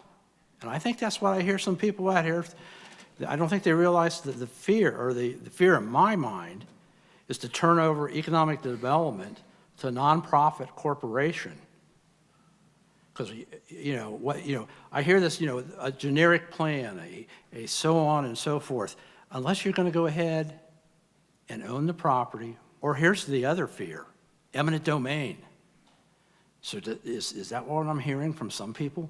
You want the city to use eminent domain to go ahead and develop downtown Mason? I don't think that's the case. Of all the properties that have had some concern, this potential development, and it is a potential development, it's not a done deal. There's a whole lot that has to be done before there'll be a final agreement. But all the properties that have had some concern, we're not taking 1 square inch of their property. None. And that's fact. And I'm sorry for some of the businesses that have limited spaces. If I go through and count the spaces that some of them have, there's not many spaces that they brought to the party. So what we're going to do is we're going to go ahead and have a vote. The staff, we have a very professional staff, though I think there's some people that want to go ahead and turn it over to an organization that really doesn't have a history. In fact, we can go ahead and Look at what Deerfield Township did in a proposal from an organization that wanted to do it. And what did Deerfield do? They started their own community improvement corporation. I don't think the answer is a CDC, because what happens? You're looking at a shadow form of government. The decisions will be made in a smoke-filled room. It's as simple as that. So the bottom line is, it's a start, and I think there's some people in here who don't want to start, and that's a shame. That's a shame after 20-some years of being a resident here and looking at downtown. And I think the bottom line is all you have to do is look at some of the magazine reviews. Mason is great. Mason is fantastic. Boy, their downtown leaves a lot to be desired. And this can be the beginning. This can be the beginning. And I think there's some people here that really don't want a beginning. Thank you. Thank you, Member Bradburn. Mr. Hunterlaw, do you have anything? Sure, I didn't bring anything written down or a speech, but I can repeat what I say almost at every meeting. I'm born and raised here. I've lived here my entire life. Right down the street where the intermediate school was my grandpa's farm. I grew up right in front of there. So me and my friends would get on our bikes and ride uptown all the time. I mean, the downtown is very dear to me. It's when you've lived in one place all your life. I think 3 years of my high school years, my dad moved to Florida and moved back, but I mean, basically all my life, I've lived right here in this town. I've seen all the changes. I've seen all the growth. I've seen so much growth that people that were originally from here left because they felt like they were getting run out with the traffic and everything. My parents being one of those. The key is we've seen everything that's happened downtown all the way through, okay? I've seen it, okay? My family's seen it, okay? Our hearts are for seeing the downtown. The first building block is before us to be able to start some really great change for downtown. What I've said in the past that this is going to do, it's not on Main Street. It isn't like it's coming across Subway or Yoast or somewhere right on Main Street. It's tucked back. So what the key ingredient there is that it brings the walkability traffic to support all the downtowns. And these businesses that are all there, especially on East Main, they recognize. They've admitted to me it's going to help their businesses, especially the ones that have parking issues. This is going to sustain and cause growth for all their businesses. This is a great first step. It's going to bring more development to downtown. I would say there is no perfect deal, but this was a pretty good deal. And I'm excited about it. I'm excited for the change that's going to come forth. I'm sorry that politics had to come in the middle of this. I'm sorry that we had 2 council members that voted yes for it in 2017. They were all in favor of it when you didn't know anything about it or with the exact details, and now they're not for it. That's plain politics over people. So it's sad. So anyway, I didn't bring anything else to say other than I think the city manager had stated a while back he's never seen anybody bring a $20 million development to our downtown. When you've lived here all your life and you got somebody now coming forth to be able to do that, you make the best deal you can with him and try to get something started. And that's what I believe this does. Thank you, Mayor. Thank you, Council Member. Anyone else? Mayor, can I just say one more quick thing? I just wanted to quickly respond. I mean, we've never had a downtown master plan. And when I first got on the downtown committee, I thought, can I see the downtown master plan? There was none. Why? Let's get that. Let's get it moving. And we're ready to go with that. The CDC is the Community Development Corporation, in case some of you don't know what that is. And I have read through the master plans, and they're like this thick each, and I've read every single one of them. I've read Hamilton, Loveland, Lebanon, and in every one of them, they said, you need to give this job to the CDC or to hire a downtown manager, somebody who eats, drinks, breathes, and wakes up thinking only about the downtown. This does not need to be in the hands of politicians, because every time it circles new politicians, you get different things and things change. It should be completely taken out of the government, and it should be given to the CDC, and that's what every one of those development plans said. Also, I have never voted yes in 2017. I don't know where you're getting that information from. I have never voted yes for this project, ever. Oh, that's what you just said, though. I've never, no, for the what? Oh, for the city to buy the Ramesh property. That was in- Correct. That has nothing to do with this particular project at all. And also, I just want to know one more thing, because you've said this before. I have not talked to one business in the downtown who is excited about this project. So I would like you to tell me which business is, because literally everyone that I have talked to, they have all said, look, we want people to come to our business, but this isn't how we want it done. Audience, I don't think you should, and I'll tell you why. Because there are none. I think what, well, you go ahead, but I think what I'd like to interject is that the feedback that I have heard is that they're afraid to voice their support because of the divisive nature of this issue. But is that what you were going to say? That's not at all. Exactly right. You do have that issue. I've talked to numerous ones that personally told me they think, who would be against this? That's exactly right. We just heard. Right on, down on Main Street. Right on Main Street told me. Now, they might be afraid to tell it to you. I don't think so. But, they did. Remember, comments need to be directed at the chair, one at a time, and you need to be acknowledged. So that's your answer? Okay. All right. Mayor, I just want to say, they have come to us. They have pulled us aside and said, you need to do what you can to stop this.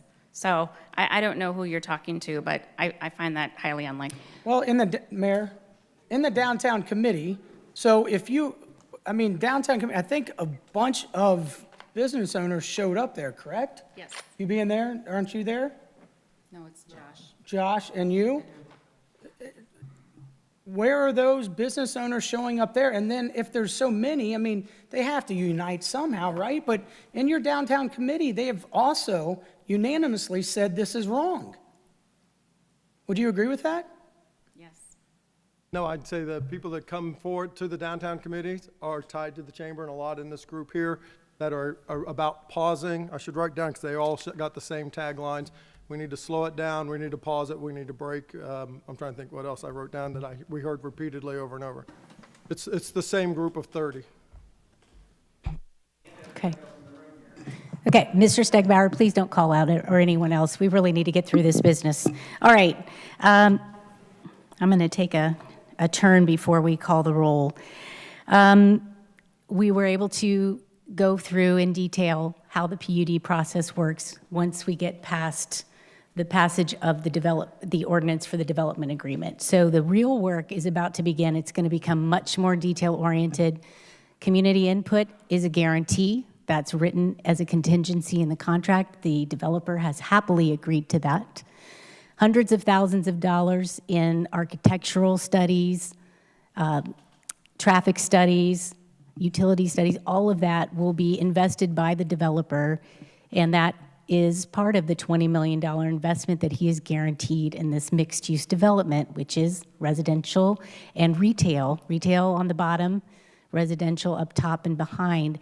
This is a business model in downtowns that has been successful for centuries, and it will work here. We have entertained a multitude of ideas that have been pitched since I've been on council.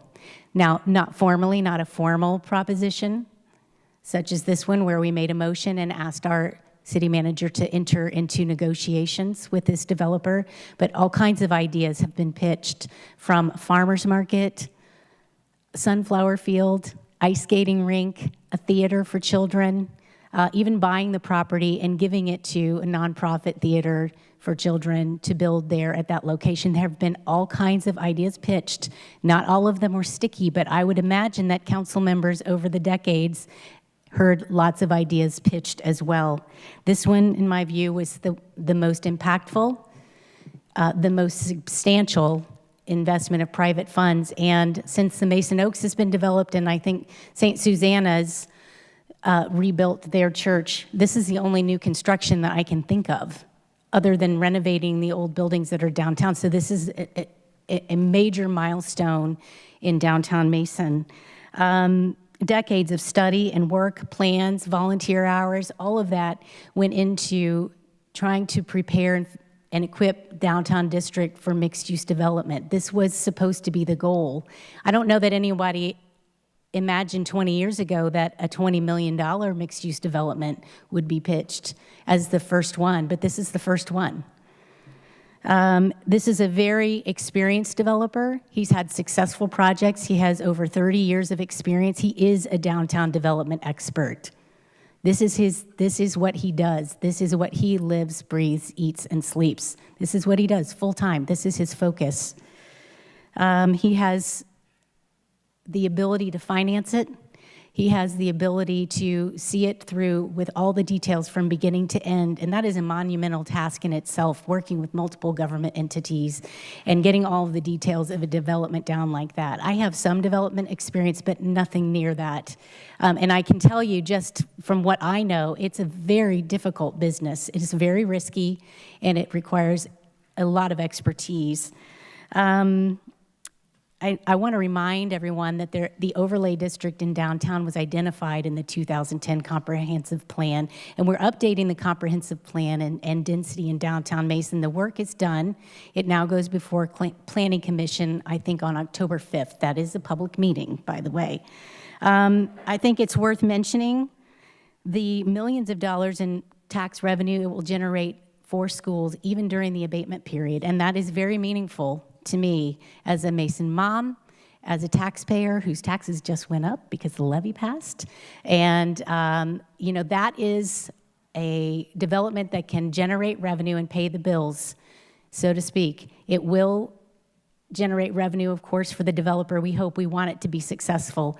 It will hopefully generate foot traffic and business and give the current businesses down there the ability to compete for the discretionary spending of those 100 or so households that will be there.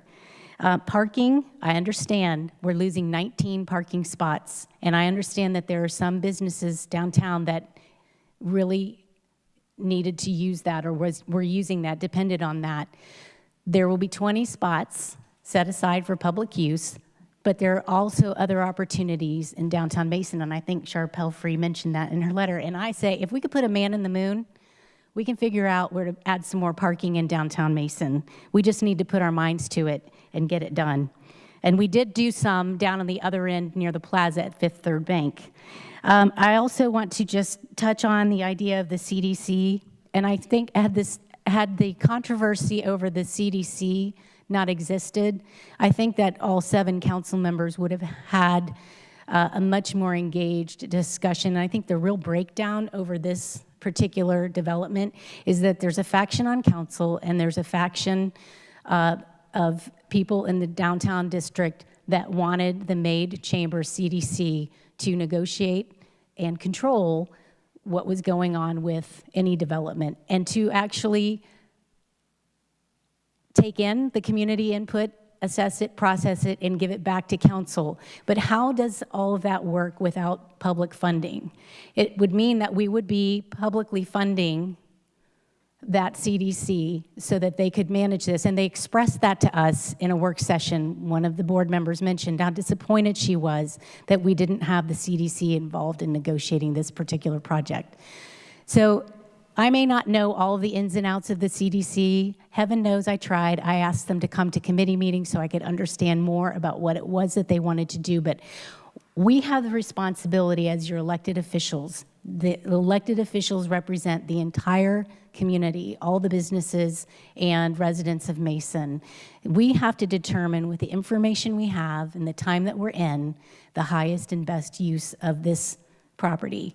And that's what we've been tasked to do, and we've worked very, very hard to be analytical and careful and to extract value for the public out of it, as well as doing the both and, which is providing opportunities, more opportunities for downtown businesses. And we'll find ways to mitigate hardship on neighboring businesses during construction periods. And we've already implemented programs through our small business economic recovery programs. We've already got a prototype that's portable and repeatable, and we can come up with ways to make it better for neighbors if they're impacted by construction and any improvements that we may do in the district. All right, I think that's all of my notes. I think it's time to call the roll. Let's go ahead. Councilmember Hunterlaw, Yes. Mayor Grossman, Yes. Councilmember Nelson, Absolutely not. Councilmember Chance, No. Councilmember Bradburn, Emphatically, yes. Vice Mayor Gill. Yes. Is that everybody? All right. We're going to take a recess. I think the audience definitely needs some time to regroup, and we will be back in a few minutes.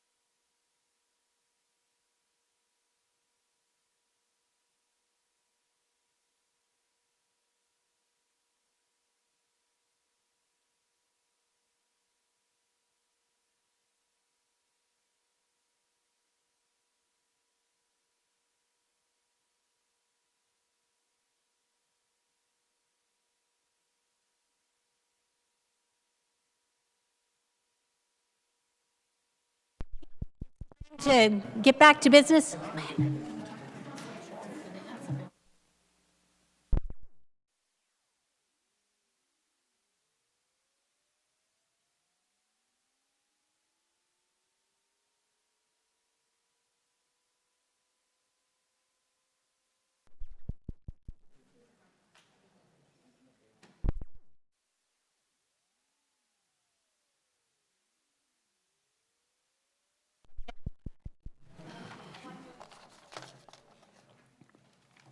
I believe we are on 16? Item 16, Resolution 2021-18. I need a motion to read by title only, please. So moved. Need a second. Can we get a second? Oh, thank you. All in favor? Any opposed? Jeff? Oh, did I not give you enough time? I'm sorry. Are we on resolution? 16. Which is resolution number 18. Oh. Okay, Resolution 2021-18, expressing council's position in opposition to the legalization of recreational marijuana. Eric? Thank you, Mayor. This is a resolution, a little bit of history. In 2017, the state signed into a law that established legislation for the Ohio Medical Marijuana Control Program. That was to regulate, issue licenses for the cultivation, processing, dispensing of medical marijuana. It allowed localities such as Mason to use their local zoning authority to dictate whether, if, or how those medical marijuana uses could be allowed. In early 2018, the Planning Commission considered the issue. With their recommendation, Council ultimately adopted legislation amending the city zoning code to prohibit the establishment of medical marijuana facilities in the city of Mason. Last month, in August, the Policy and Legislation Committee meeting became aware of pending legislation introduced in the Ohio General Assembly seeking to legalize recreational marijuana. The committee recommended that Council pass a resolution formally expressing Council's position opposing the legalization of recreational marijuana. That was actually on the agenda at our August 9th Council meeting, but it was removed. During that meeting, the Policy and Legislation Committee made some updates to the resolution, and then asked for it to be placed back on the agenda for consideration at tonight's meeting. It would express the city's commitment to resisting the legalization of recreational marijuana contrary to federal law, and affirming that it's not in the best interest of the state of Ohio and Mason community.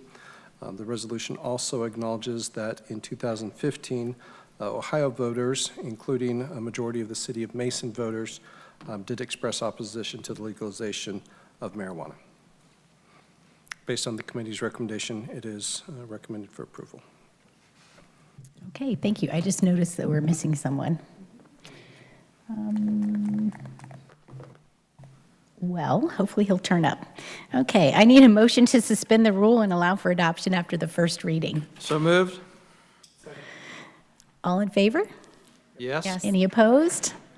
We need a motion to adopt. So moved. Second. Any council discussion on this one? Yeah, if I may, Yes. having been a bailiff for a number of years, not a number of years, about 18 months under Judge Gilb, had the opportunity to read a lot of pre-sentence investigations, and marijuana was usually the drug the vast majority started out with. There's two things that I've seen recently. One is that there are some studies out of the UK that in a certain age group, the use of regular use of marijuana increases the risk of heart attacks. And the other one is actually maybe a little surprising, and I also followed it up with some additional research. Those that use marijuana on a regular basis, if they need anesthesia, they need more anesthesia when they go under for surgery. It's as simple as that. So, Hey, I realize there's some people out here that have no problem in people using it, but the bottom line is we don't need people that are intoxicated from it out on our roads. We've already gone ahead and have enough problem with alcohol. So I think it's a good resolution. It's just the intent, really, of the people of Mason back in 2015, when 67% of the Mason voters expressed opposition to it. So we discussed it in committee. It's here. Some people may say, no, you know, they don't see a harm in it. I just see a downward slide of society. Thank you. Thank you, Member Bradburn. And I'd like to remind the audience that we have an overflow room with a television monitor in there and audio. And if you want to be loud and rude and catcall and call out, as you have been doing, please go in there and you can be as loud as you want to. But we're trying to get our business done. We need to be able to hear. I've told you over and over and over again, you've got to follow the rules just like we do. So please, please be polite. If you want to be loud, we've got a space for you, and you can have all the fun you want in there, but you've got to be quiet in here. All right, any other council discussion on this? Yeah, Mayor Grossman. Yes. I think this was teed up for me, actually. No. So I'm gonna try my best to hit it. This came in front of us in 2017, so I'll go on the record that I'm against recreational marijuana, all right?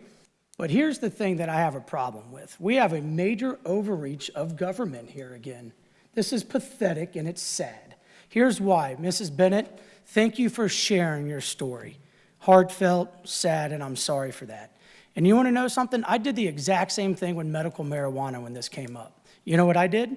I went and talked to cancer patients. I went to a lunch and learn for 4 hours at an Alzheimer's clinic. I've talked to my friends who suffer from epilepsy. I have talked to veterans that need it. I've had 3 addicts that live in my basement that need it desperately not to go back to heroin. So is anyone up here, do you guys like synthetic heroin? Do you?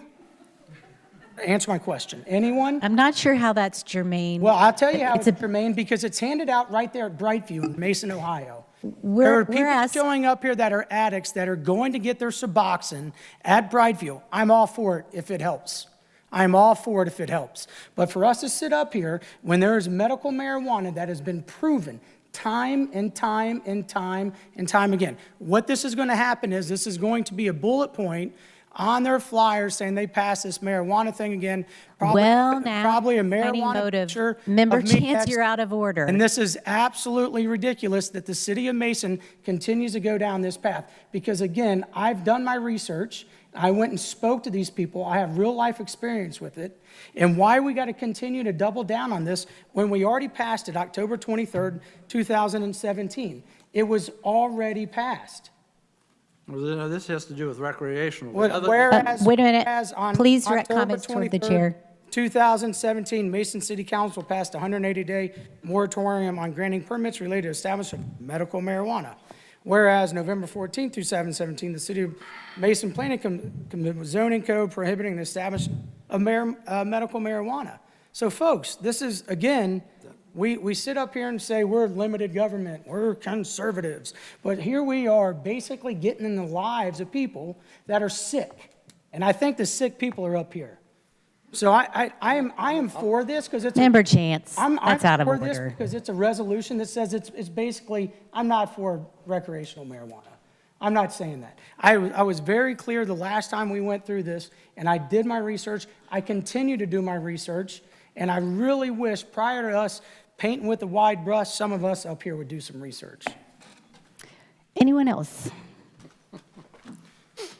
You're the epitome. Okay, the resolution actually states that council reaffirms its commitment to maintaining a prohibition of marijuana businesses, medical marijuana, because recreational isn't legal, but it maintains the prohibition of, what we affirm are to maintain the prohibition of medical marijuana businesses locating in the city of Mason. That's what the zoning decision was about. This is not about whether or not we condone the legalization of medical marijuana. But since you made it political, I could point out that there is an election on the horizon, and it would be good for voters to know that that zoning law that we have is completely reversible. And all it takes is 4 members of council to decide that they want to allow medical marijuana dispensaries, processing plants, or agricultural sites in the city limits. And so I think it's important to know prior to election to be an educated voter. So that's what you're voting for. 2 things. You're asking the state to please don't legalize recreational marijuana, and you're reaffirming your commitment to maintain a prohibition of medical marijuana businesses in the city of Mason, and to maintain the standard that was set by the council a few years ago. Mayor, Anybody else? is this a resolution or is this an ordinance? So This is a resolution. This is not legislating anything. It's a resolution. So for you to sit here and say that we can go back and turn, I mean. No, you could. It's not a this is a resolution, and it all came out, you Mem- guys just heard it very clearly, that this was set up, teed up, just so she could sit there and say, hey, remember, an election's coming up, and if you guys want to change your votes and think from some other different angle, there it was. Member Now, hey, Chance, Member Chance, that is a you just did it. That is a law that affects the character of our community and our quality of life. And voters deserve to know that. So do you However, Lebanon, is there Rastafarians walking down Lebanon's Main Street? Member Chance, Mrs. Vyers, you're here. Have you ever seen a Rastafarian walking down Main Street smoking? Member Chance, that's completely inappropriate. I mean, goodness sakes. Come on. You got to be stronger than that. You can do this. Okay, if you oppose reaffirming your commitment to maintaining a prohibition, which I guess you never committed to because you voted no to prohibit, you voted against prohibiting marijuana businesses. I was the only one. Well, there were 2, but you're the only one here today. Okay, so you don't have to vote yes for this. It's your choice. All right, anybody else? Mayor, I would just add, I'm trying to think of I had 4 good points of why I believe that Mason did not need to have marijuana accessible. One was because it was still illegal federally, and also because as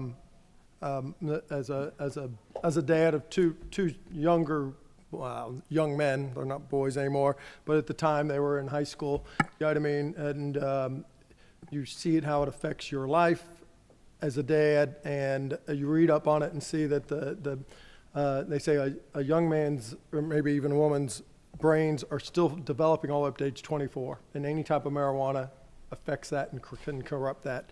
And so I just think that becomes a license to use if we passed it.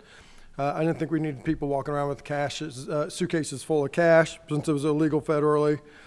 And you watch what was happening in Oregon and Washington State, and you see the homelessness, you see the crime, you see violent crime. We had stats and stats of what was happening there, and it was like, why would you vote yes for this when really you can just go down to Fields Erdel if you really still need to get it. We can keep it out of our town.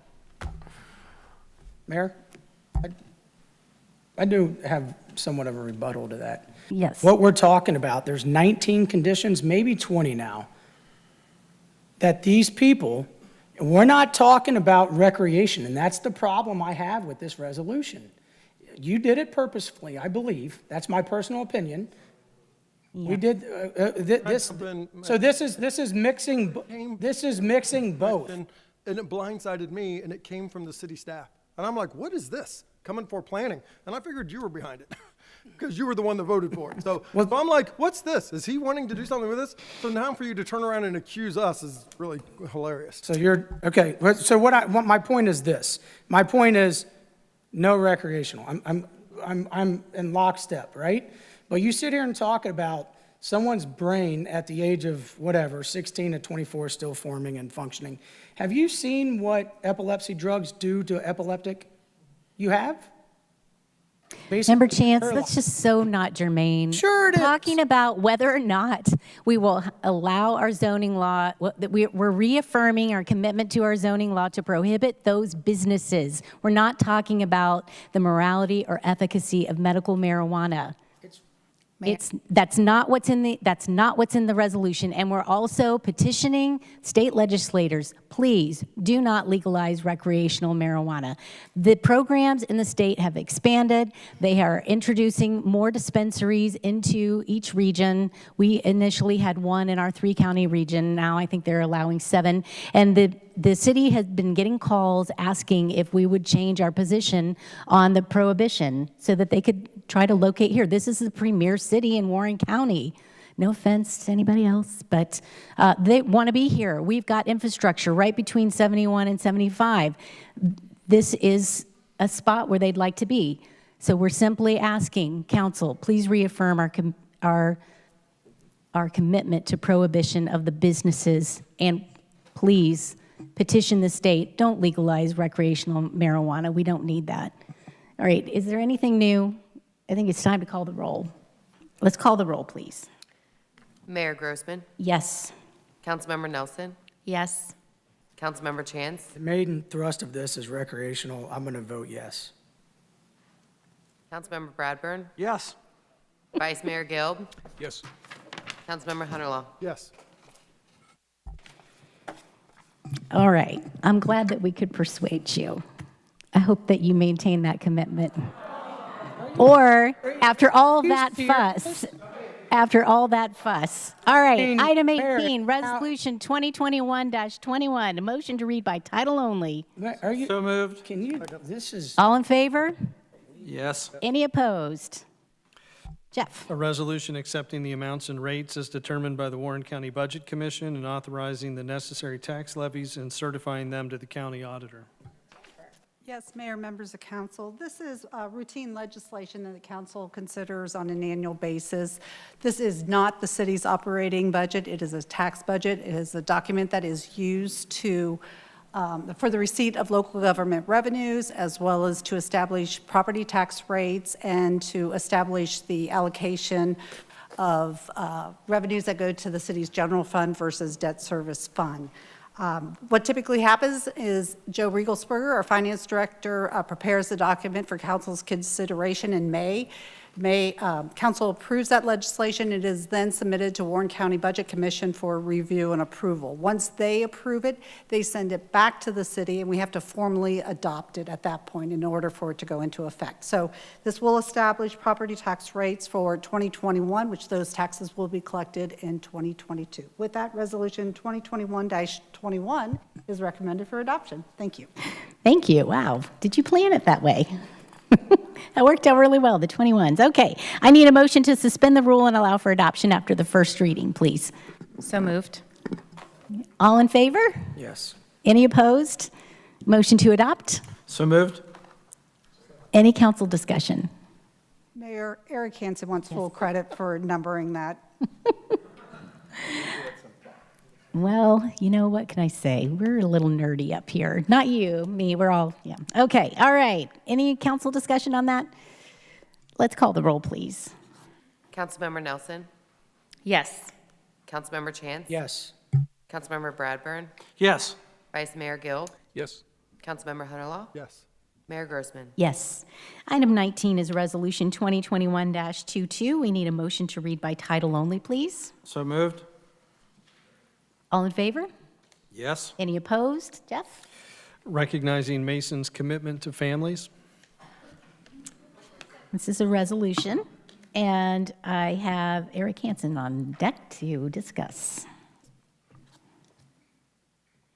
Mayor, the Policy and Legislation Committee recommended this legislation that was drafted by city staff. I know it's been a late night, so I'm going to try and keep this brief. I was asked to give some anecdotes from my experience. I'm sorry. I was saying I'm going to try and keep it brief, so that maybe will encourage me. This came from, was recommended by our Policy and Legislation Committee. I was asked to give a couple of anecdotes from my experience with the city that maybe illustrated the city's commitment to helping families. Just to cover some of the basics here, the city does make an ongoing historic commitment to building a culture of wellness, and that means a lot of amenities that the city does provide in terms of parks, the aquatic center, but also services, fire, police, public works. If you drill into it, pretty much everything the city does towards building a good community also provides the framework for strong families. As far as the anecdotes, I started gathering some and then just became lists and lists and a number here. But I thought I'd just maybe use two to illustrate this. And maybe I should say, we have a great business community, civic groups, faith groups, that all contribute to Mason's commitment to families. So I don't want to speak as if this is everything, but from my experience, these two stand out. Probably first is McKeno Park, which formally opened earlier this year. When you understand the story of McKeno Park, where that came from, it involved private residents with stories experienced from their families and how their children learned from each other even though they had different abilities. And then finding a park, building a park, raising funds, partnering with the city, our business community coming together to help and build a park that has not formally been open a year yet, continues to remain busy. I get more compliments on that from the region than anything else. But the one that stood out is, and again, its common ground is the park, and the basic story there is it provides a place for everyone to play, whether you have different abilities, different ages, different generations, can play together and learn from each other. And I had an employee after we opened that, and this is one of our, maybe our most tenured employee in the city, has seen all kinds of growth, has seen all kinds of development, heartache, triumphs in the city, has really seen it all. Came up to me after that, and doesn't typically do this. It wouldn't be they wouldn't talk like this, but told me with, their ears were moist. And this after an opening where kids are playing, it was just a great day, and said in his years with the city, we're talking 35 plus years, that was the most important thing we've ever done. That resonated, given his experience. The other example I wanted to use, and in the city, and I know I'm focusing on employees because that's where most of my experience has been. We have what we call the 4 C's, things that we, kind of our shorthand for all employees, things that matter to us. And one of them has been customer service. We really pride ourselves on delivering great customer service. That's kind of evolved into compassion, because we've kind of learned if you have compassion, you're going to deliver great customer service. And this was an example of this just a couple months ago that we featured at a staff meeting. We had an employee, one employee in particular, but a senior citizen in the community that was struggling with different issues, both personal issues, but had a water issue that she couldn't identify. And one of our employees went out to try and decipher if that was because of a problem in the city line. And it wasn't. It was a problem within her house that she couldn't find. It probably didn't have the skills to really address herself. And so the employee came back, after from his work time, came back and couldn't help but kind of told her where the problem was, and then after hours went back to her place on his own, and went into her house and fixed the problem. And that's not something we'd really encourage employees, to do or to take on. So he came back to explain himself, why he took that on.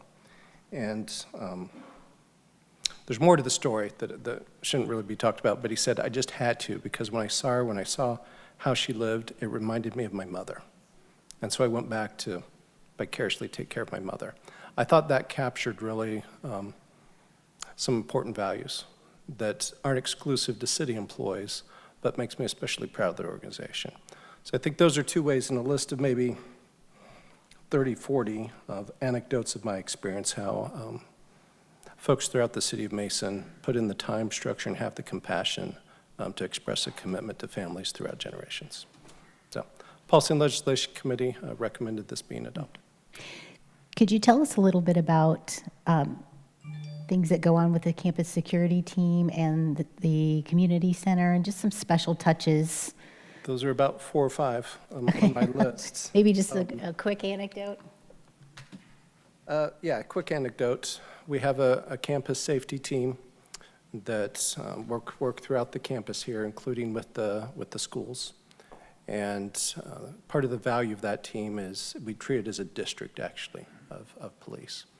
And the communication is such that an officer typically is aware of children that maybe are struggling, have difficulties at school, but also know, more often than not, the type of difficulties they may be experiencing at home.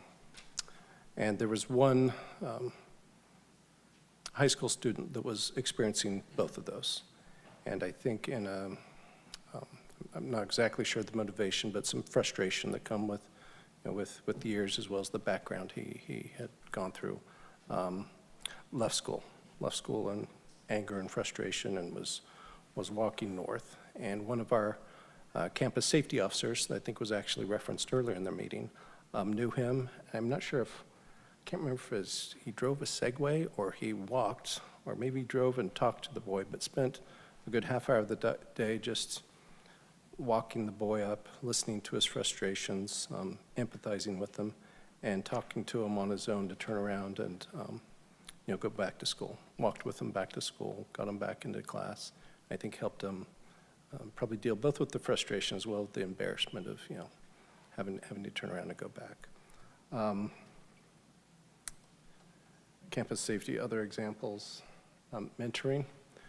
There have been several students that struggle similarly, and this all kinds of things with emotional difficulties, growing up difficulties, problems at home, lots of things that youth struggle with that the officers have exposure to, and have mentored them. This includes some kids that were fostered, foster children, and have, together in cooperation with other departments, have provided pathways where kids that otherwise maybe had limited options or were limiting their options. We gave them opportunities, both in terms of campus safety, interning, mentoring, ultimately employment with the City of Mason, to an extent that they found some very good, very lucrative careers that helped them establish or organize their own families, and move on to even more lucrative opportunities. In some of those examples, and now I'm venturing out of campus safety, we have service unions, fire, police, Teamsters, that sometimes, this is coming from a city manager where you have maybe an adversarial relationship, you're both trying to keep the boundaries of what union rights are and what management rights are. A union that otherwise is pretty protective of some of the rights, in order to help some of these kids to come in and do some work, actually were willing to loosen some of their previous boundaries in what union work was, in order to provide this, at least one boy, opportunity to really get some very healthy and work experience, took some ownership over him and moving his career forward. And again, those bleed over from campus safety to other departments, but I think employees, together with the rest of the community, really have that notion of family, however it's defined and however it's built, at their core. Thank you. Thank you very much. I need a motion to suspend the rule and allow for adoption after the first reading, please. No, this is not the time. That would be during recognition of visitors, ma'am. Motion to suspend the rule and allow for adoption after the first reading, please. So moved. Second. All in favor? Yes. Any opposed? We need a motion to adopt. So moved. Second. Any council discussion? I'd just like to thank staff. I thank our city manager. Thank you for sharing some of those anecdotes with us. And I originally thought of this a while back when we had a woman approach council who was very upset about a desperate mother taking the life of her child. I think it was in Hamilton some months back, and she was exasperated and wanted to know, what we could do. And so that got me thinking. And we also have had this sanctuary city legislation proposed to council, which is something that's still in a committee. But one of the challenges we were given in feedback from the audience and recognition of visitors is that, what do you do to help kids who are born into tough situations? And so we just wanted to take some time and come up with this resolution to put in writing truly the character of our community and the amazing nonprofits that we have, the churches that we have, and our incredible city staff. It's not your typical government agency, or at least not what my paradigm used to be. They've really shattered my paradigm on that. So that's all I have. Anybody else? All right, let's call the roll, please. Councilmember Chance. Yes. Councilmember Bradburn. Yes. Vice Mayor Gill. Yes. Councilmember Hunterlaw. Yes. Mayor Grossman. Yes.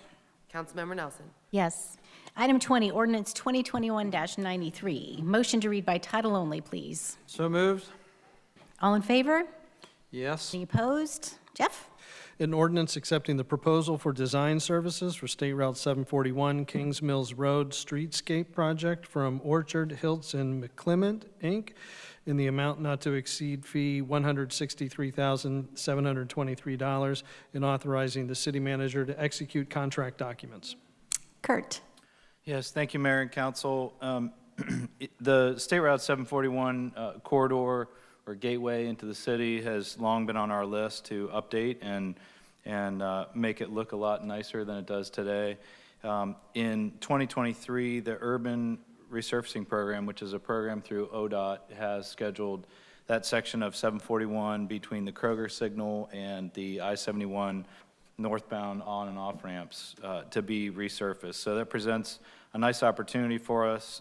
What this design contract does is it looks at the overall concepts of that streetscape through 741, and it'll do detailed design for both the set of plans that we need for that urban resurfacing project, as well as things like that kind of stale concrete median that we have between the Kroger signal and Courseview. There's a long concrete median there that we can cut out and create a landscaped median in that area.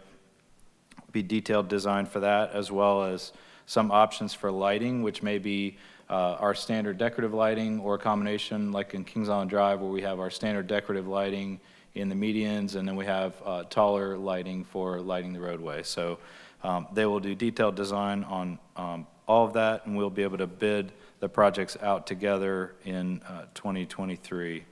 So in this year's budget, we had $150,000 for design of this project. We had 8 firms submit on the project, and OHM was the most qualified. They had basically everything that we're looking for in-house in their firm, and have extensive experience with streetscape design. The contract amount is $163,000. One reason it's a little bit higher than our budgeted amount is we put in there a design for the Courseview Drive and Beach Boulevard signals to be upgraded as well. They're among the last of our span wire signals, and it'll be a nice improvement along with this streetscape project to improve both of those signals as well. So with that, ordinance 2021-93 for a design contract with OHM is recommended for adoption. I'll answer any questions you have. Thank you. I need a motion to suspend the rule and allow for adoption after the first reading. So moved. Second? All in favor? Yes. Yes. Any opposed? We need a motion to adopt, please. So moved. Any council discussion? Mayor. Go ahead. We'll get you next, Mr. Bradburn. Go ahead, Member Nelson. No, I'm just super excited about this, because one of the things when I got on council, I said I definitely want to make sure that we change that and get some nice landscaping, because this is when people get off of 71, this is where they go for the ATP. People from around the world come here, and it just wasn't finished. It didn't look nice. And so this is really exciting that we're getting this done. Just one quick question, because originally when I saw it, I was like, oh, why is it just cement? Why isn't there flowers in there? But you just answered it. So they cut out the area inside after the fact? No, so what we'll do is that concrete median, I think, is only 4 feet wide, and then there's a shoulder on both sides of it. What we'll be able to do is take some of that shoulder out and replace that current concrete median with sidewalk on both sides, and then a grass area in between that we can landscape then. So Okay, it would so we're going to be have flowers and... Yeah, it'd be like landscaping. Mason Montgomery or Tylersville Road type landscape. Perfect, that's really super exciting. Thank you for working on that for us. Thank you. Member Bradburn. So Kurt, what you're telling me is that section from Kroger down to 71 will look very similar to the intersection that was just done at Parkside and 741? Right, it'll be. As far as Yes. sidewalk on one side, a walk path on the other side possibly? Yeah, so one aspect of this project with the funding that's involved with the urban resurfacing program, we have to stay within the existing right-of-way. Otherwise, we have a whole set of environmental criteria that kicks in, and then we have right-of-way acquisition. So we'll try to do as much work as we can, but we have to stay within the existing right-of-way limits. Okay, and then the other thing I noticed over the years of driving that area is the streetlights seem to be a little Yeah. funky, should I say, off and on? Yeah, they're very hard for Duke to get parts for, and that's Okay, one of the reasons. so we'll probably go looking ahead at and replace those the best we can? Yes. Okay. Yeah. And I have to agree with Councilman Nelson that it is an entryway. And I think we also possibly have another entryway coming up with the New Mercy Hospital we might have to take a look at there. So I'm in favor of it. Let's go. Anyone else? All right, let's call the roll, please. Councilmember Bradburn. Yes. Vice Mayor Gilb. Yes. Councilmember Hunterlaw. Yes. Mayor Grossman. Yes.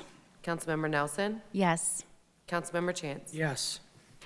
Item 21, ordinance 2021-94. I need a motion to read by title only. So moved. All in favor? Yes. Yes. Any opposed? All right, Jeff. Authorizing to call and pay outstanding 2012 sewer system refunding bonds dated February 2nd, 2012. It's about to get crazy. Eric? This is some good I was stuff. just thinking how I'm going to compete with Kurt. This is even better than Streetscape. Diana may get it. The city, as you know, we've, for the last several years, been very smart, very diligent in reducing overall debt and future debt service payments. Our finance director is notoriously detailed on this, and it has paid off well. Earlier this year, the city paid off $2.2 million of bonds for street and stormwater improvements. But probably the city's largest outstanding debt issuance was a $30 million revenue bonds issued in 2004, which were to finance the water reclamation plant. That has proven to be an excellent investment because that facility has been key to our economic development growth in those years. One of the most important factors to attracting businesses and allowing those businesses to expand is that they're able to have access to sewer. Not having that access is probably the fastest way to keep a business out of town, as well as residents. So it's been key to our economic development, but we've also tried to be very smart about reducing that debt exposure that is financed by sewer customers. The action proposed in Ordinance 2021-94 will result in what we're proposing to do is to call the outstanding revenue bonds and pay them off. That will result in a savings of $2.3 million of interest expense for the city and pay that debt off 7 years earlier than it was otherwise scheduled for. We did budget for this in the 2021 budget, have been anticipating this day with our credit rating as well as interest rates. And this proves an opportune time for the city to make this investment. We have sufficient funds to pay off the bonds, but also maintain a sufficient working capital and reserve. And as you've seen, and I think Jennifer will speak to, we're continuing to have to invest in the capital of what is a sizable investment there. What this means, and a key part of this was a rate study that was done in 2011, which put us on a track to make annual cost of living adjustments to the sewer bills. That's in contrast to the past before that, when we were subject to very high, double percentage sewer increases to maintain both the services as well as the debt issuance. So those things have turned around. What will be recommended next is next year to do a new rate study. That'll determine the appropriate rates as well as the reserve balances, as well as a functional capital fund to maintain the aging infrastructure there. What may be possible after that, depending on the rate study, is council will have the opportunity to revisit the rates and adjust them to reflect the payoff of the debt as well as maintaining the infrastructure there. That's a big deal. It's not as fun as Kurt's stuff that he gets to report on, but it does go directly to the financials as well as the economic development of the city, which does underwrite Kurt's flower projects. Therefore, Ordinance 2021-94 should readily get adopted. Touche. Okay, motion to suspend the rule and allow for adoption after the first reading. So moved. Second. All in favor? Yes. Yes. Any opposed? And we need a motion to adopt. So moved. Second. Any council discussion? Mayor, Yes, Eric, you completely win that one. I'm sorry, what'd you say? I just Yeah, said could you Eric say that again? completely wins that one. Louder. No, That's awesome. No, I think this is a testimony. This is what we should be doing and paying attention to, and I think this is where staff does an incredible job in regards to looking out for our tax base and identifying opportunities to do stuff like this when it especially goes to the bottom line. Being a business owner myself, this is what you aim to do. And so, well done on, like I said, identifying this and taking advantage of it and reducing debt. That's awesome. Anyone else? Yeah, Mayor, if I Yes. could just add, I think it was our sewer fund that we went to when we brought some COVID relief to the community, and yet we're still able to pay this sewer fund off, and that certainly goes to the commendation of the staff and the city, and just wanted to remember the great opportunity we had to use those funds to help bring relief to the businesses in Mason that have struggled through COVID, and yet we're still able to do this, so. If you recall, the COVID relief was, that we were able to use it as a tool both to improve the sewer utility by returning emails, improving the efficiency of the utility, as well as providing in exchange some relief. Yes. And Mayor, if I may, I was on council when the $30 million sewer revenue bonds were issued. That was a whole lot of money back then. That's all I can say is I can remember there was $30 million. So I can go ahead and flush my John. But the bottom line is the city's been very prudent in basically following the current interest rates to go ahead and get better rates, pay it off early, and it does allow us the ability to go ahead and expand on economic development, because if you don't have the sewer system, you end up losing a lot of the economic development opportunities. And there's some communities that probably have the acreage to go ahead and do some of those economic development opportunities, but they don't have the sewer system that can go ahead and process what those facilities may go ahead and produce. So, good job. Thank you. Anyone else? It's all come full circle for you, Member Bradburn. That's awesome. All right, let's call the roll. Vice Mayor Gill, Yes. Councilmember Hunterlaw, Yes. Mayor Grossman, Yes. Councilmember Nelson, Yes. Councilmember Chance, Yes. Councilmember Bradburn. Yes. Okay, item 22, ordinance 2021-95. I need a motion to read by title only. So moved. Second. All in favor? Yes. Opposed? Jeff? Authorizing the city manager to enter into a contract with Team All Sports to make improvements to 9 baseball fields at Sundin Fields at Heritage Oak Park and declaring an emergency.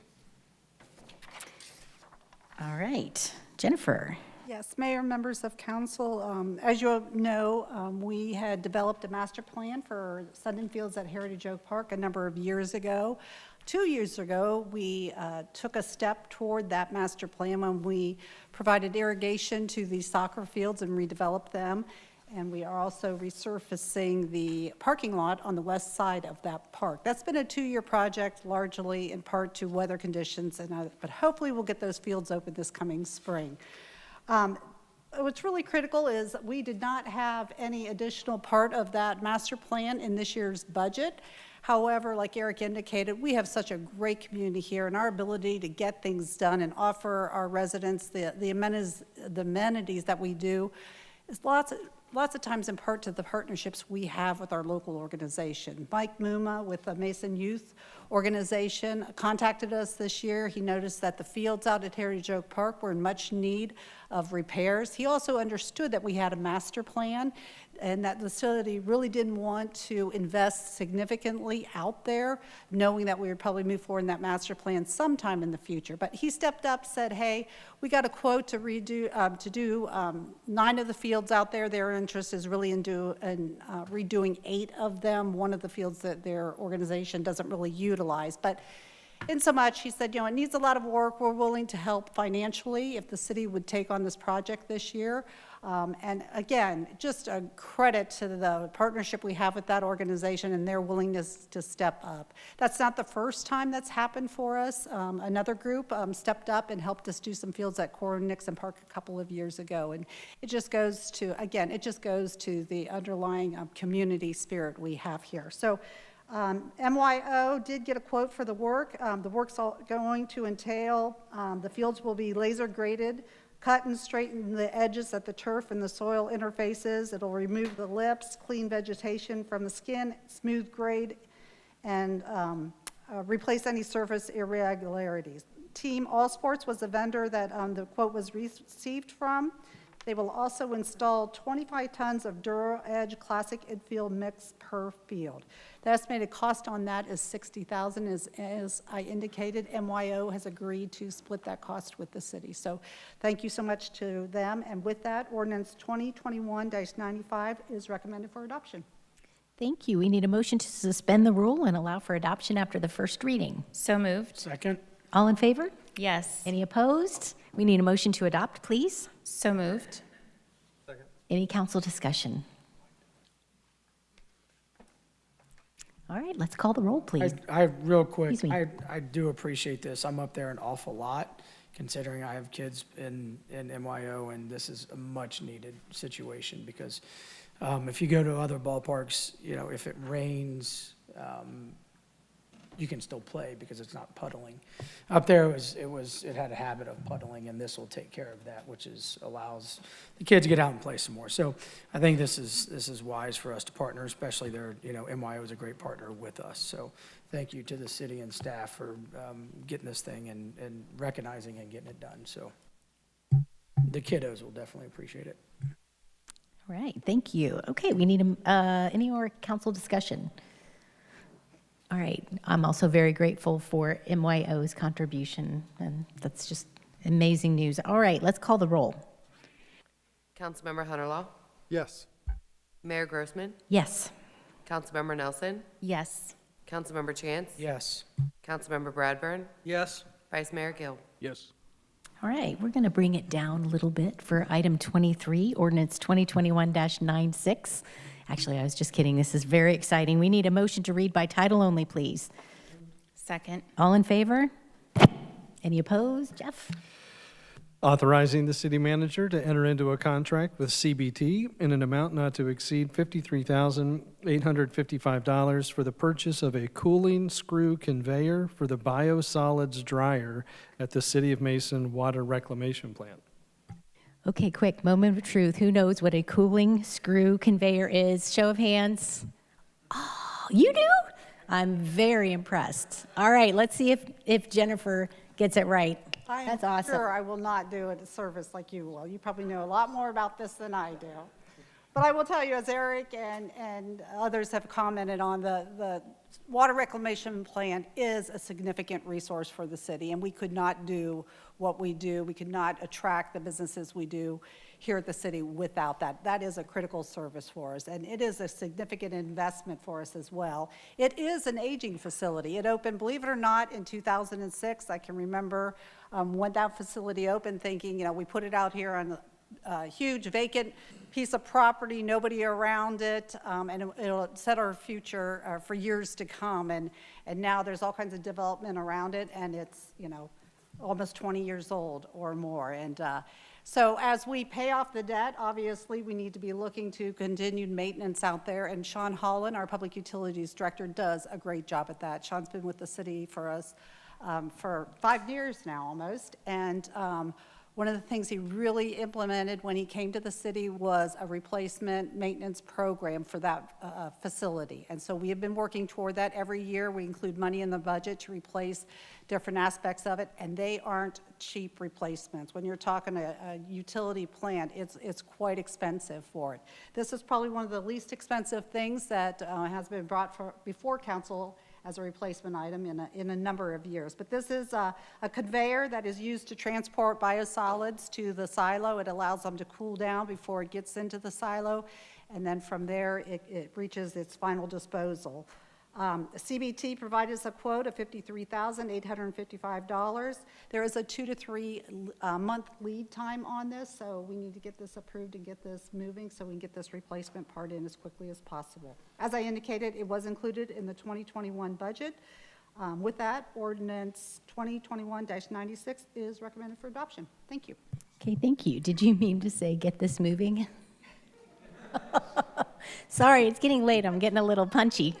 Oh, it was a good one. Well, we're talking about poop tonight. You know, it's a thing. Okay, a motion to suspend the rule and allow for adoption after the first reading. So moved. All in favor? Yes. Any opposed? We need a motion to adopt, please. So moved. Second. Any council discussion?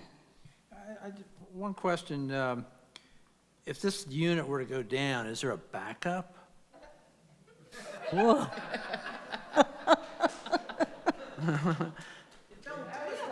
That's what I you know, I mean, well, I didn't mean to say that, but, yeah, well, I back up a spare, because, you know, I remember an issue with the pool and with motors, pumps, okay? And I think originally, like, we didn't have a backup when one of the motors went out, or to obviously drive the pump. And I think we've gone ahead and we now have that. So, you know, I guess all I'm saying is, you know, I'm quite sure we have competent staff out there. They kind of know the reliability of the equipment. But, you know, if you need to come back to us and say you need a spare, okay, feel free to come on back. Okay? I think their plan is that council members have to hand crank it so that it goes down the belt. Well, we've had a lot of potty talk. Any more council discussion? Let's call the roll, please. Mayor Grossman? Yes. Councilmember Nelson? Yes. Councilmember Chance? Yes. Councilmember Bradburn? Yes. Vice Mayor Guild? Yes. Councilmember Hunterlaw? Yes. Council, I have a suggestion. We could motion to move recognition of visitors up to the present tense, or we can tackle committee reports and old and new business prior to that. What would you like to do? Any suggestions? Any motions?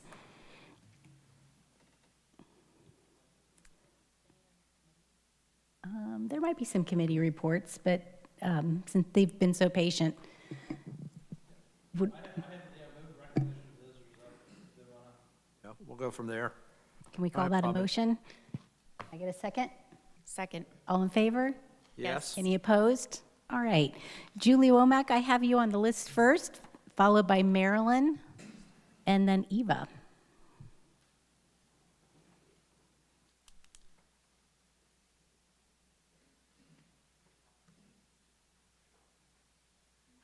My name is Julie Womack, 6854 Roberts Park Drive. I'm going to try something on there. We'll see if that works.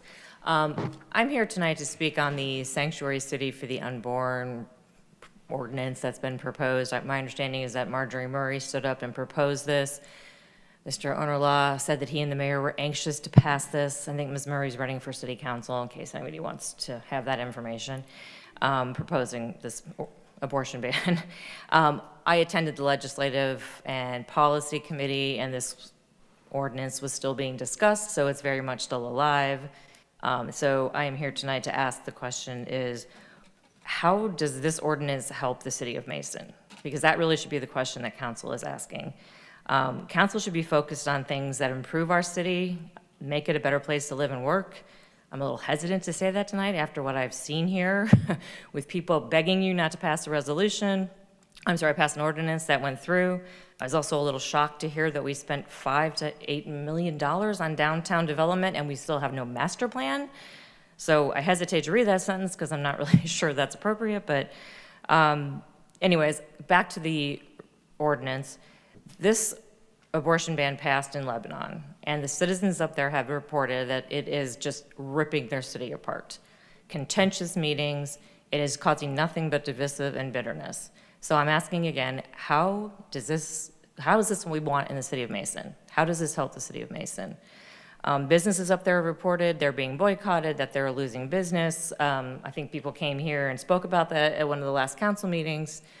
Our businesses are recovering from a pandemic and still struggling. Sounds like A lot of our downtown businesses are now going to lose parking and are concerned about their, future. A boycott in Mason will affect downtown businesses. It will affect all businesses in Mason. How is this helping our city?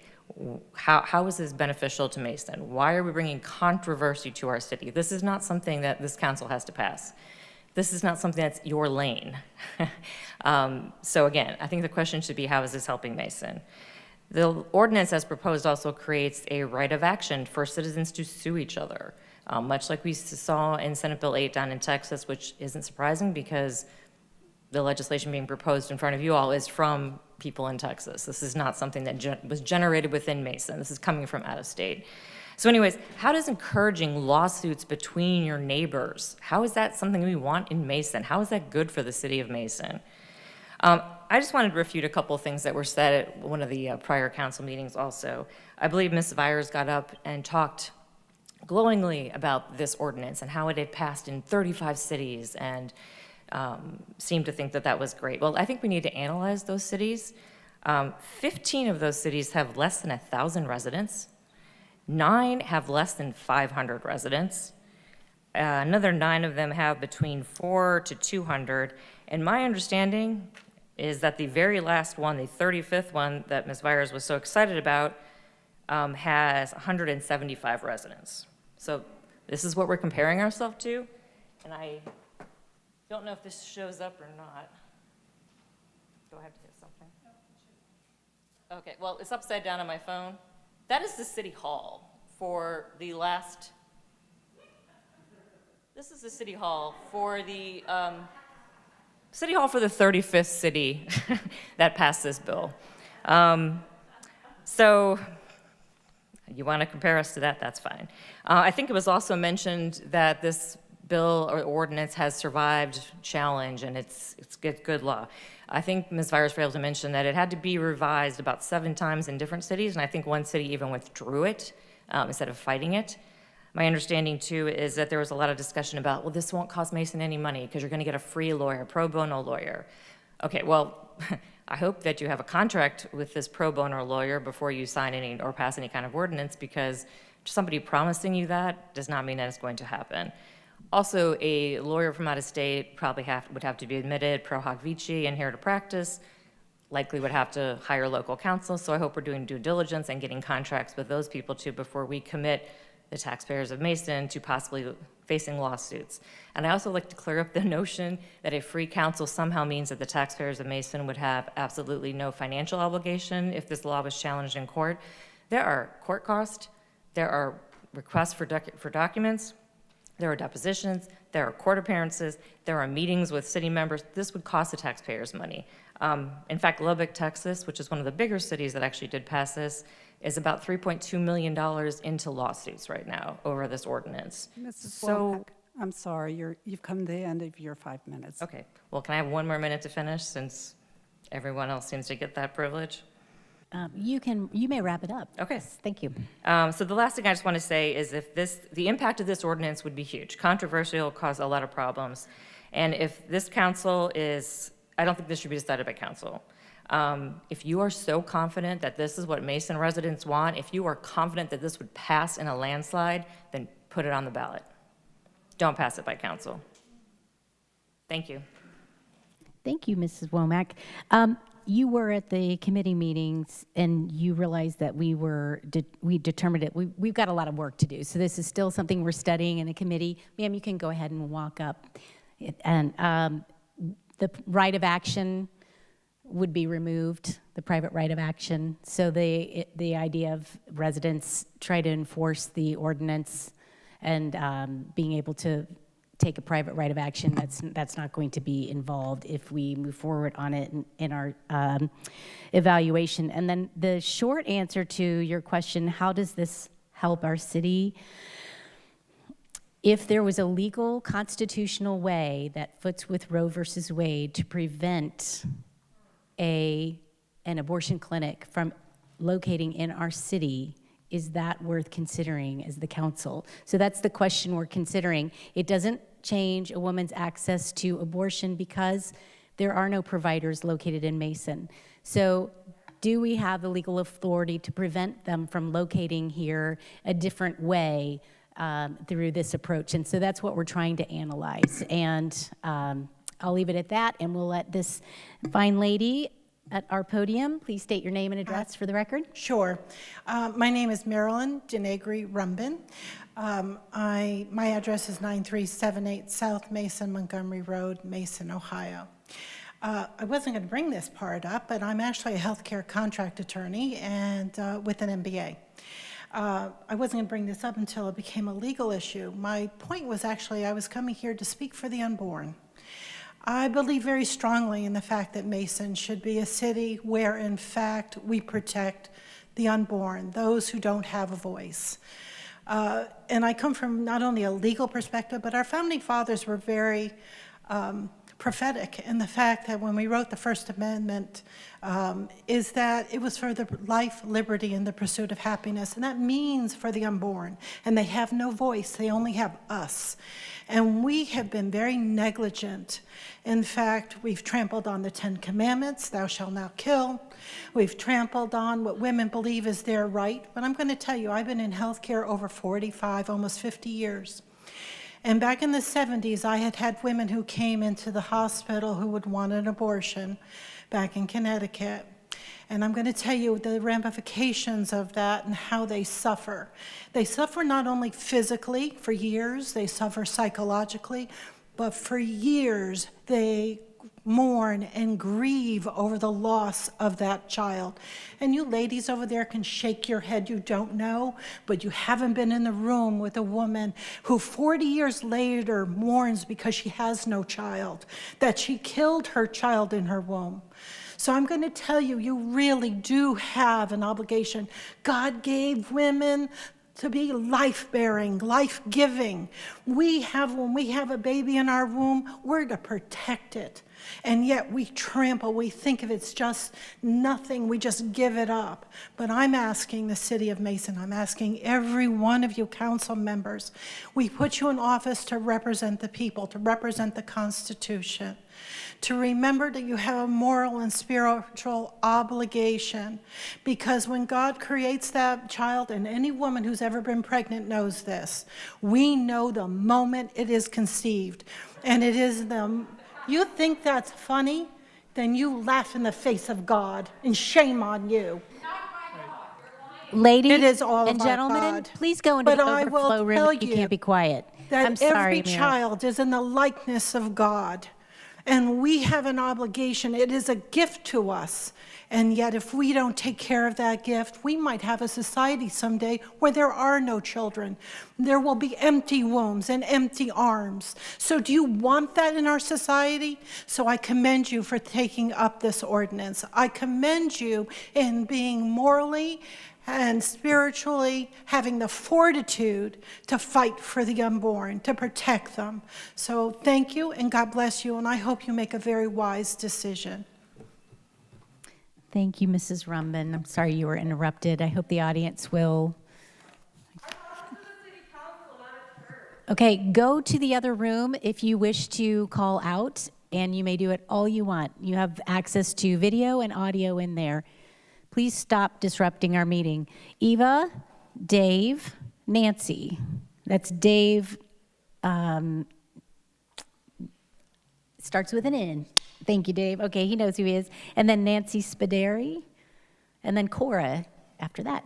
Welcome, ma'am. Thank you. Eva Schneiderman, 35233 Lane in Mason. I think it's very difficult to talk about beliefs and about our emotions because both sides are very emotionally charged. So I'm just going to take a little bit of pause and present some of the facts. So first of all, I am a resident of Mason for 18 years, since 2003. I have 3 children. I have been married to my husband for 28 years. I am pro-kids, I am pro-families, and I have pro-choice. That pro-choice is very important. There are several reasons why I chose to stay in this country 5,000 miles away from my parents, from my siblings, and from my friends that I have grown up.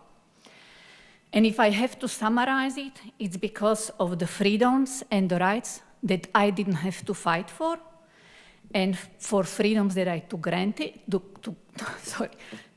for, and I think it's time to about stop. Freedom of speech. I'm standing in here for my beliefs, and I hope that my car or my house will not be vandalized, and I'm sure that my child in Mason City School will not be bullied. And believe me, she already was for the mother she has. Second, human separation of church and state. You are representing the entire Mason community, including me. And I hope that in the service of this community, you are caring for economic and betterment of every single resident in this city. For all of us that we work and we live in here. And I hope that by taking oath of this office, you will critically evaluate all of the reasons, good and bad, for taking any stand for this community. And I ask you to leave your belief and your church behind, because some of our beliefs are not the same as yours. Human rights. Over the last 30 years, I lived in the United States. I witnessed progress of equalization of the rights in politics, in science, in economy, and in business. Well, we are not there yet, and we have lots of work that we have to do because human rights continues to be challenged. Last time I checked, United States externally proclaims itself as a country that has most advanced human rights agenda. I believe that this is commonality that we can build on between Democrats and Republicans alike. Yet this council fails to recognize that reproductive autonomy has been, including rights of abortion, has been recognized as a basic human rights under the United Nations Charter. You can go and you can check on that. You have also modeled your ordinance based on the example of the Texas. Restrictions in the abortion of the Texas are very comparable to restrictions experienced by women in following countries. Please listen. Afghanistan, Andorra, Bangladesh, Congo, Gabon, East Timor, Guatemala, Libya, Mauritius, Nigeria, Oman, Senegal, Saudi Arabia, Syria, United Arab Emirates, Trinidad, Sierra Leone, Papua, Morocco, and Yemen. Now, I do not know how about you, but I wouldn't choose to live in those countries. I think we all live in the United States of America. Lack of tolerance, respect for their citizens, and violence clearly demonstrates its ugly head also in abortion restrictions and access to health as well. These countries are also known for a lack of rights for their humans, for their women, and for their citizens. And they also demonstrate lack of compassion for women that were raped, sexually assaulted, and mutilated.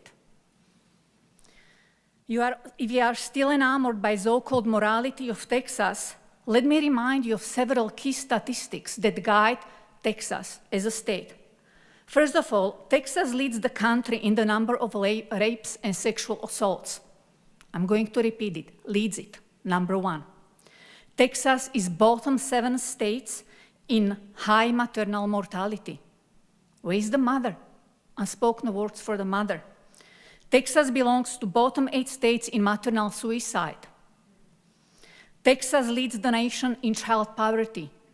Again, it leads the nation in the child poverty. Texas has one of the highest rates of teen pregnancies in the United States.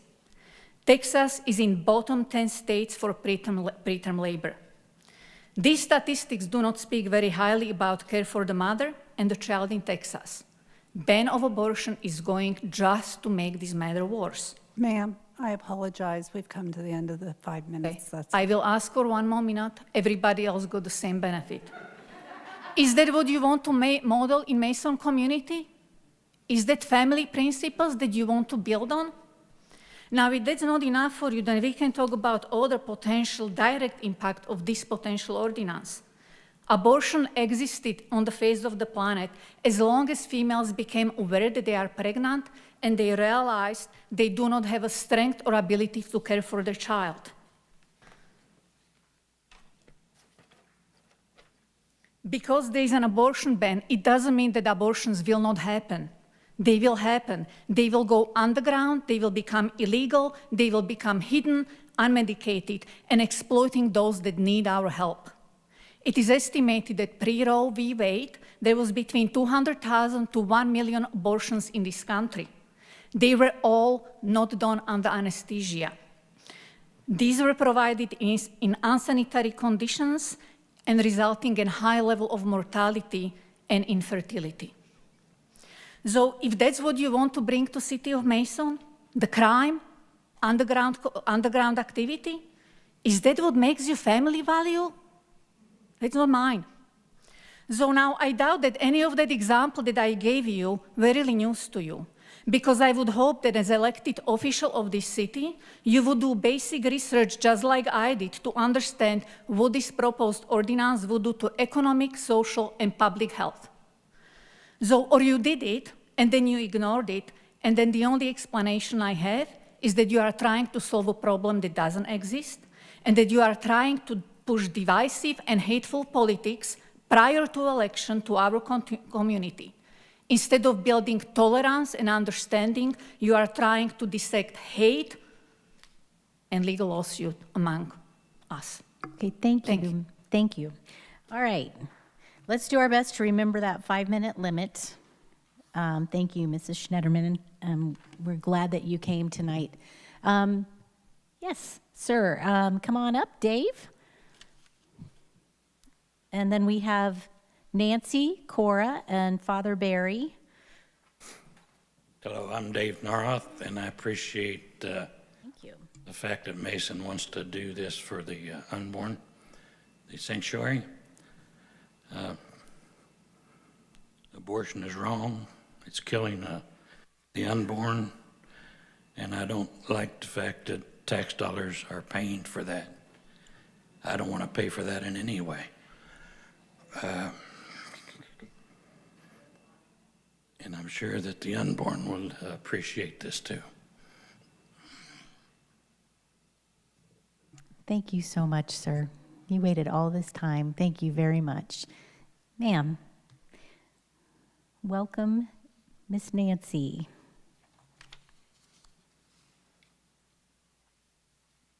Evening.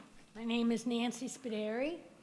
I live at 7087 Scarlet Oak Court here in Mason.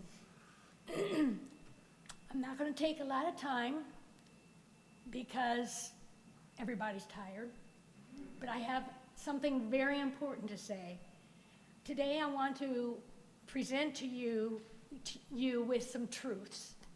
The first truth is science proves that life begins at conception. We also know that murder is a crime.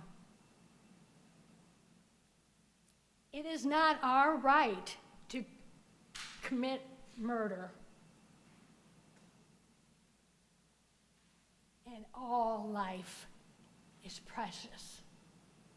Thank you for considering making Mason a sanctuary city and protecting that precious life. Thank you, Mrs. Spaderi. Cora? Welcome, Cora. And Father Barry, you'll be next. And then I have Nicole Laparati after that, if she's still here. Hi, I'm Cora Steinberg, longtime listener, first-time speaker. I live at 7727 Coveview Drive here in Mason. I've been living here for 22 years, but after last week's council meeting, I'm not sure why I'm staying. I've worked as a nurse, registered nurse here locally for the last 11 years. My current field is in mental health nursing and patient psychiatric nursing. I worked 9 years in hospice, and I recently worked for 7 years as a forensic nurse specializing in victims of sexual assault and domestic violence. I've worked for years, one-on-one with individuals in dire situations and complicated situations. This soon proposed ordinance for the unborn, and even the phony family values piece is just super disrespectful and utterly insulting, as the city council feels that they can tell others what to do with their lives.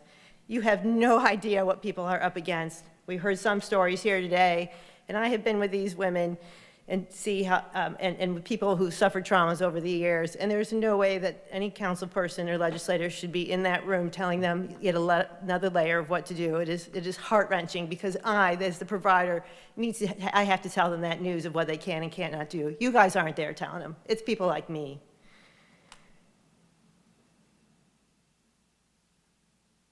At the last meeting, Mayor Grossman claimed that the public here was being disrespectful, and she was quoted saying, "It wasn't my call to end the meeting."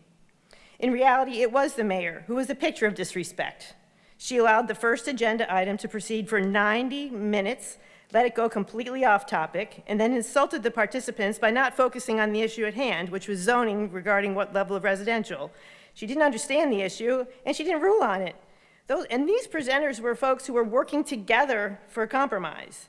The mayor was disrespectful of the presenters, homeowners, and every single visitor in the room. You gave 90 minutes to an issue that affected maybe 100 homeowners, all the while knowing that the majority of visitors were in attendance to discuss an issue that affects 100% of us in Mason. That's disrespectful. Then the mayor redid the rules mid-meeting and willy-nilly jumped to the end of the visitor list to number 60, even though many of us and many others had arrived super early to the meeting to get their name on early. That's disrespectful.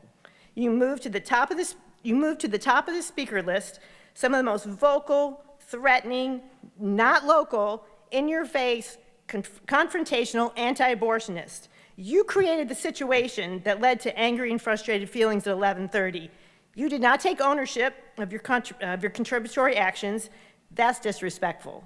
You clearly did not want to hear from the 60 speakers. That's disrespectful. And then you hid behind your city manager and the police department saying, oh, they made the call that this was unsafe, which it was not. It was just loud. There was nothing unsafe, nothing that required that I needed to bring my keys in a plastic bag today. Good grief, the women here couldn't even bring their purses in if anybody else didn't know that already.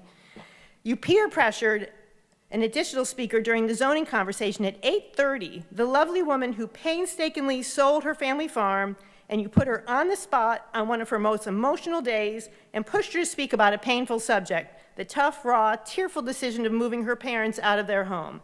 That topic was not relevant to the issue at hand. That's disrespectful. Coincidentally, the same weekend leading up to that August 9th meeting, I had been packing up my parents' home, where they've lived for 50 years and I grew up, so they could live closer to me in Mason. It was a personal decision involving the whole family that was years in the making. They live, and I grew up in a lovely little Ohio city, 3 hours north of here, outside Toledo, Ohio. This city does not have big business, but home buyers flock there because they have a lovely, walkable community with a viable, charming downtown.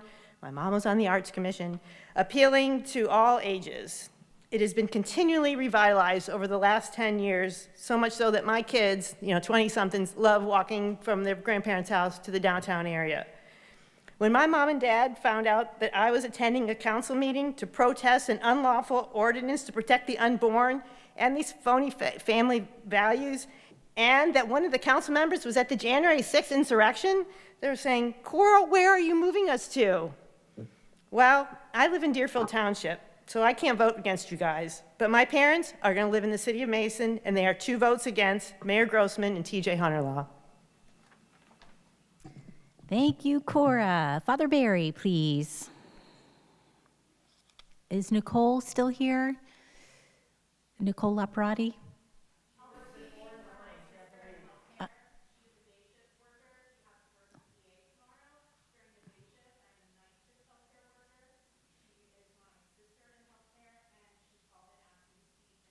Oh, that'll be fine. Okay. She was here at the beginning, I remember. And then we have Ian and then Adam. All right, Father Barry. Thank you, Mayor Grossman. My name is Father Barry Steckschulte. I go by Father Barry because Steckschulte is a little too hard to say. I'm from up north in the Archdiocese of Cincinnati, and I used to live 20 years ago, I lived on Mason Montgomery Road. I was a young single guy, and who would believe that 20 years later I'd be the pastor of St. Susanna Church here in Mason, Ohio. 4,700 families, 640 kids in our school over there in Mason on Reading Road. I was going to say my address is 616 Reading Road. That's it's a church, but that's practically where I live all the time anyway. I'm working all the time there.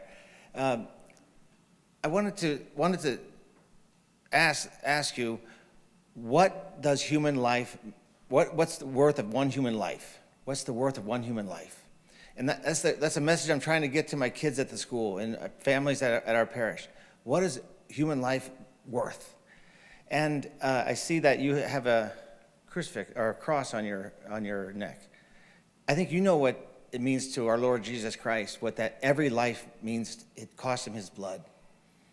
And I think Vice Mayor also, the worth of human life. You're talking about growth. You're talking about the good that more people in the city of Mason does for you. And a life-affirming ordinance is what we need here today to continue to grow, to continue to choose life over death. And I think if we have to come down to the heart of it, scientifically, modern science says that there's life at the moment of conception. A unique human being exists, and we believe it's a person. And we believe it's protected under the Constitution as a citizen of this country. And when the City Council makes this ordinance, they are going to say, we affirm the lives of every single citizen. We don't want anything getting in the way, destroying that life. And then further, as believers, we believe that life is precious before God. God made that, knows that person even as a little zygote, even as an embryo. God knows him. The only difference between that life and the baby that comes out of the womb is 9 months of development. We have to affirm that in our communities. So I pray that you have the courage to make that affirmation of life. Choose life. Death is not the answer. We have too much death in this world. What is human life worth to you? Thank you.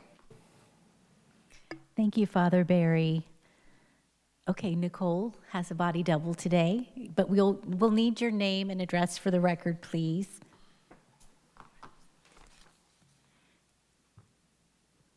Hello, my name is Tricia Hilton Mills, and I live at 535 Shawnee Lane in Mason, Ohio. I live there with my 9-year-old daughter and my 13-year-old son and my husband, because that seems to be important. We've been married for 18 years. I'm a registered nurse in the state of Ohio and the state of Virginia, and I have been a nurse for 16 years, and I graduated from the University of Cincinnati. I have been a Mason resident for the entire time my children have been alive. I've been here for 14 years. So I'm here to speak for my sister in healthcare, Nicole, and also for my children and for myself. I noticed this evening that we spoke as a council representing Mason, Ohio, that accepting the idea of medical marijuana into Mason should be a federal decision, and you want to stand by the federal government's decision. I truly feel that there are some things that just will end up with the federal government, and Roe versus Wade has been settled. And as you see in Texas, the federal government has placed an injunction, has gotten involved.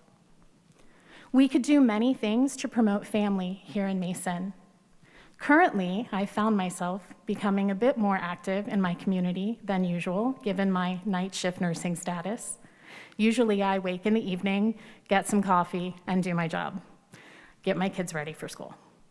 But we could protect families by making a mask ordinance, by finding out whether Mason will require all of their employees to be vaccinated, by providing factual, sexual, reproductive health care to the Mason students who are incredible scholars and more than capable to handle anatomical, reproductive health education in a developmentally appropriate level for each year. It allows our children not to become victimized and to make good choices about their future family decisions. We could also role model and be kind and not bully, not patronize the people who we are here to lead. And I've spoken about this before, and it seems to be the game plan, and it's unfortunate. I don't like to be patronized. I don't think anyone else here does. as much as I respect both sides of this issue, it is a church versus state issue as it stands, and it has absolutely nothing to do with babies. You mentioned, and I had not planned of speaking of this, of the mentally ill mother who killed her child. I've worked in pediatric and community emergency departments. I've worked at the Leonard Center of Hope as a psychiatric adolescent mental health care nurse. And I also recently spent 5 years as a neonatal intensive care nurse. I see what happens when women are forced to do things that they are not capable of doing. I've held children who are suffering from neonatal abstinence syndrome while they screamed, knowing that the only thing I could do was rock them, feed them, and sing to them until they could have their next methadone dose. I wish those moms had more choices, but we are so caught up in reproductive health in some of our states that we can't even help these women. And obviously, that mentally ill woman who decapitated her child in front of another child on her kitchen table did not get the health and support services that she needed. Mason will only be bringing us Brightview babies. We happily supported Brightview. I know the doctors who started it, worked with them when I worked for Mercy Health. I think what they're doing is filling a service, but I don't want there to have to be any more Brightview babies. In June, the Republicans in the House of the state of Ohio removed $7.5 million from the temporary assistance for needy families in the middle of a raging COVID pandemic, which at the time, even though we were fighting about masks, we agreed was fact. The Ohio Right to Life group pursued House Bill 110 for 3 years and made many enrays in the Republican Party. This is supporting emergency pregnancy clinics that women go to because they're scared and they don't have the educational basis about their body that they need.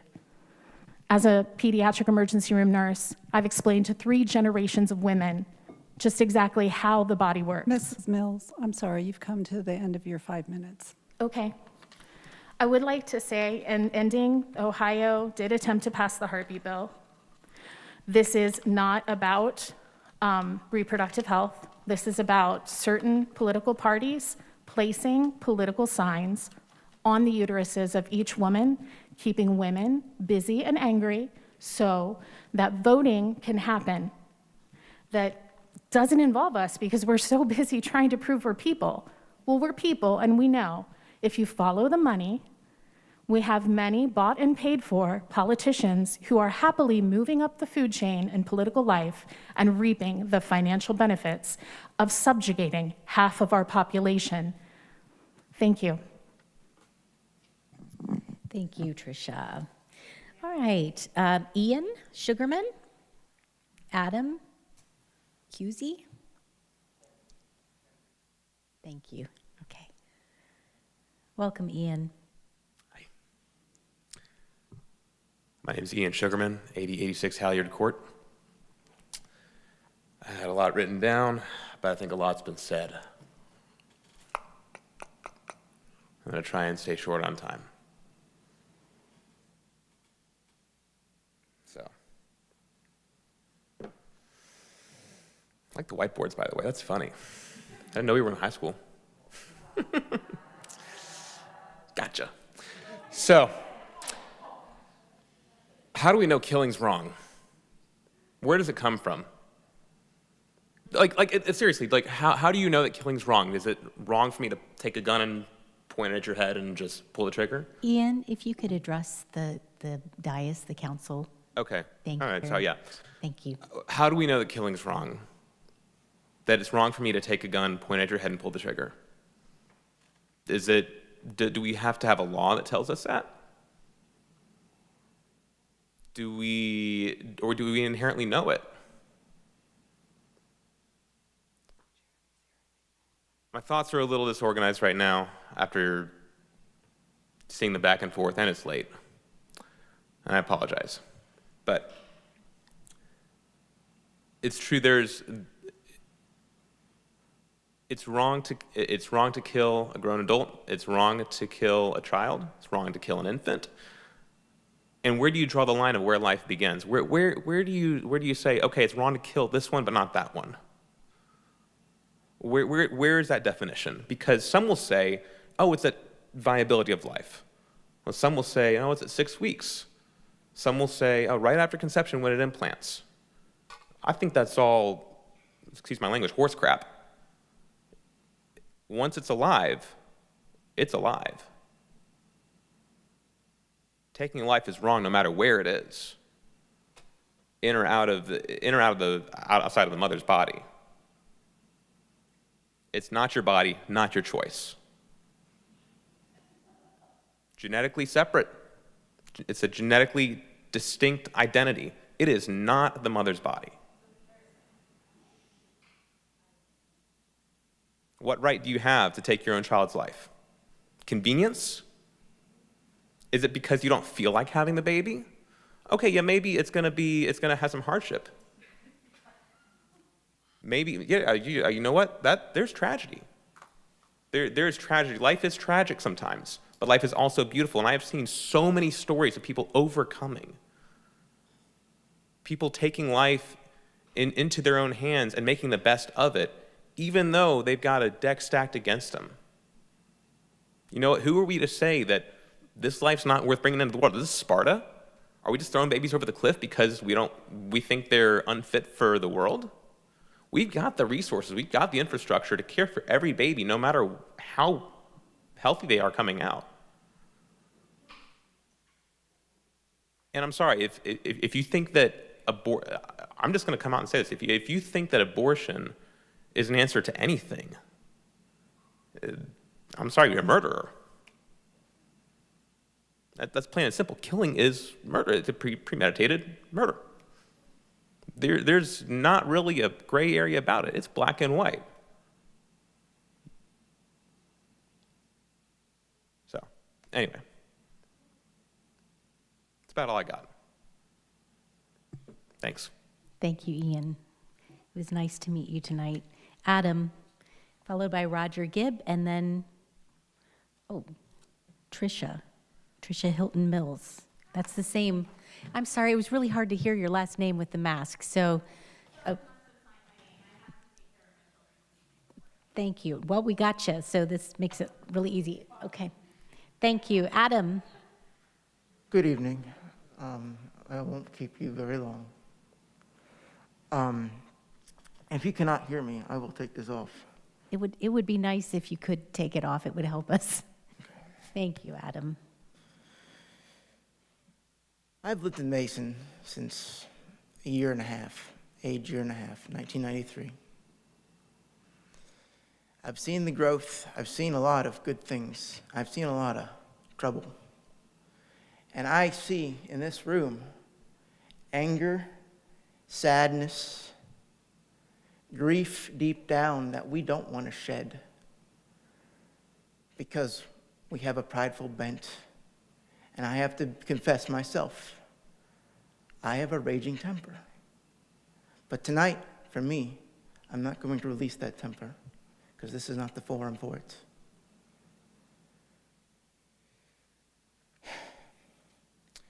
A lot of religion has been spoken up in here tonight, and a lot of anti-religion has been spoken up tonight.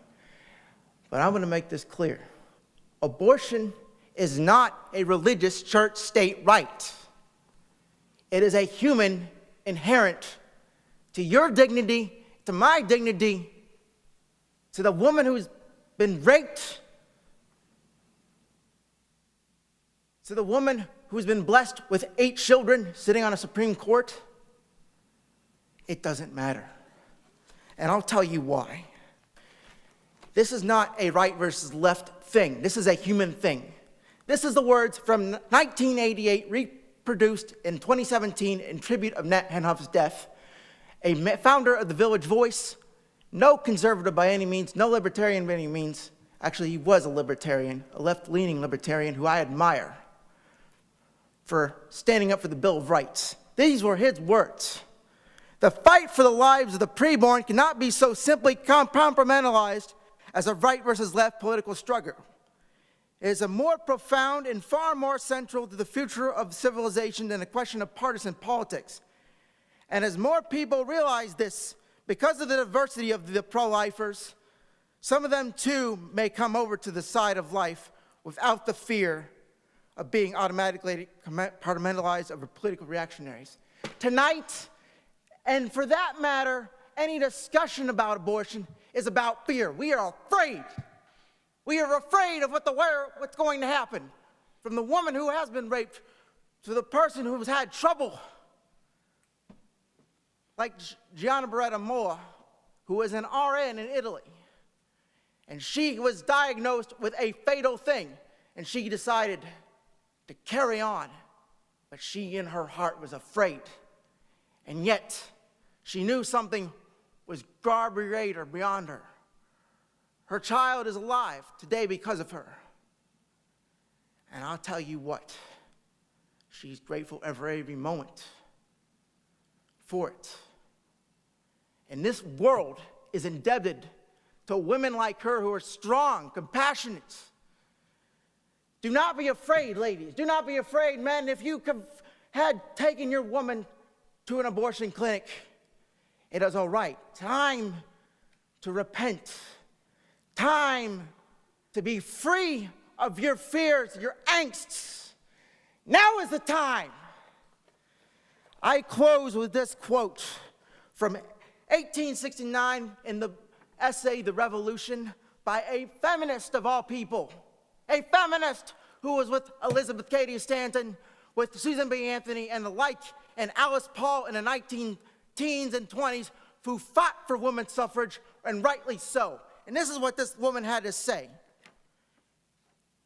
When a man, and I will ad-lib here, a man, 7 people on Roe versus Wade court, all men on that court decided that court. 7-2, all men. It wasn't until Senator Day O'Connor in 1981 when a woman was on the court. But I digress. And this is the man in this quote. When a man steals to satisfy the hunger, we can safely assume that there is something wrong in society. So when a woman destroys the life of her unborn child, it is evidence that either by education or circumstances, she's been greatly wronged. And that includes financial situations, relationship statuses. That includes every aspect of life. And that is what Maddie Brinkerhoff in 1869 so profoundly claimed. Thank you for listening, and I wish you Godspeed. And please, remember, you have dignity, no matter what side of the aisle you're on, and it may take time. But by golly, time is what we need. Thank you, Council. Thank you, Adam.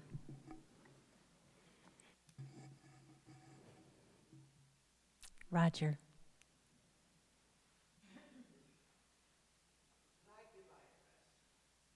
I've got it.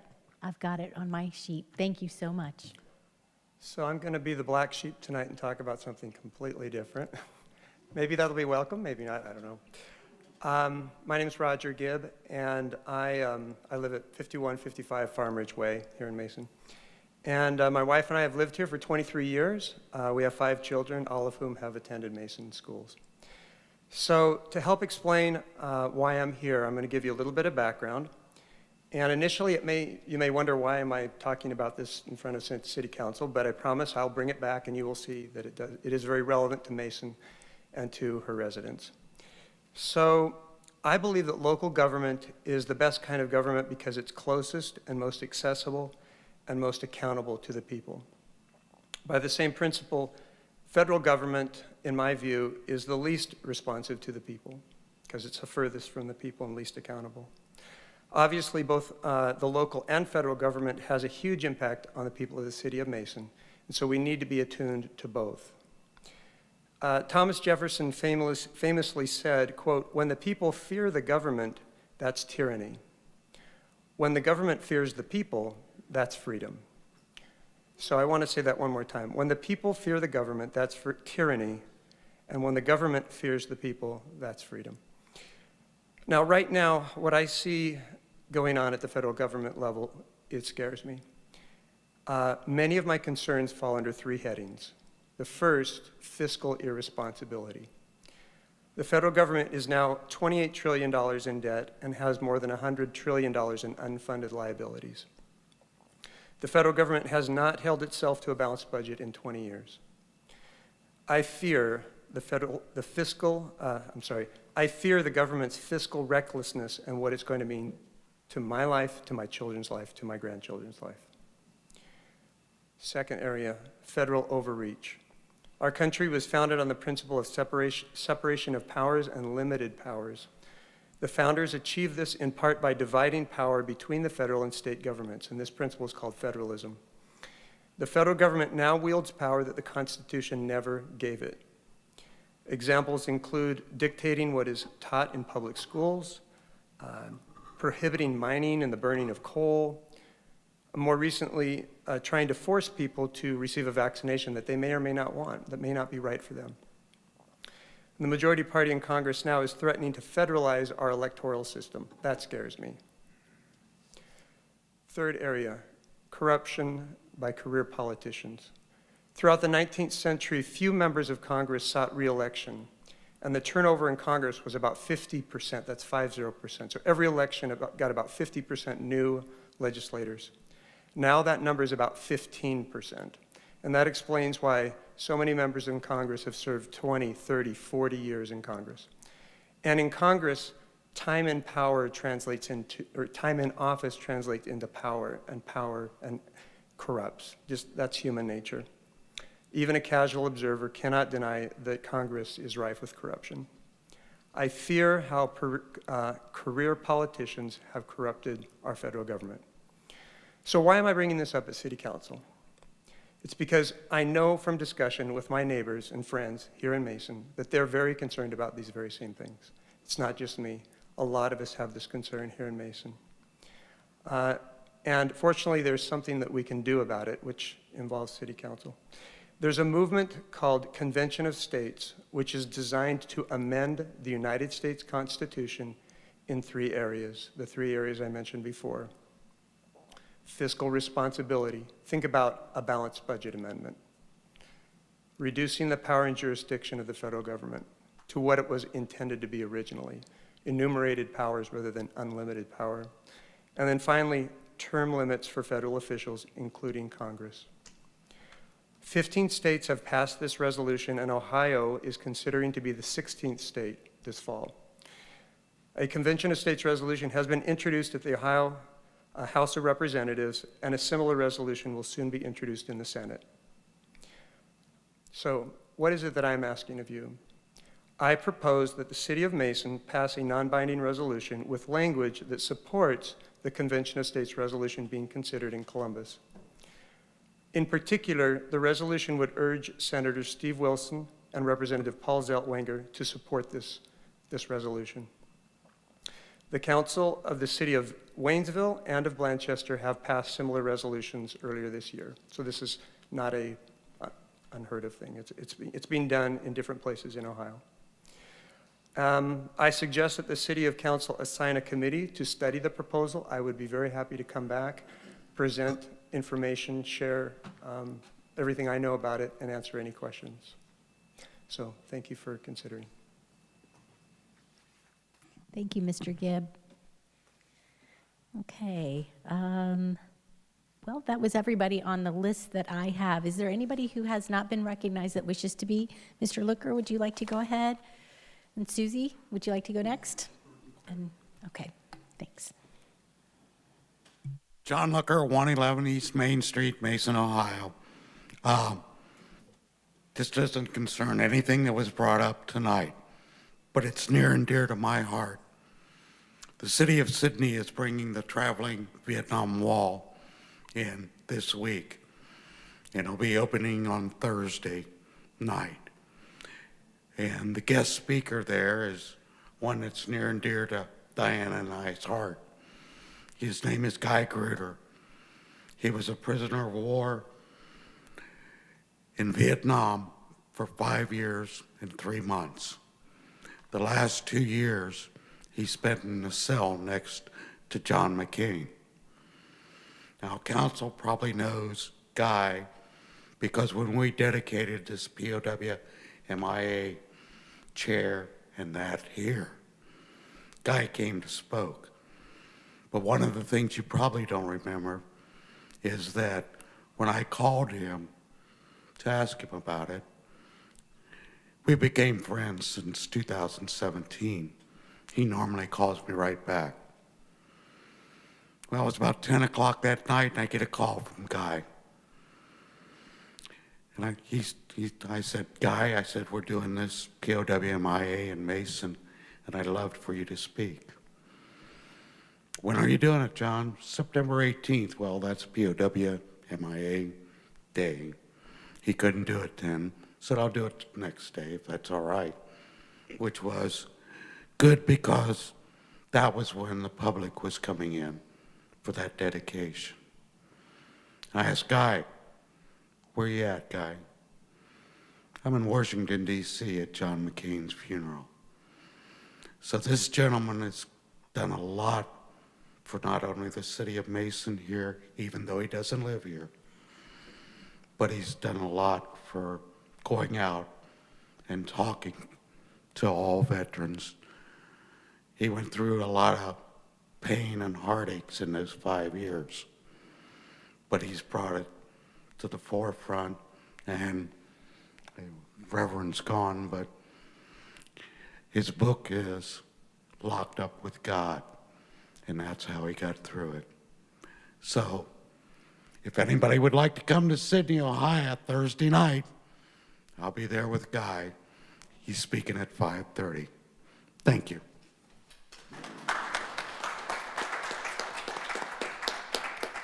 Thank you, Mr. Looker.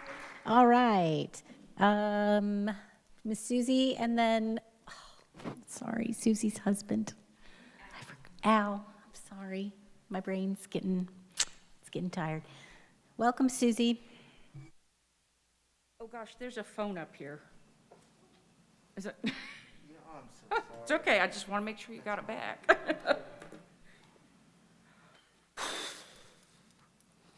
Hi, I'm Susie Lertzman, 7343 Red Oak Court. I've been a person who lived here for, how long have I known you, dear? 11 years? 12? I don't know.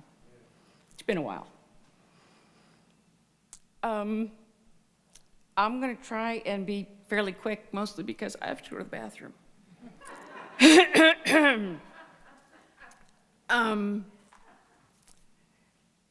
So, I guess the important things I can say quickly are, this is a religious debate. There are many people who say they speak for everyone. They don't. I don't belong to a major religion as recognized by most of you. You don't speak for me. My religion doesn't say anything about you can't have abortions or whatever.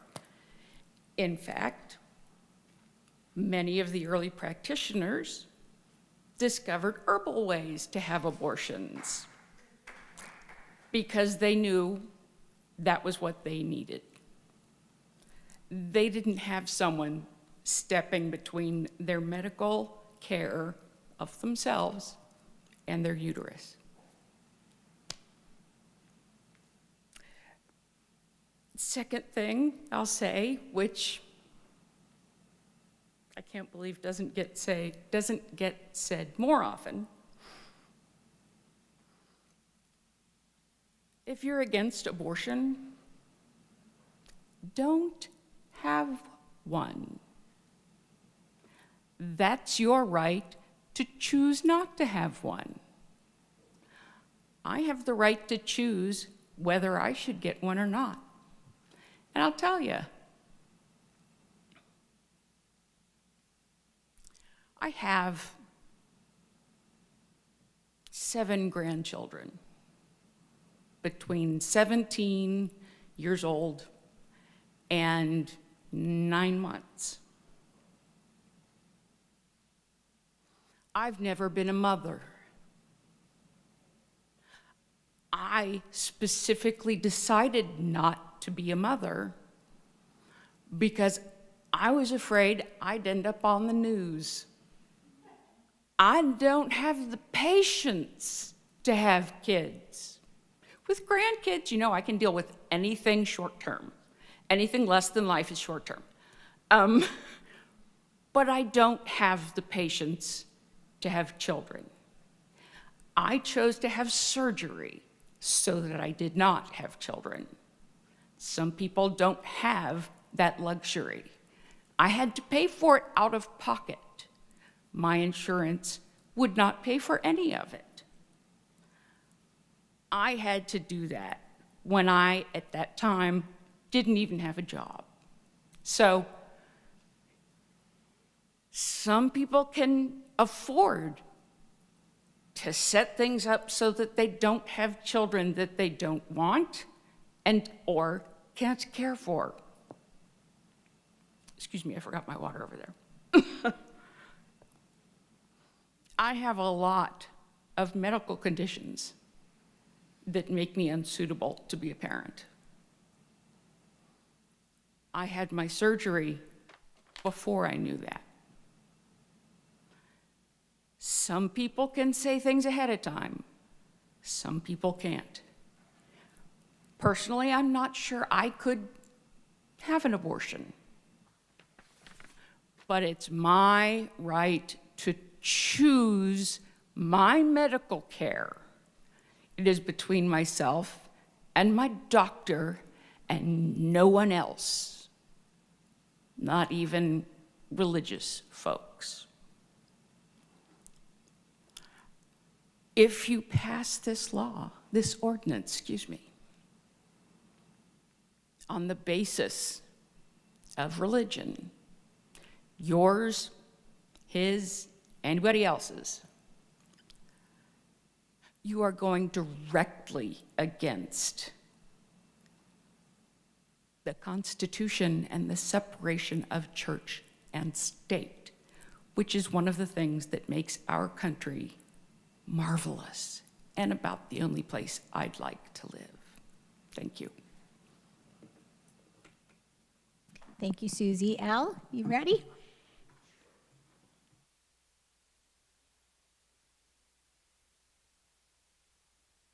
For clarity, if anybody's wondering how she has 7 grandchildren, never having had any, after my first wife died, she and I got married, and so she married into him. A couple of quick things. I got the opportunity to actually read the latest version of the ordinance that council is considering.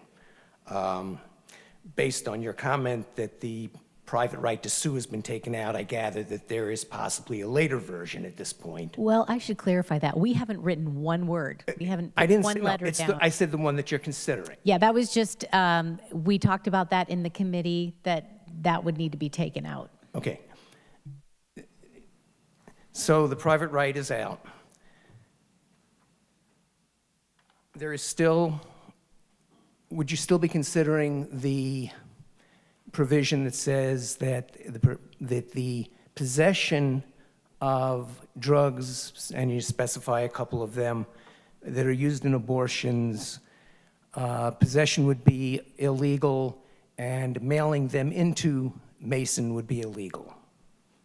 The reason I ask that, in part, is because one of the things that in all my years as a human resources manager advising the owners of a company when they were trying to think about policies they wanted to put in place was never put in place a policy you can't enforce. And there's no way on earth that you can legally enforce a mail embargo of something coming into Mason in the U.S. public, in the U.S. mail. So I would hope that you would take that out. So there are a lot of things in there that are similar, that you really need to look at the nuts and bolts. The other thing is admit that this will not stop a single abortion. I've got no issue if you want to zone no abortion clinics. That's one thing, okay? Claiming that this will stop abortionists from happening, that's not true, among other things, at least in the version that you guys were considering, that I was able to read. All I have to do is step across the border out of Mason, Deerfield Township, wherever, and I can provide funds, I can provide advice, et cetera, et cetera. And if I read it correctly, even standing in Mason, I could refer somebody for service outside of Mason.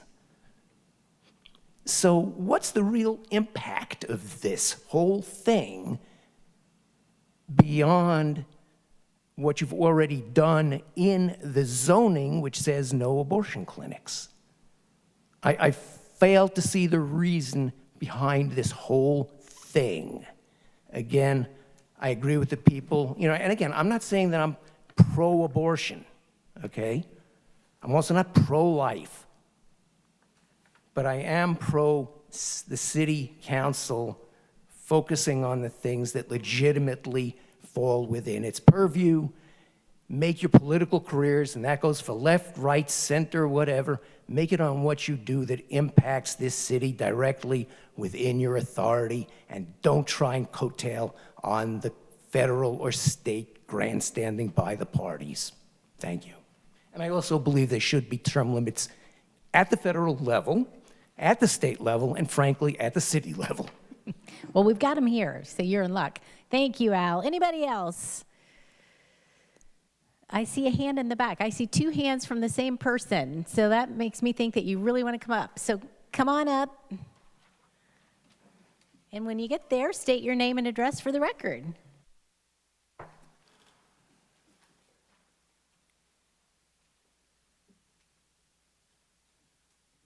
I'm Regina Brewer. Hello, everybody.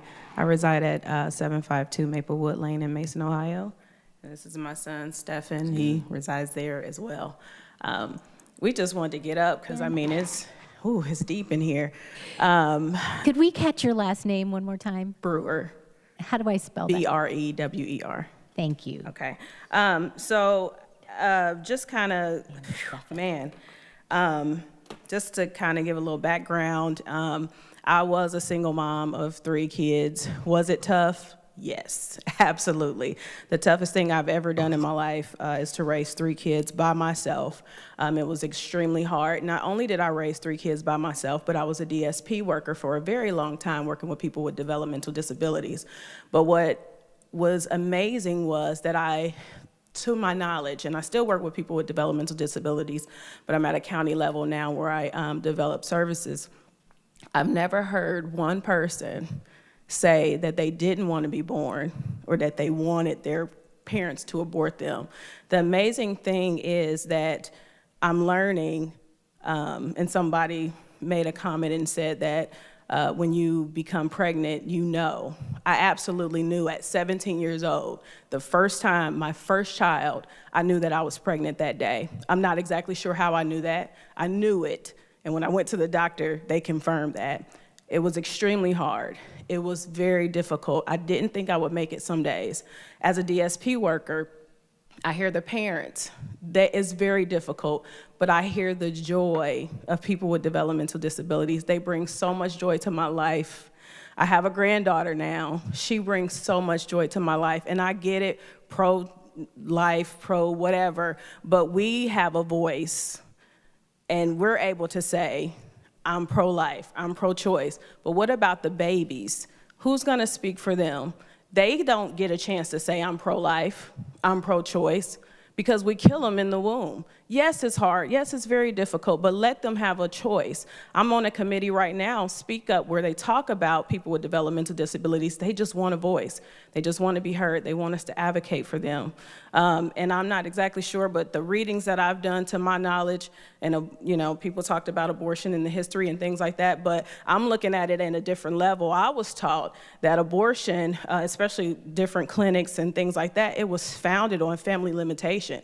It was founded to kill and exterminate people that look like us. That's what it was founded upon. And because everybody else is in here, I was given so much literature to kill my babies. And then when I talk to other people who don't look like me and they weren't even given that choice, it's just, I don't even want to bring up race, but I feel like if we go into the foundation and see that this thing was founded upon exterminating a group of people and we still support this. I get rape, I get all of that, but statistically, the people who have been raped and incest and things like that is a small portion. A lot of the people who want abortions are people who it's just gonna be inconvenient.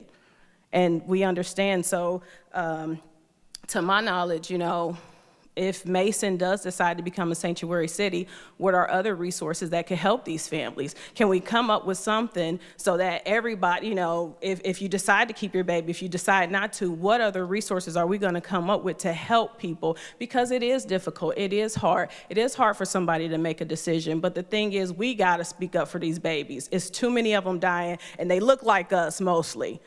So we gotta do something.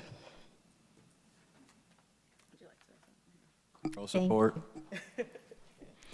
Well, Stefan, it was great that you came. You've been here all night.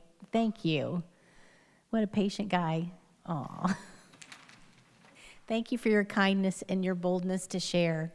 60 million abortions have occurred in the United States since Roe versus Wade. 20 million of them were people of color. It's a disproportion of,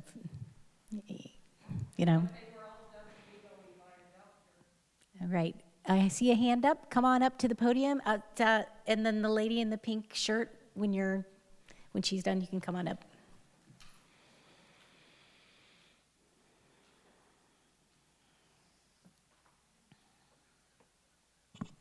Hello again. I've been here before, so greetings once more. My name is Gina Maroney. I live at 1111 Deerfield up in Lebanon. I don't think I mentioned this last time, but I am, as you know, Lebanon has already passed this ordinance, so I'm already living under this. And also, just an aside to the lady that just came up and spoke, I appreciate all your work with people with developmental disabilities. My brother has Down syndrome, and so I'm very familiar with people with developmental disabilities and the challenges that they face. And I appreciate that absolutely, because there is a concern about people aborting fetuses that may turn out to have developmental disabilities. But I think it would be disingenuous to say that only a small portion of abortions are for great exceptions like rape and incest and such. So, but anyway. Let me go with what I had already here. One second. Okay. So this is the thing that gets me. If there are no abortion clinics in Mason and it won't really affect us, quote unquote, why consider this ordinance at all? Because this just reads more like a political segue into re-election bids. If there are no clinics here, then why bother bringing this up other than to pull in votes? That's what it reads like to me. And if the city of Mason feels that my body is under its jurisdiction, which apparently the city of Lebanon already does, will they also pay for my pregnancy care if I get pregnant? Since they're forcing me to stay pregnant, then they ought to cover all my prenatal care, my doctor's appointments, my hospital stays, adoption process fees, and all the havoc that pregnancy will probably wreak on my body. I make $15 an hour, and I pay all my own bills, and it's taken me a year to save up for an iPad. I cannot afford a child. I have plans and dreams that don't involve having a child, and contrary to what a previous speaker said at the beginning of the night, I am not obligated to stay pregnant for anyone, least of all a hypocritical movement that calls itself pro-life but doesn't give half a crap about protecting their friends, neighbors, or themselves from a deathly contagious worldwide pandemic. Women generally do not know they're pregnant at the moment of conception. Maybe some do, maybe they have a feeling, that's fine. But the point of life, the point at which life begins and how that pertains to abortion access is not the decision of any religion, much less a city council. And you say this ordinance is not on the agenda yet. You should not even be considering this ordinance. This is not your job. This is not your lane. No one gets to force me or anyone else to keep a pregnancy I do not want. Stop allowing the magnification of voices that use emotional manipulation and biblical platitudes to pretend that a 6-week-old clump of cells has the same rights as a living, breathing person. And as always, stay out of my uterus. Thank you. Thank you.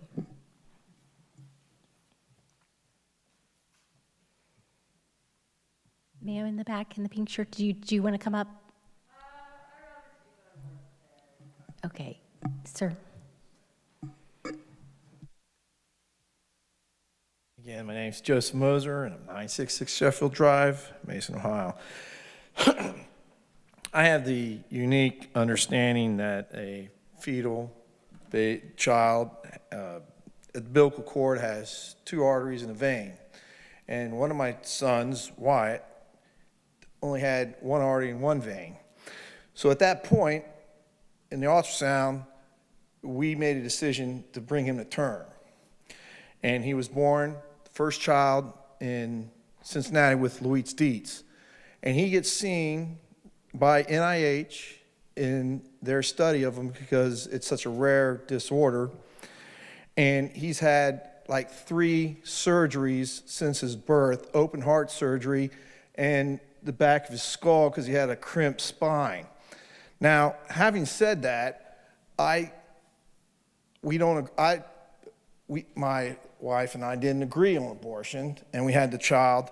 And the beautiful thing about that is he is now at an age where he understands Romans 10:9, where if you accept Christ in your heart as your Savior, if you acknowledge his death on the cross and Christ resurrected him from that death, that the grace of resurrection will be yours.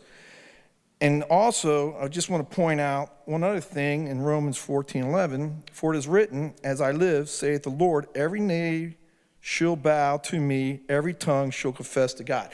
So whether you're believing in God, whether you're believing this is religion or not religion, first off, we are not governed by the UN, and the state has the right to your body when your spirit no longer exists. So you have to go to the corner to get the death certificate. Your family doesn't even own you.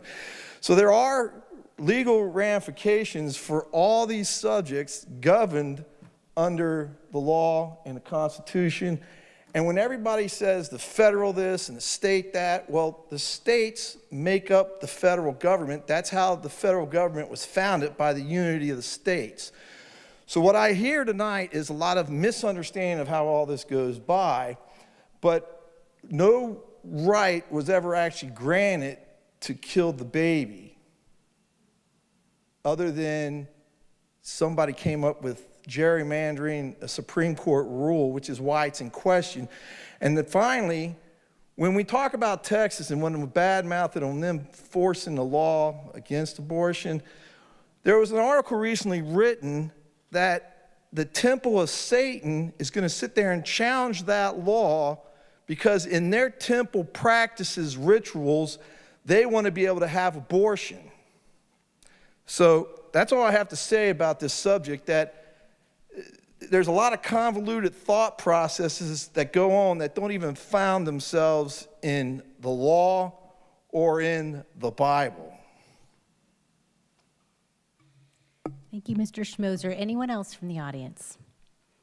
Mr. Looker? Okay, we got a quick one. I am.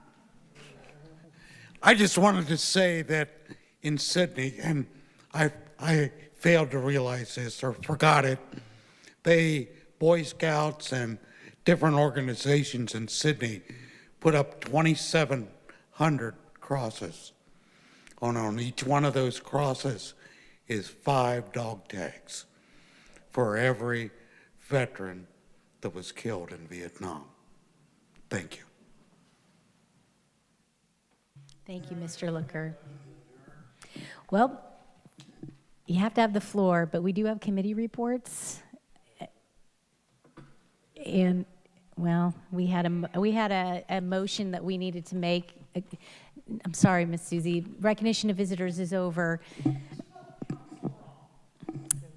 Oh, my. Well, I see.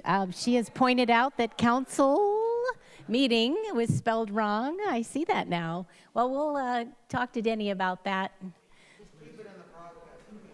Oh, well, we'll catch it later, maybe. I don't know if they can fix that or not. Probably not. Oh, well, every once in a while something happens, and you get an extra L. All right, well, item 24 is committee reports, and I do have one, and I'll make it very brief. The Policy and Legislation Committee met. We talked about the sanctuary city legislation. We didn't make any recommendations other than to keep studying it. And we, of course, worked on the resolution for families and for marijuana, and then we discussed something a little more serious about hiring independent counsel to investigate leaks of confidential information. And so what we need to do tonight is I need to ask counsel for a motion to engage Alan Abus from Dinsmore Law Firm to work, and the Dinsmore Law Firm to work with Policy and Legislation Committee to investigate leaks of confidential information. Is there a motion? I'll make the motion. Is there a second? I'll second. All in favor?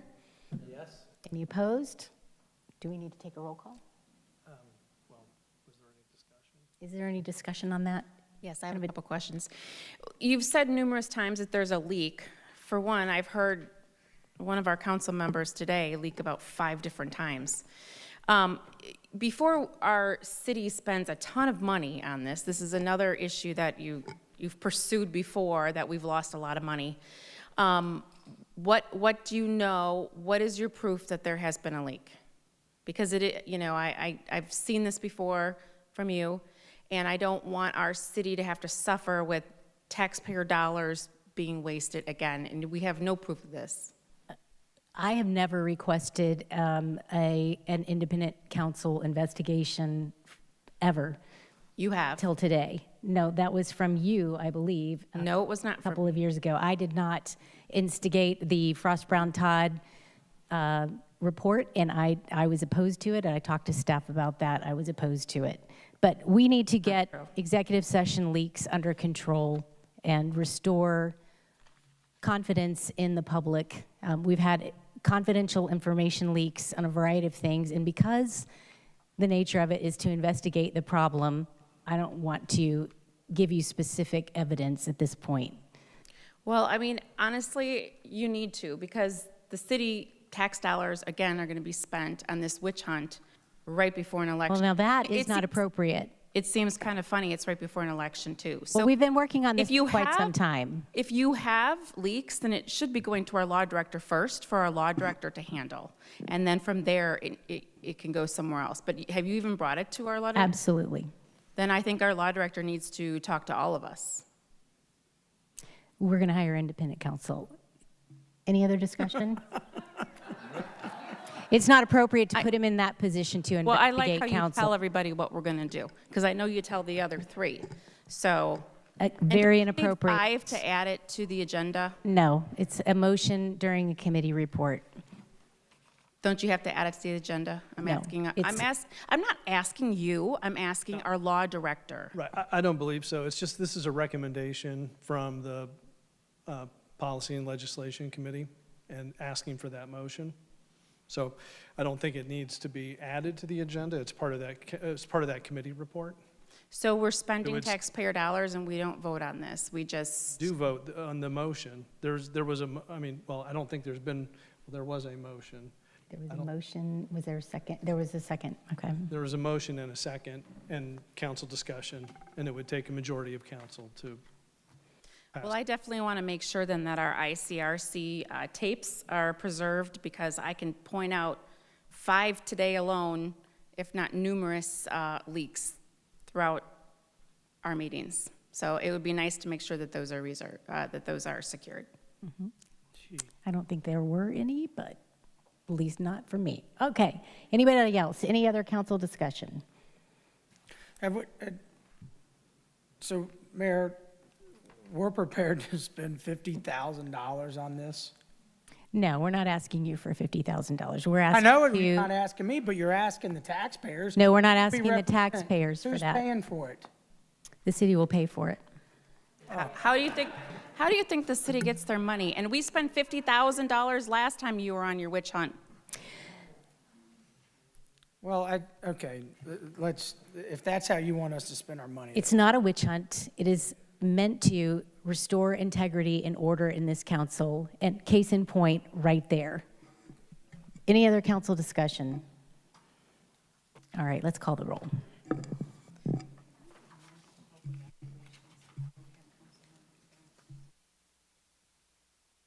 Councilmember Nelson? No, not unless there's proof.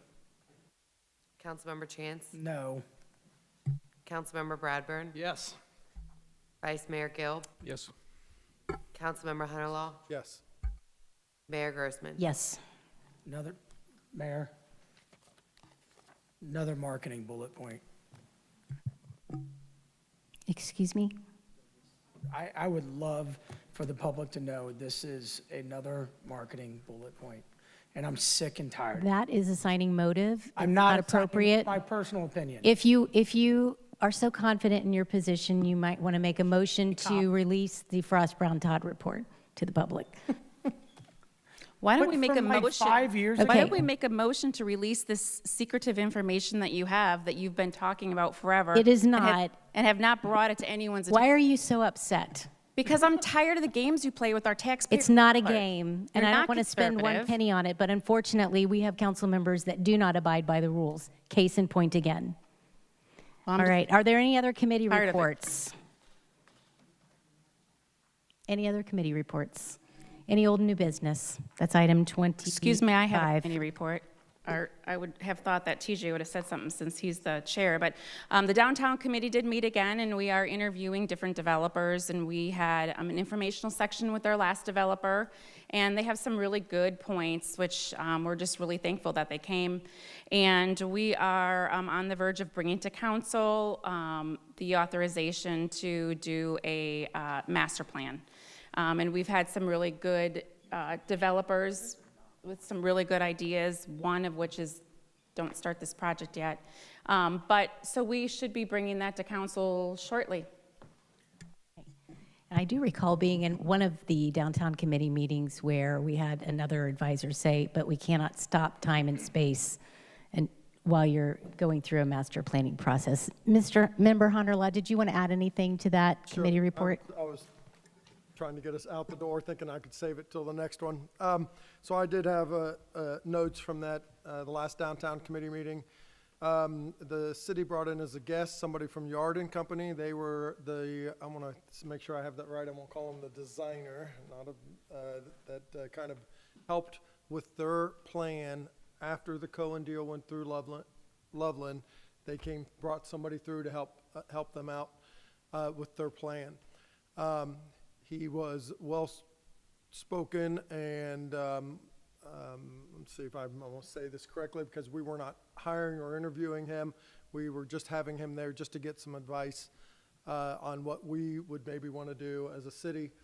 I did ask him if we were to have something done, if we were to have a master plan done for our city, what would it do to property values? And I think I mentioned that again tonight. And the concern was, and he admitted to reluctantly, was that it does raise the property values to the point where it would stop development.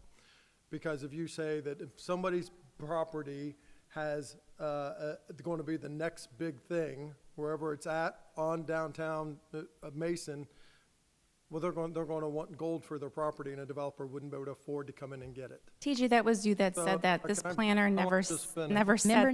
Nelson, you are not recognized by the chair. Well, there's incorrect And you may not address council members directly across the dais. Please remember the rules. Please go ahead and finish, Member Some Hunter. of us, we try to live by the rules of this council. So anyway, that was it.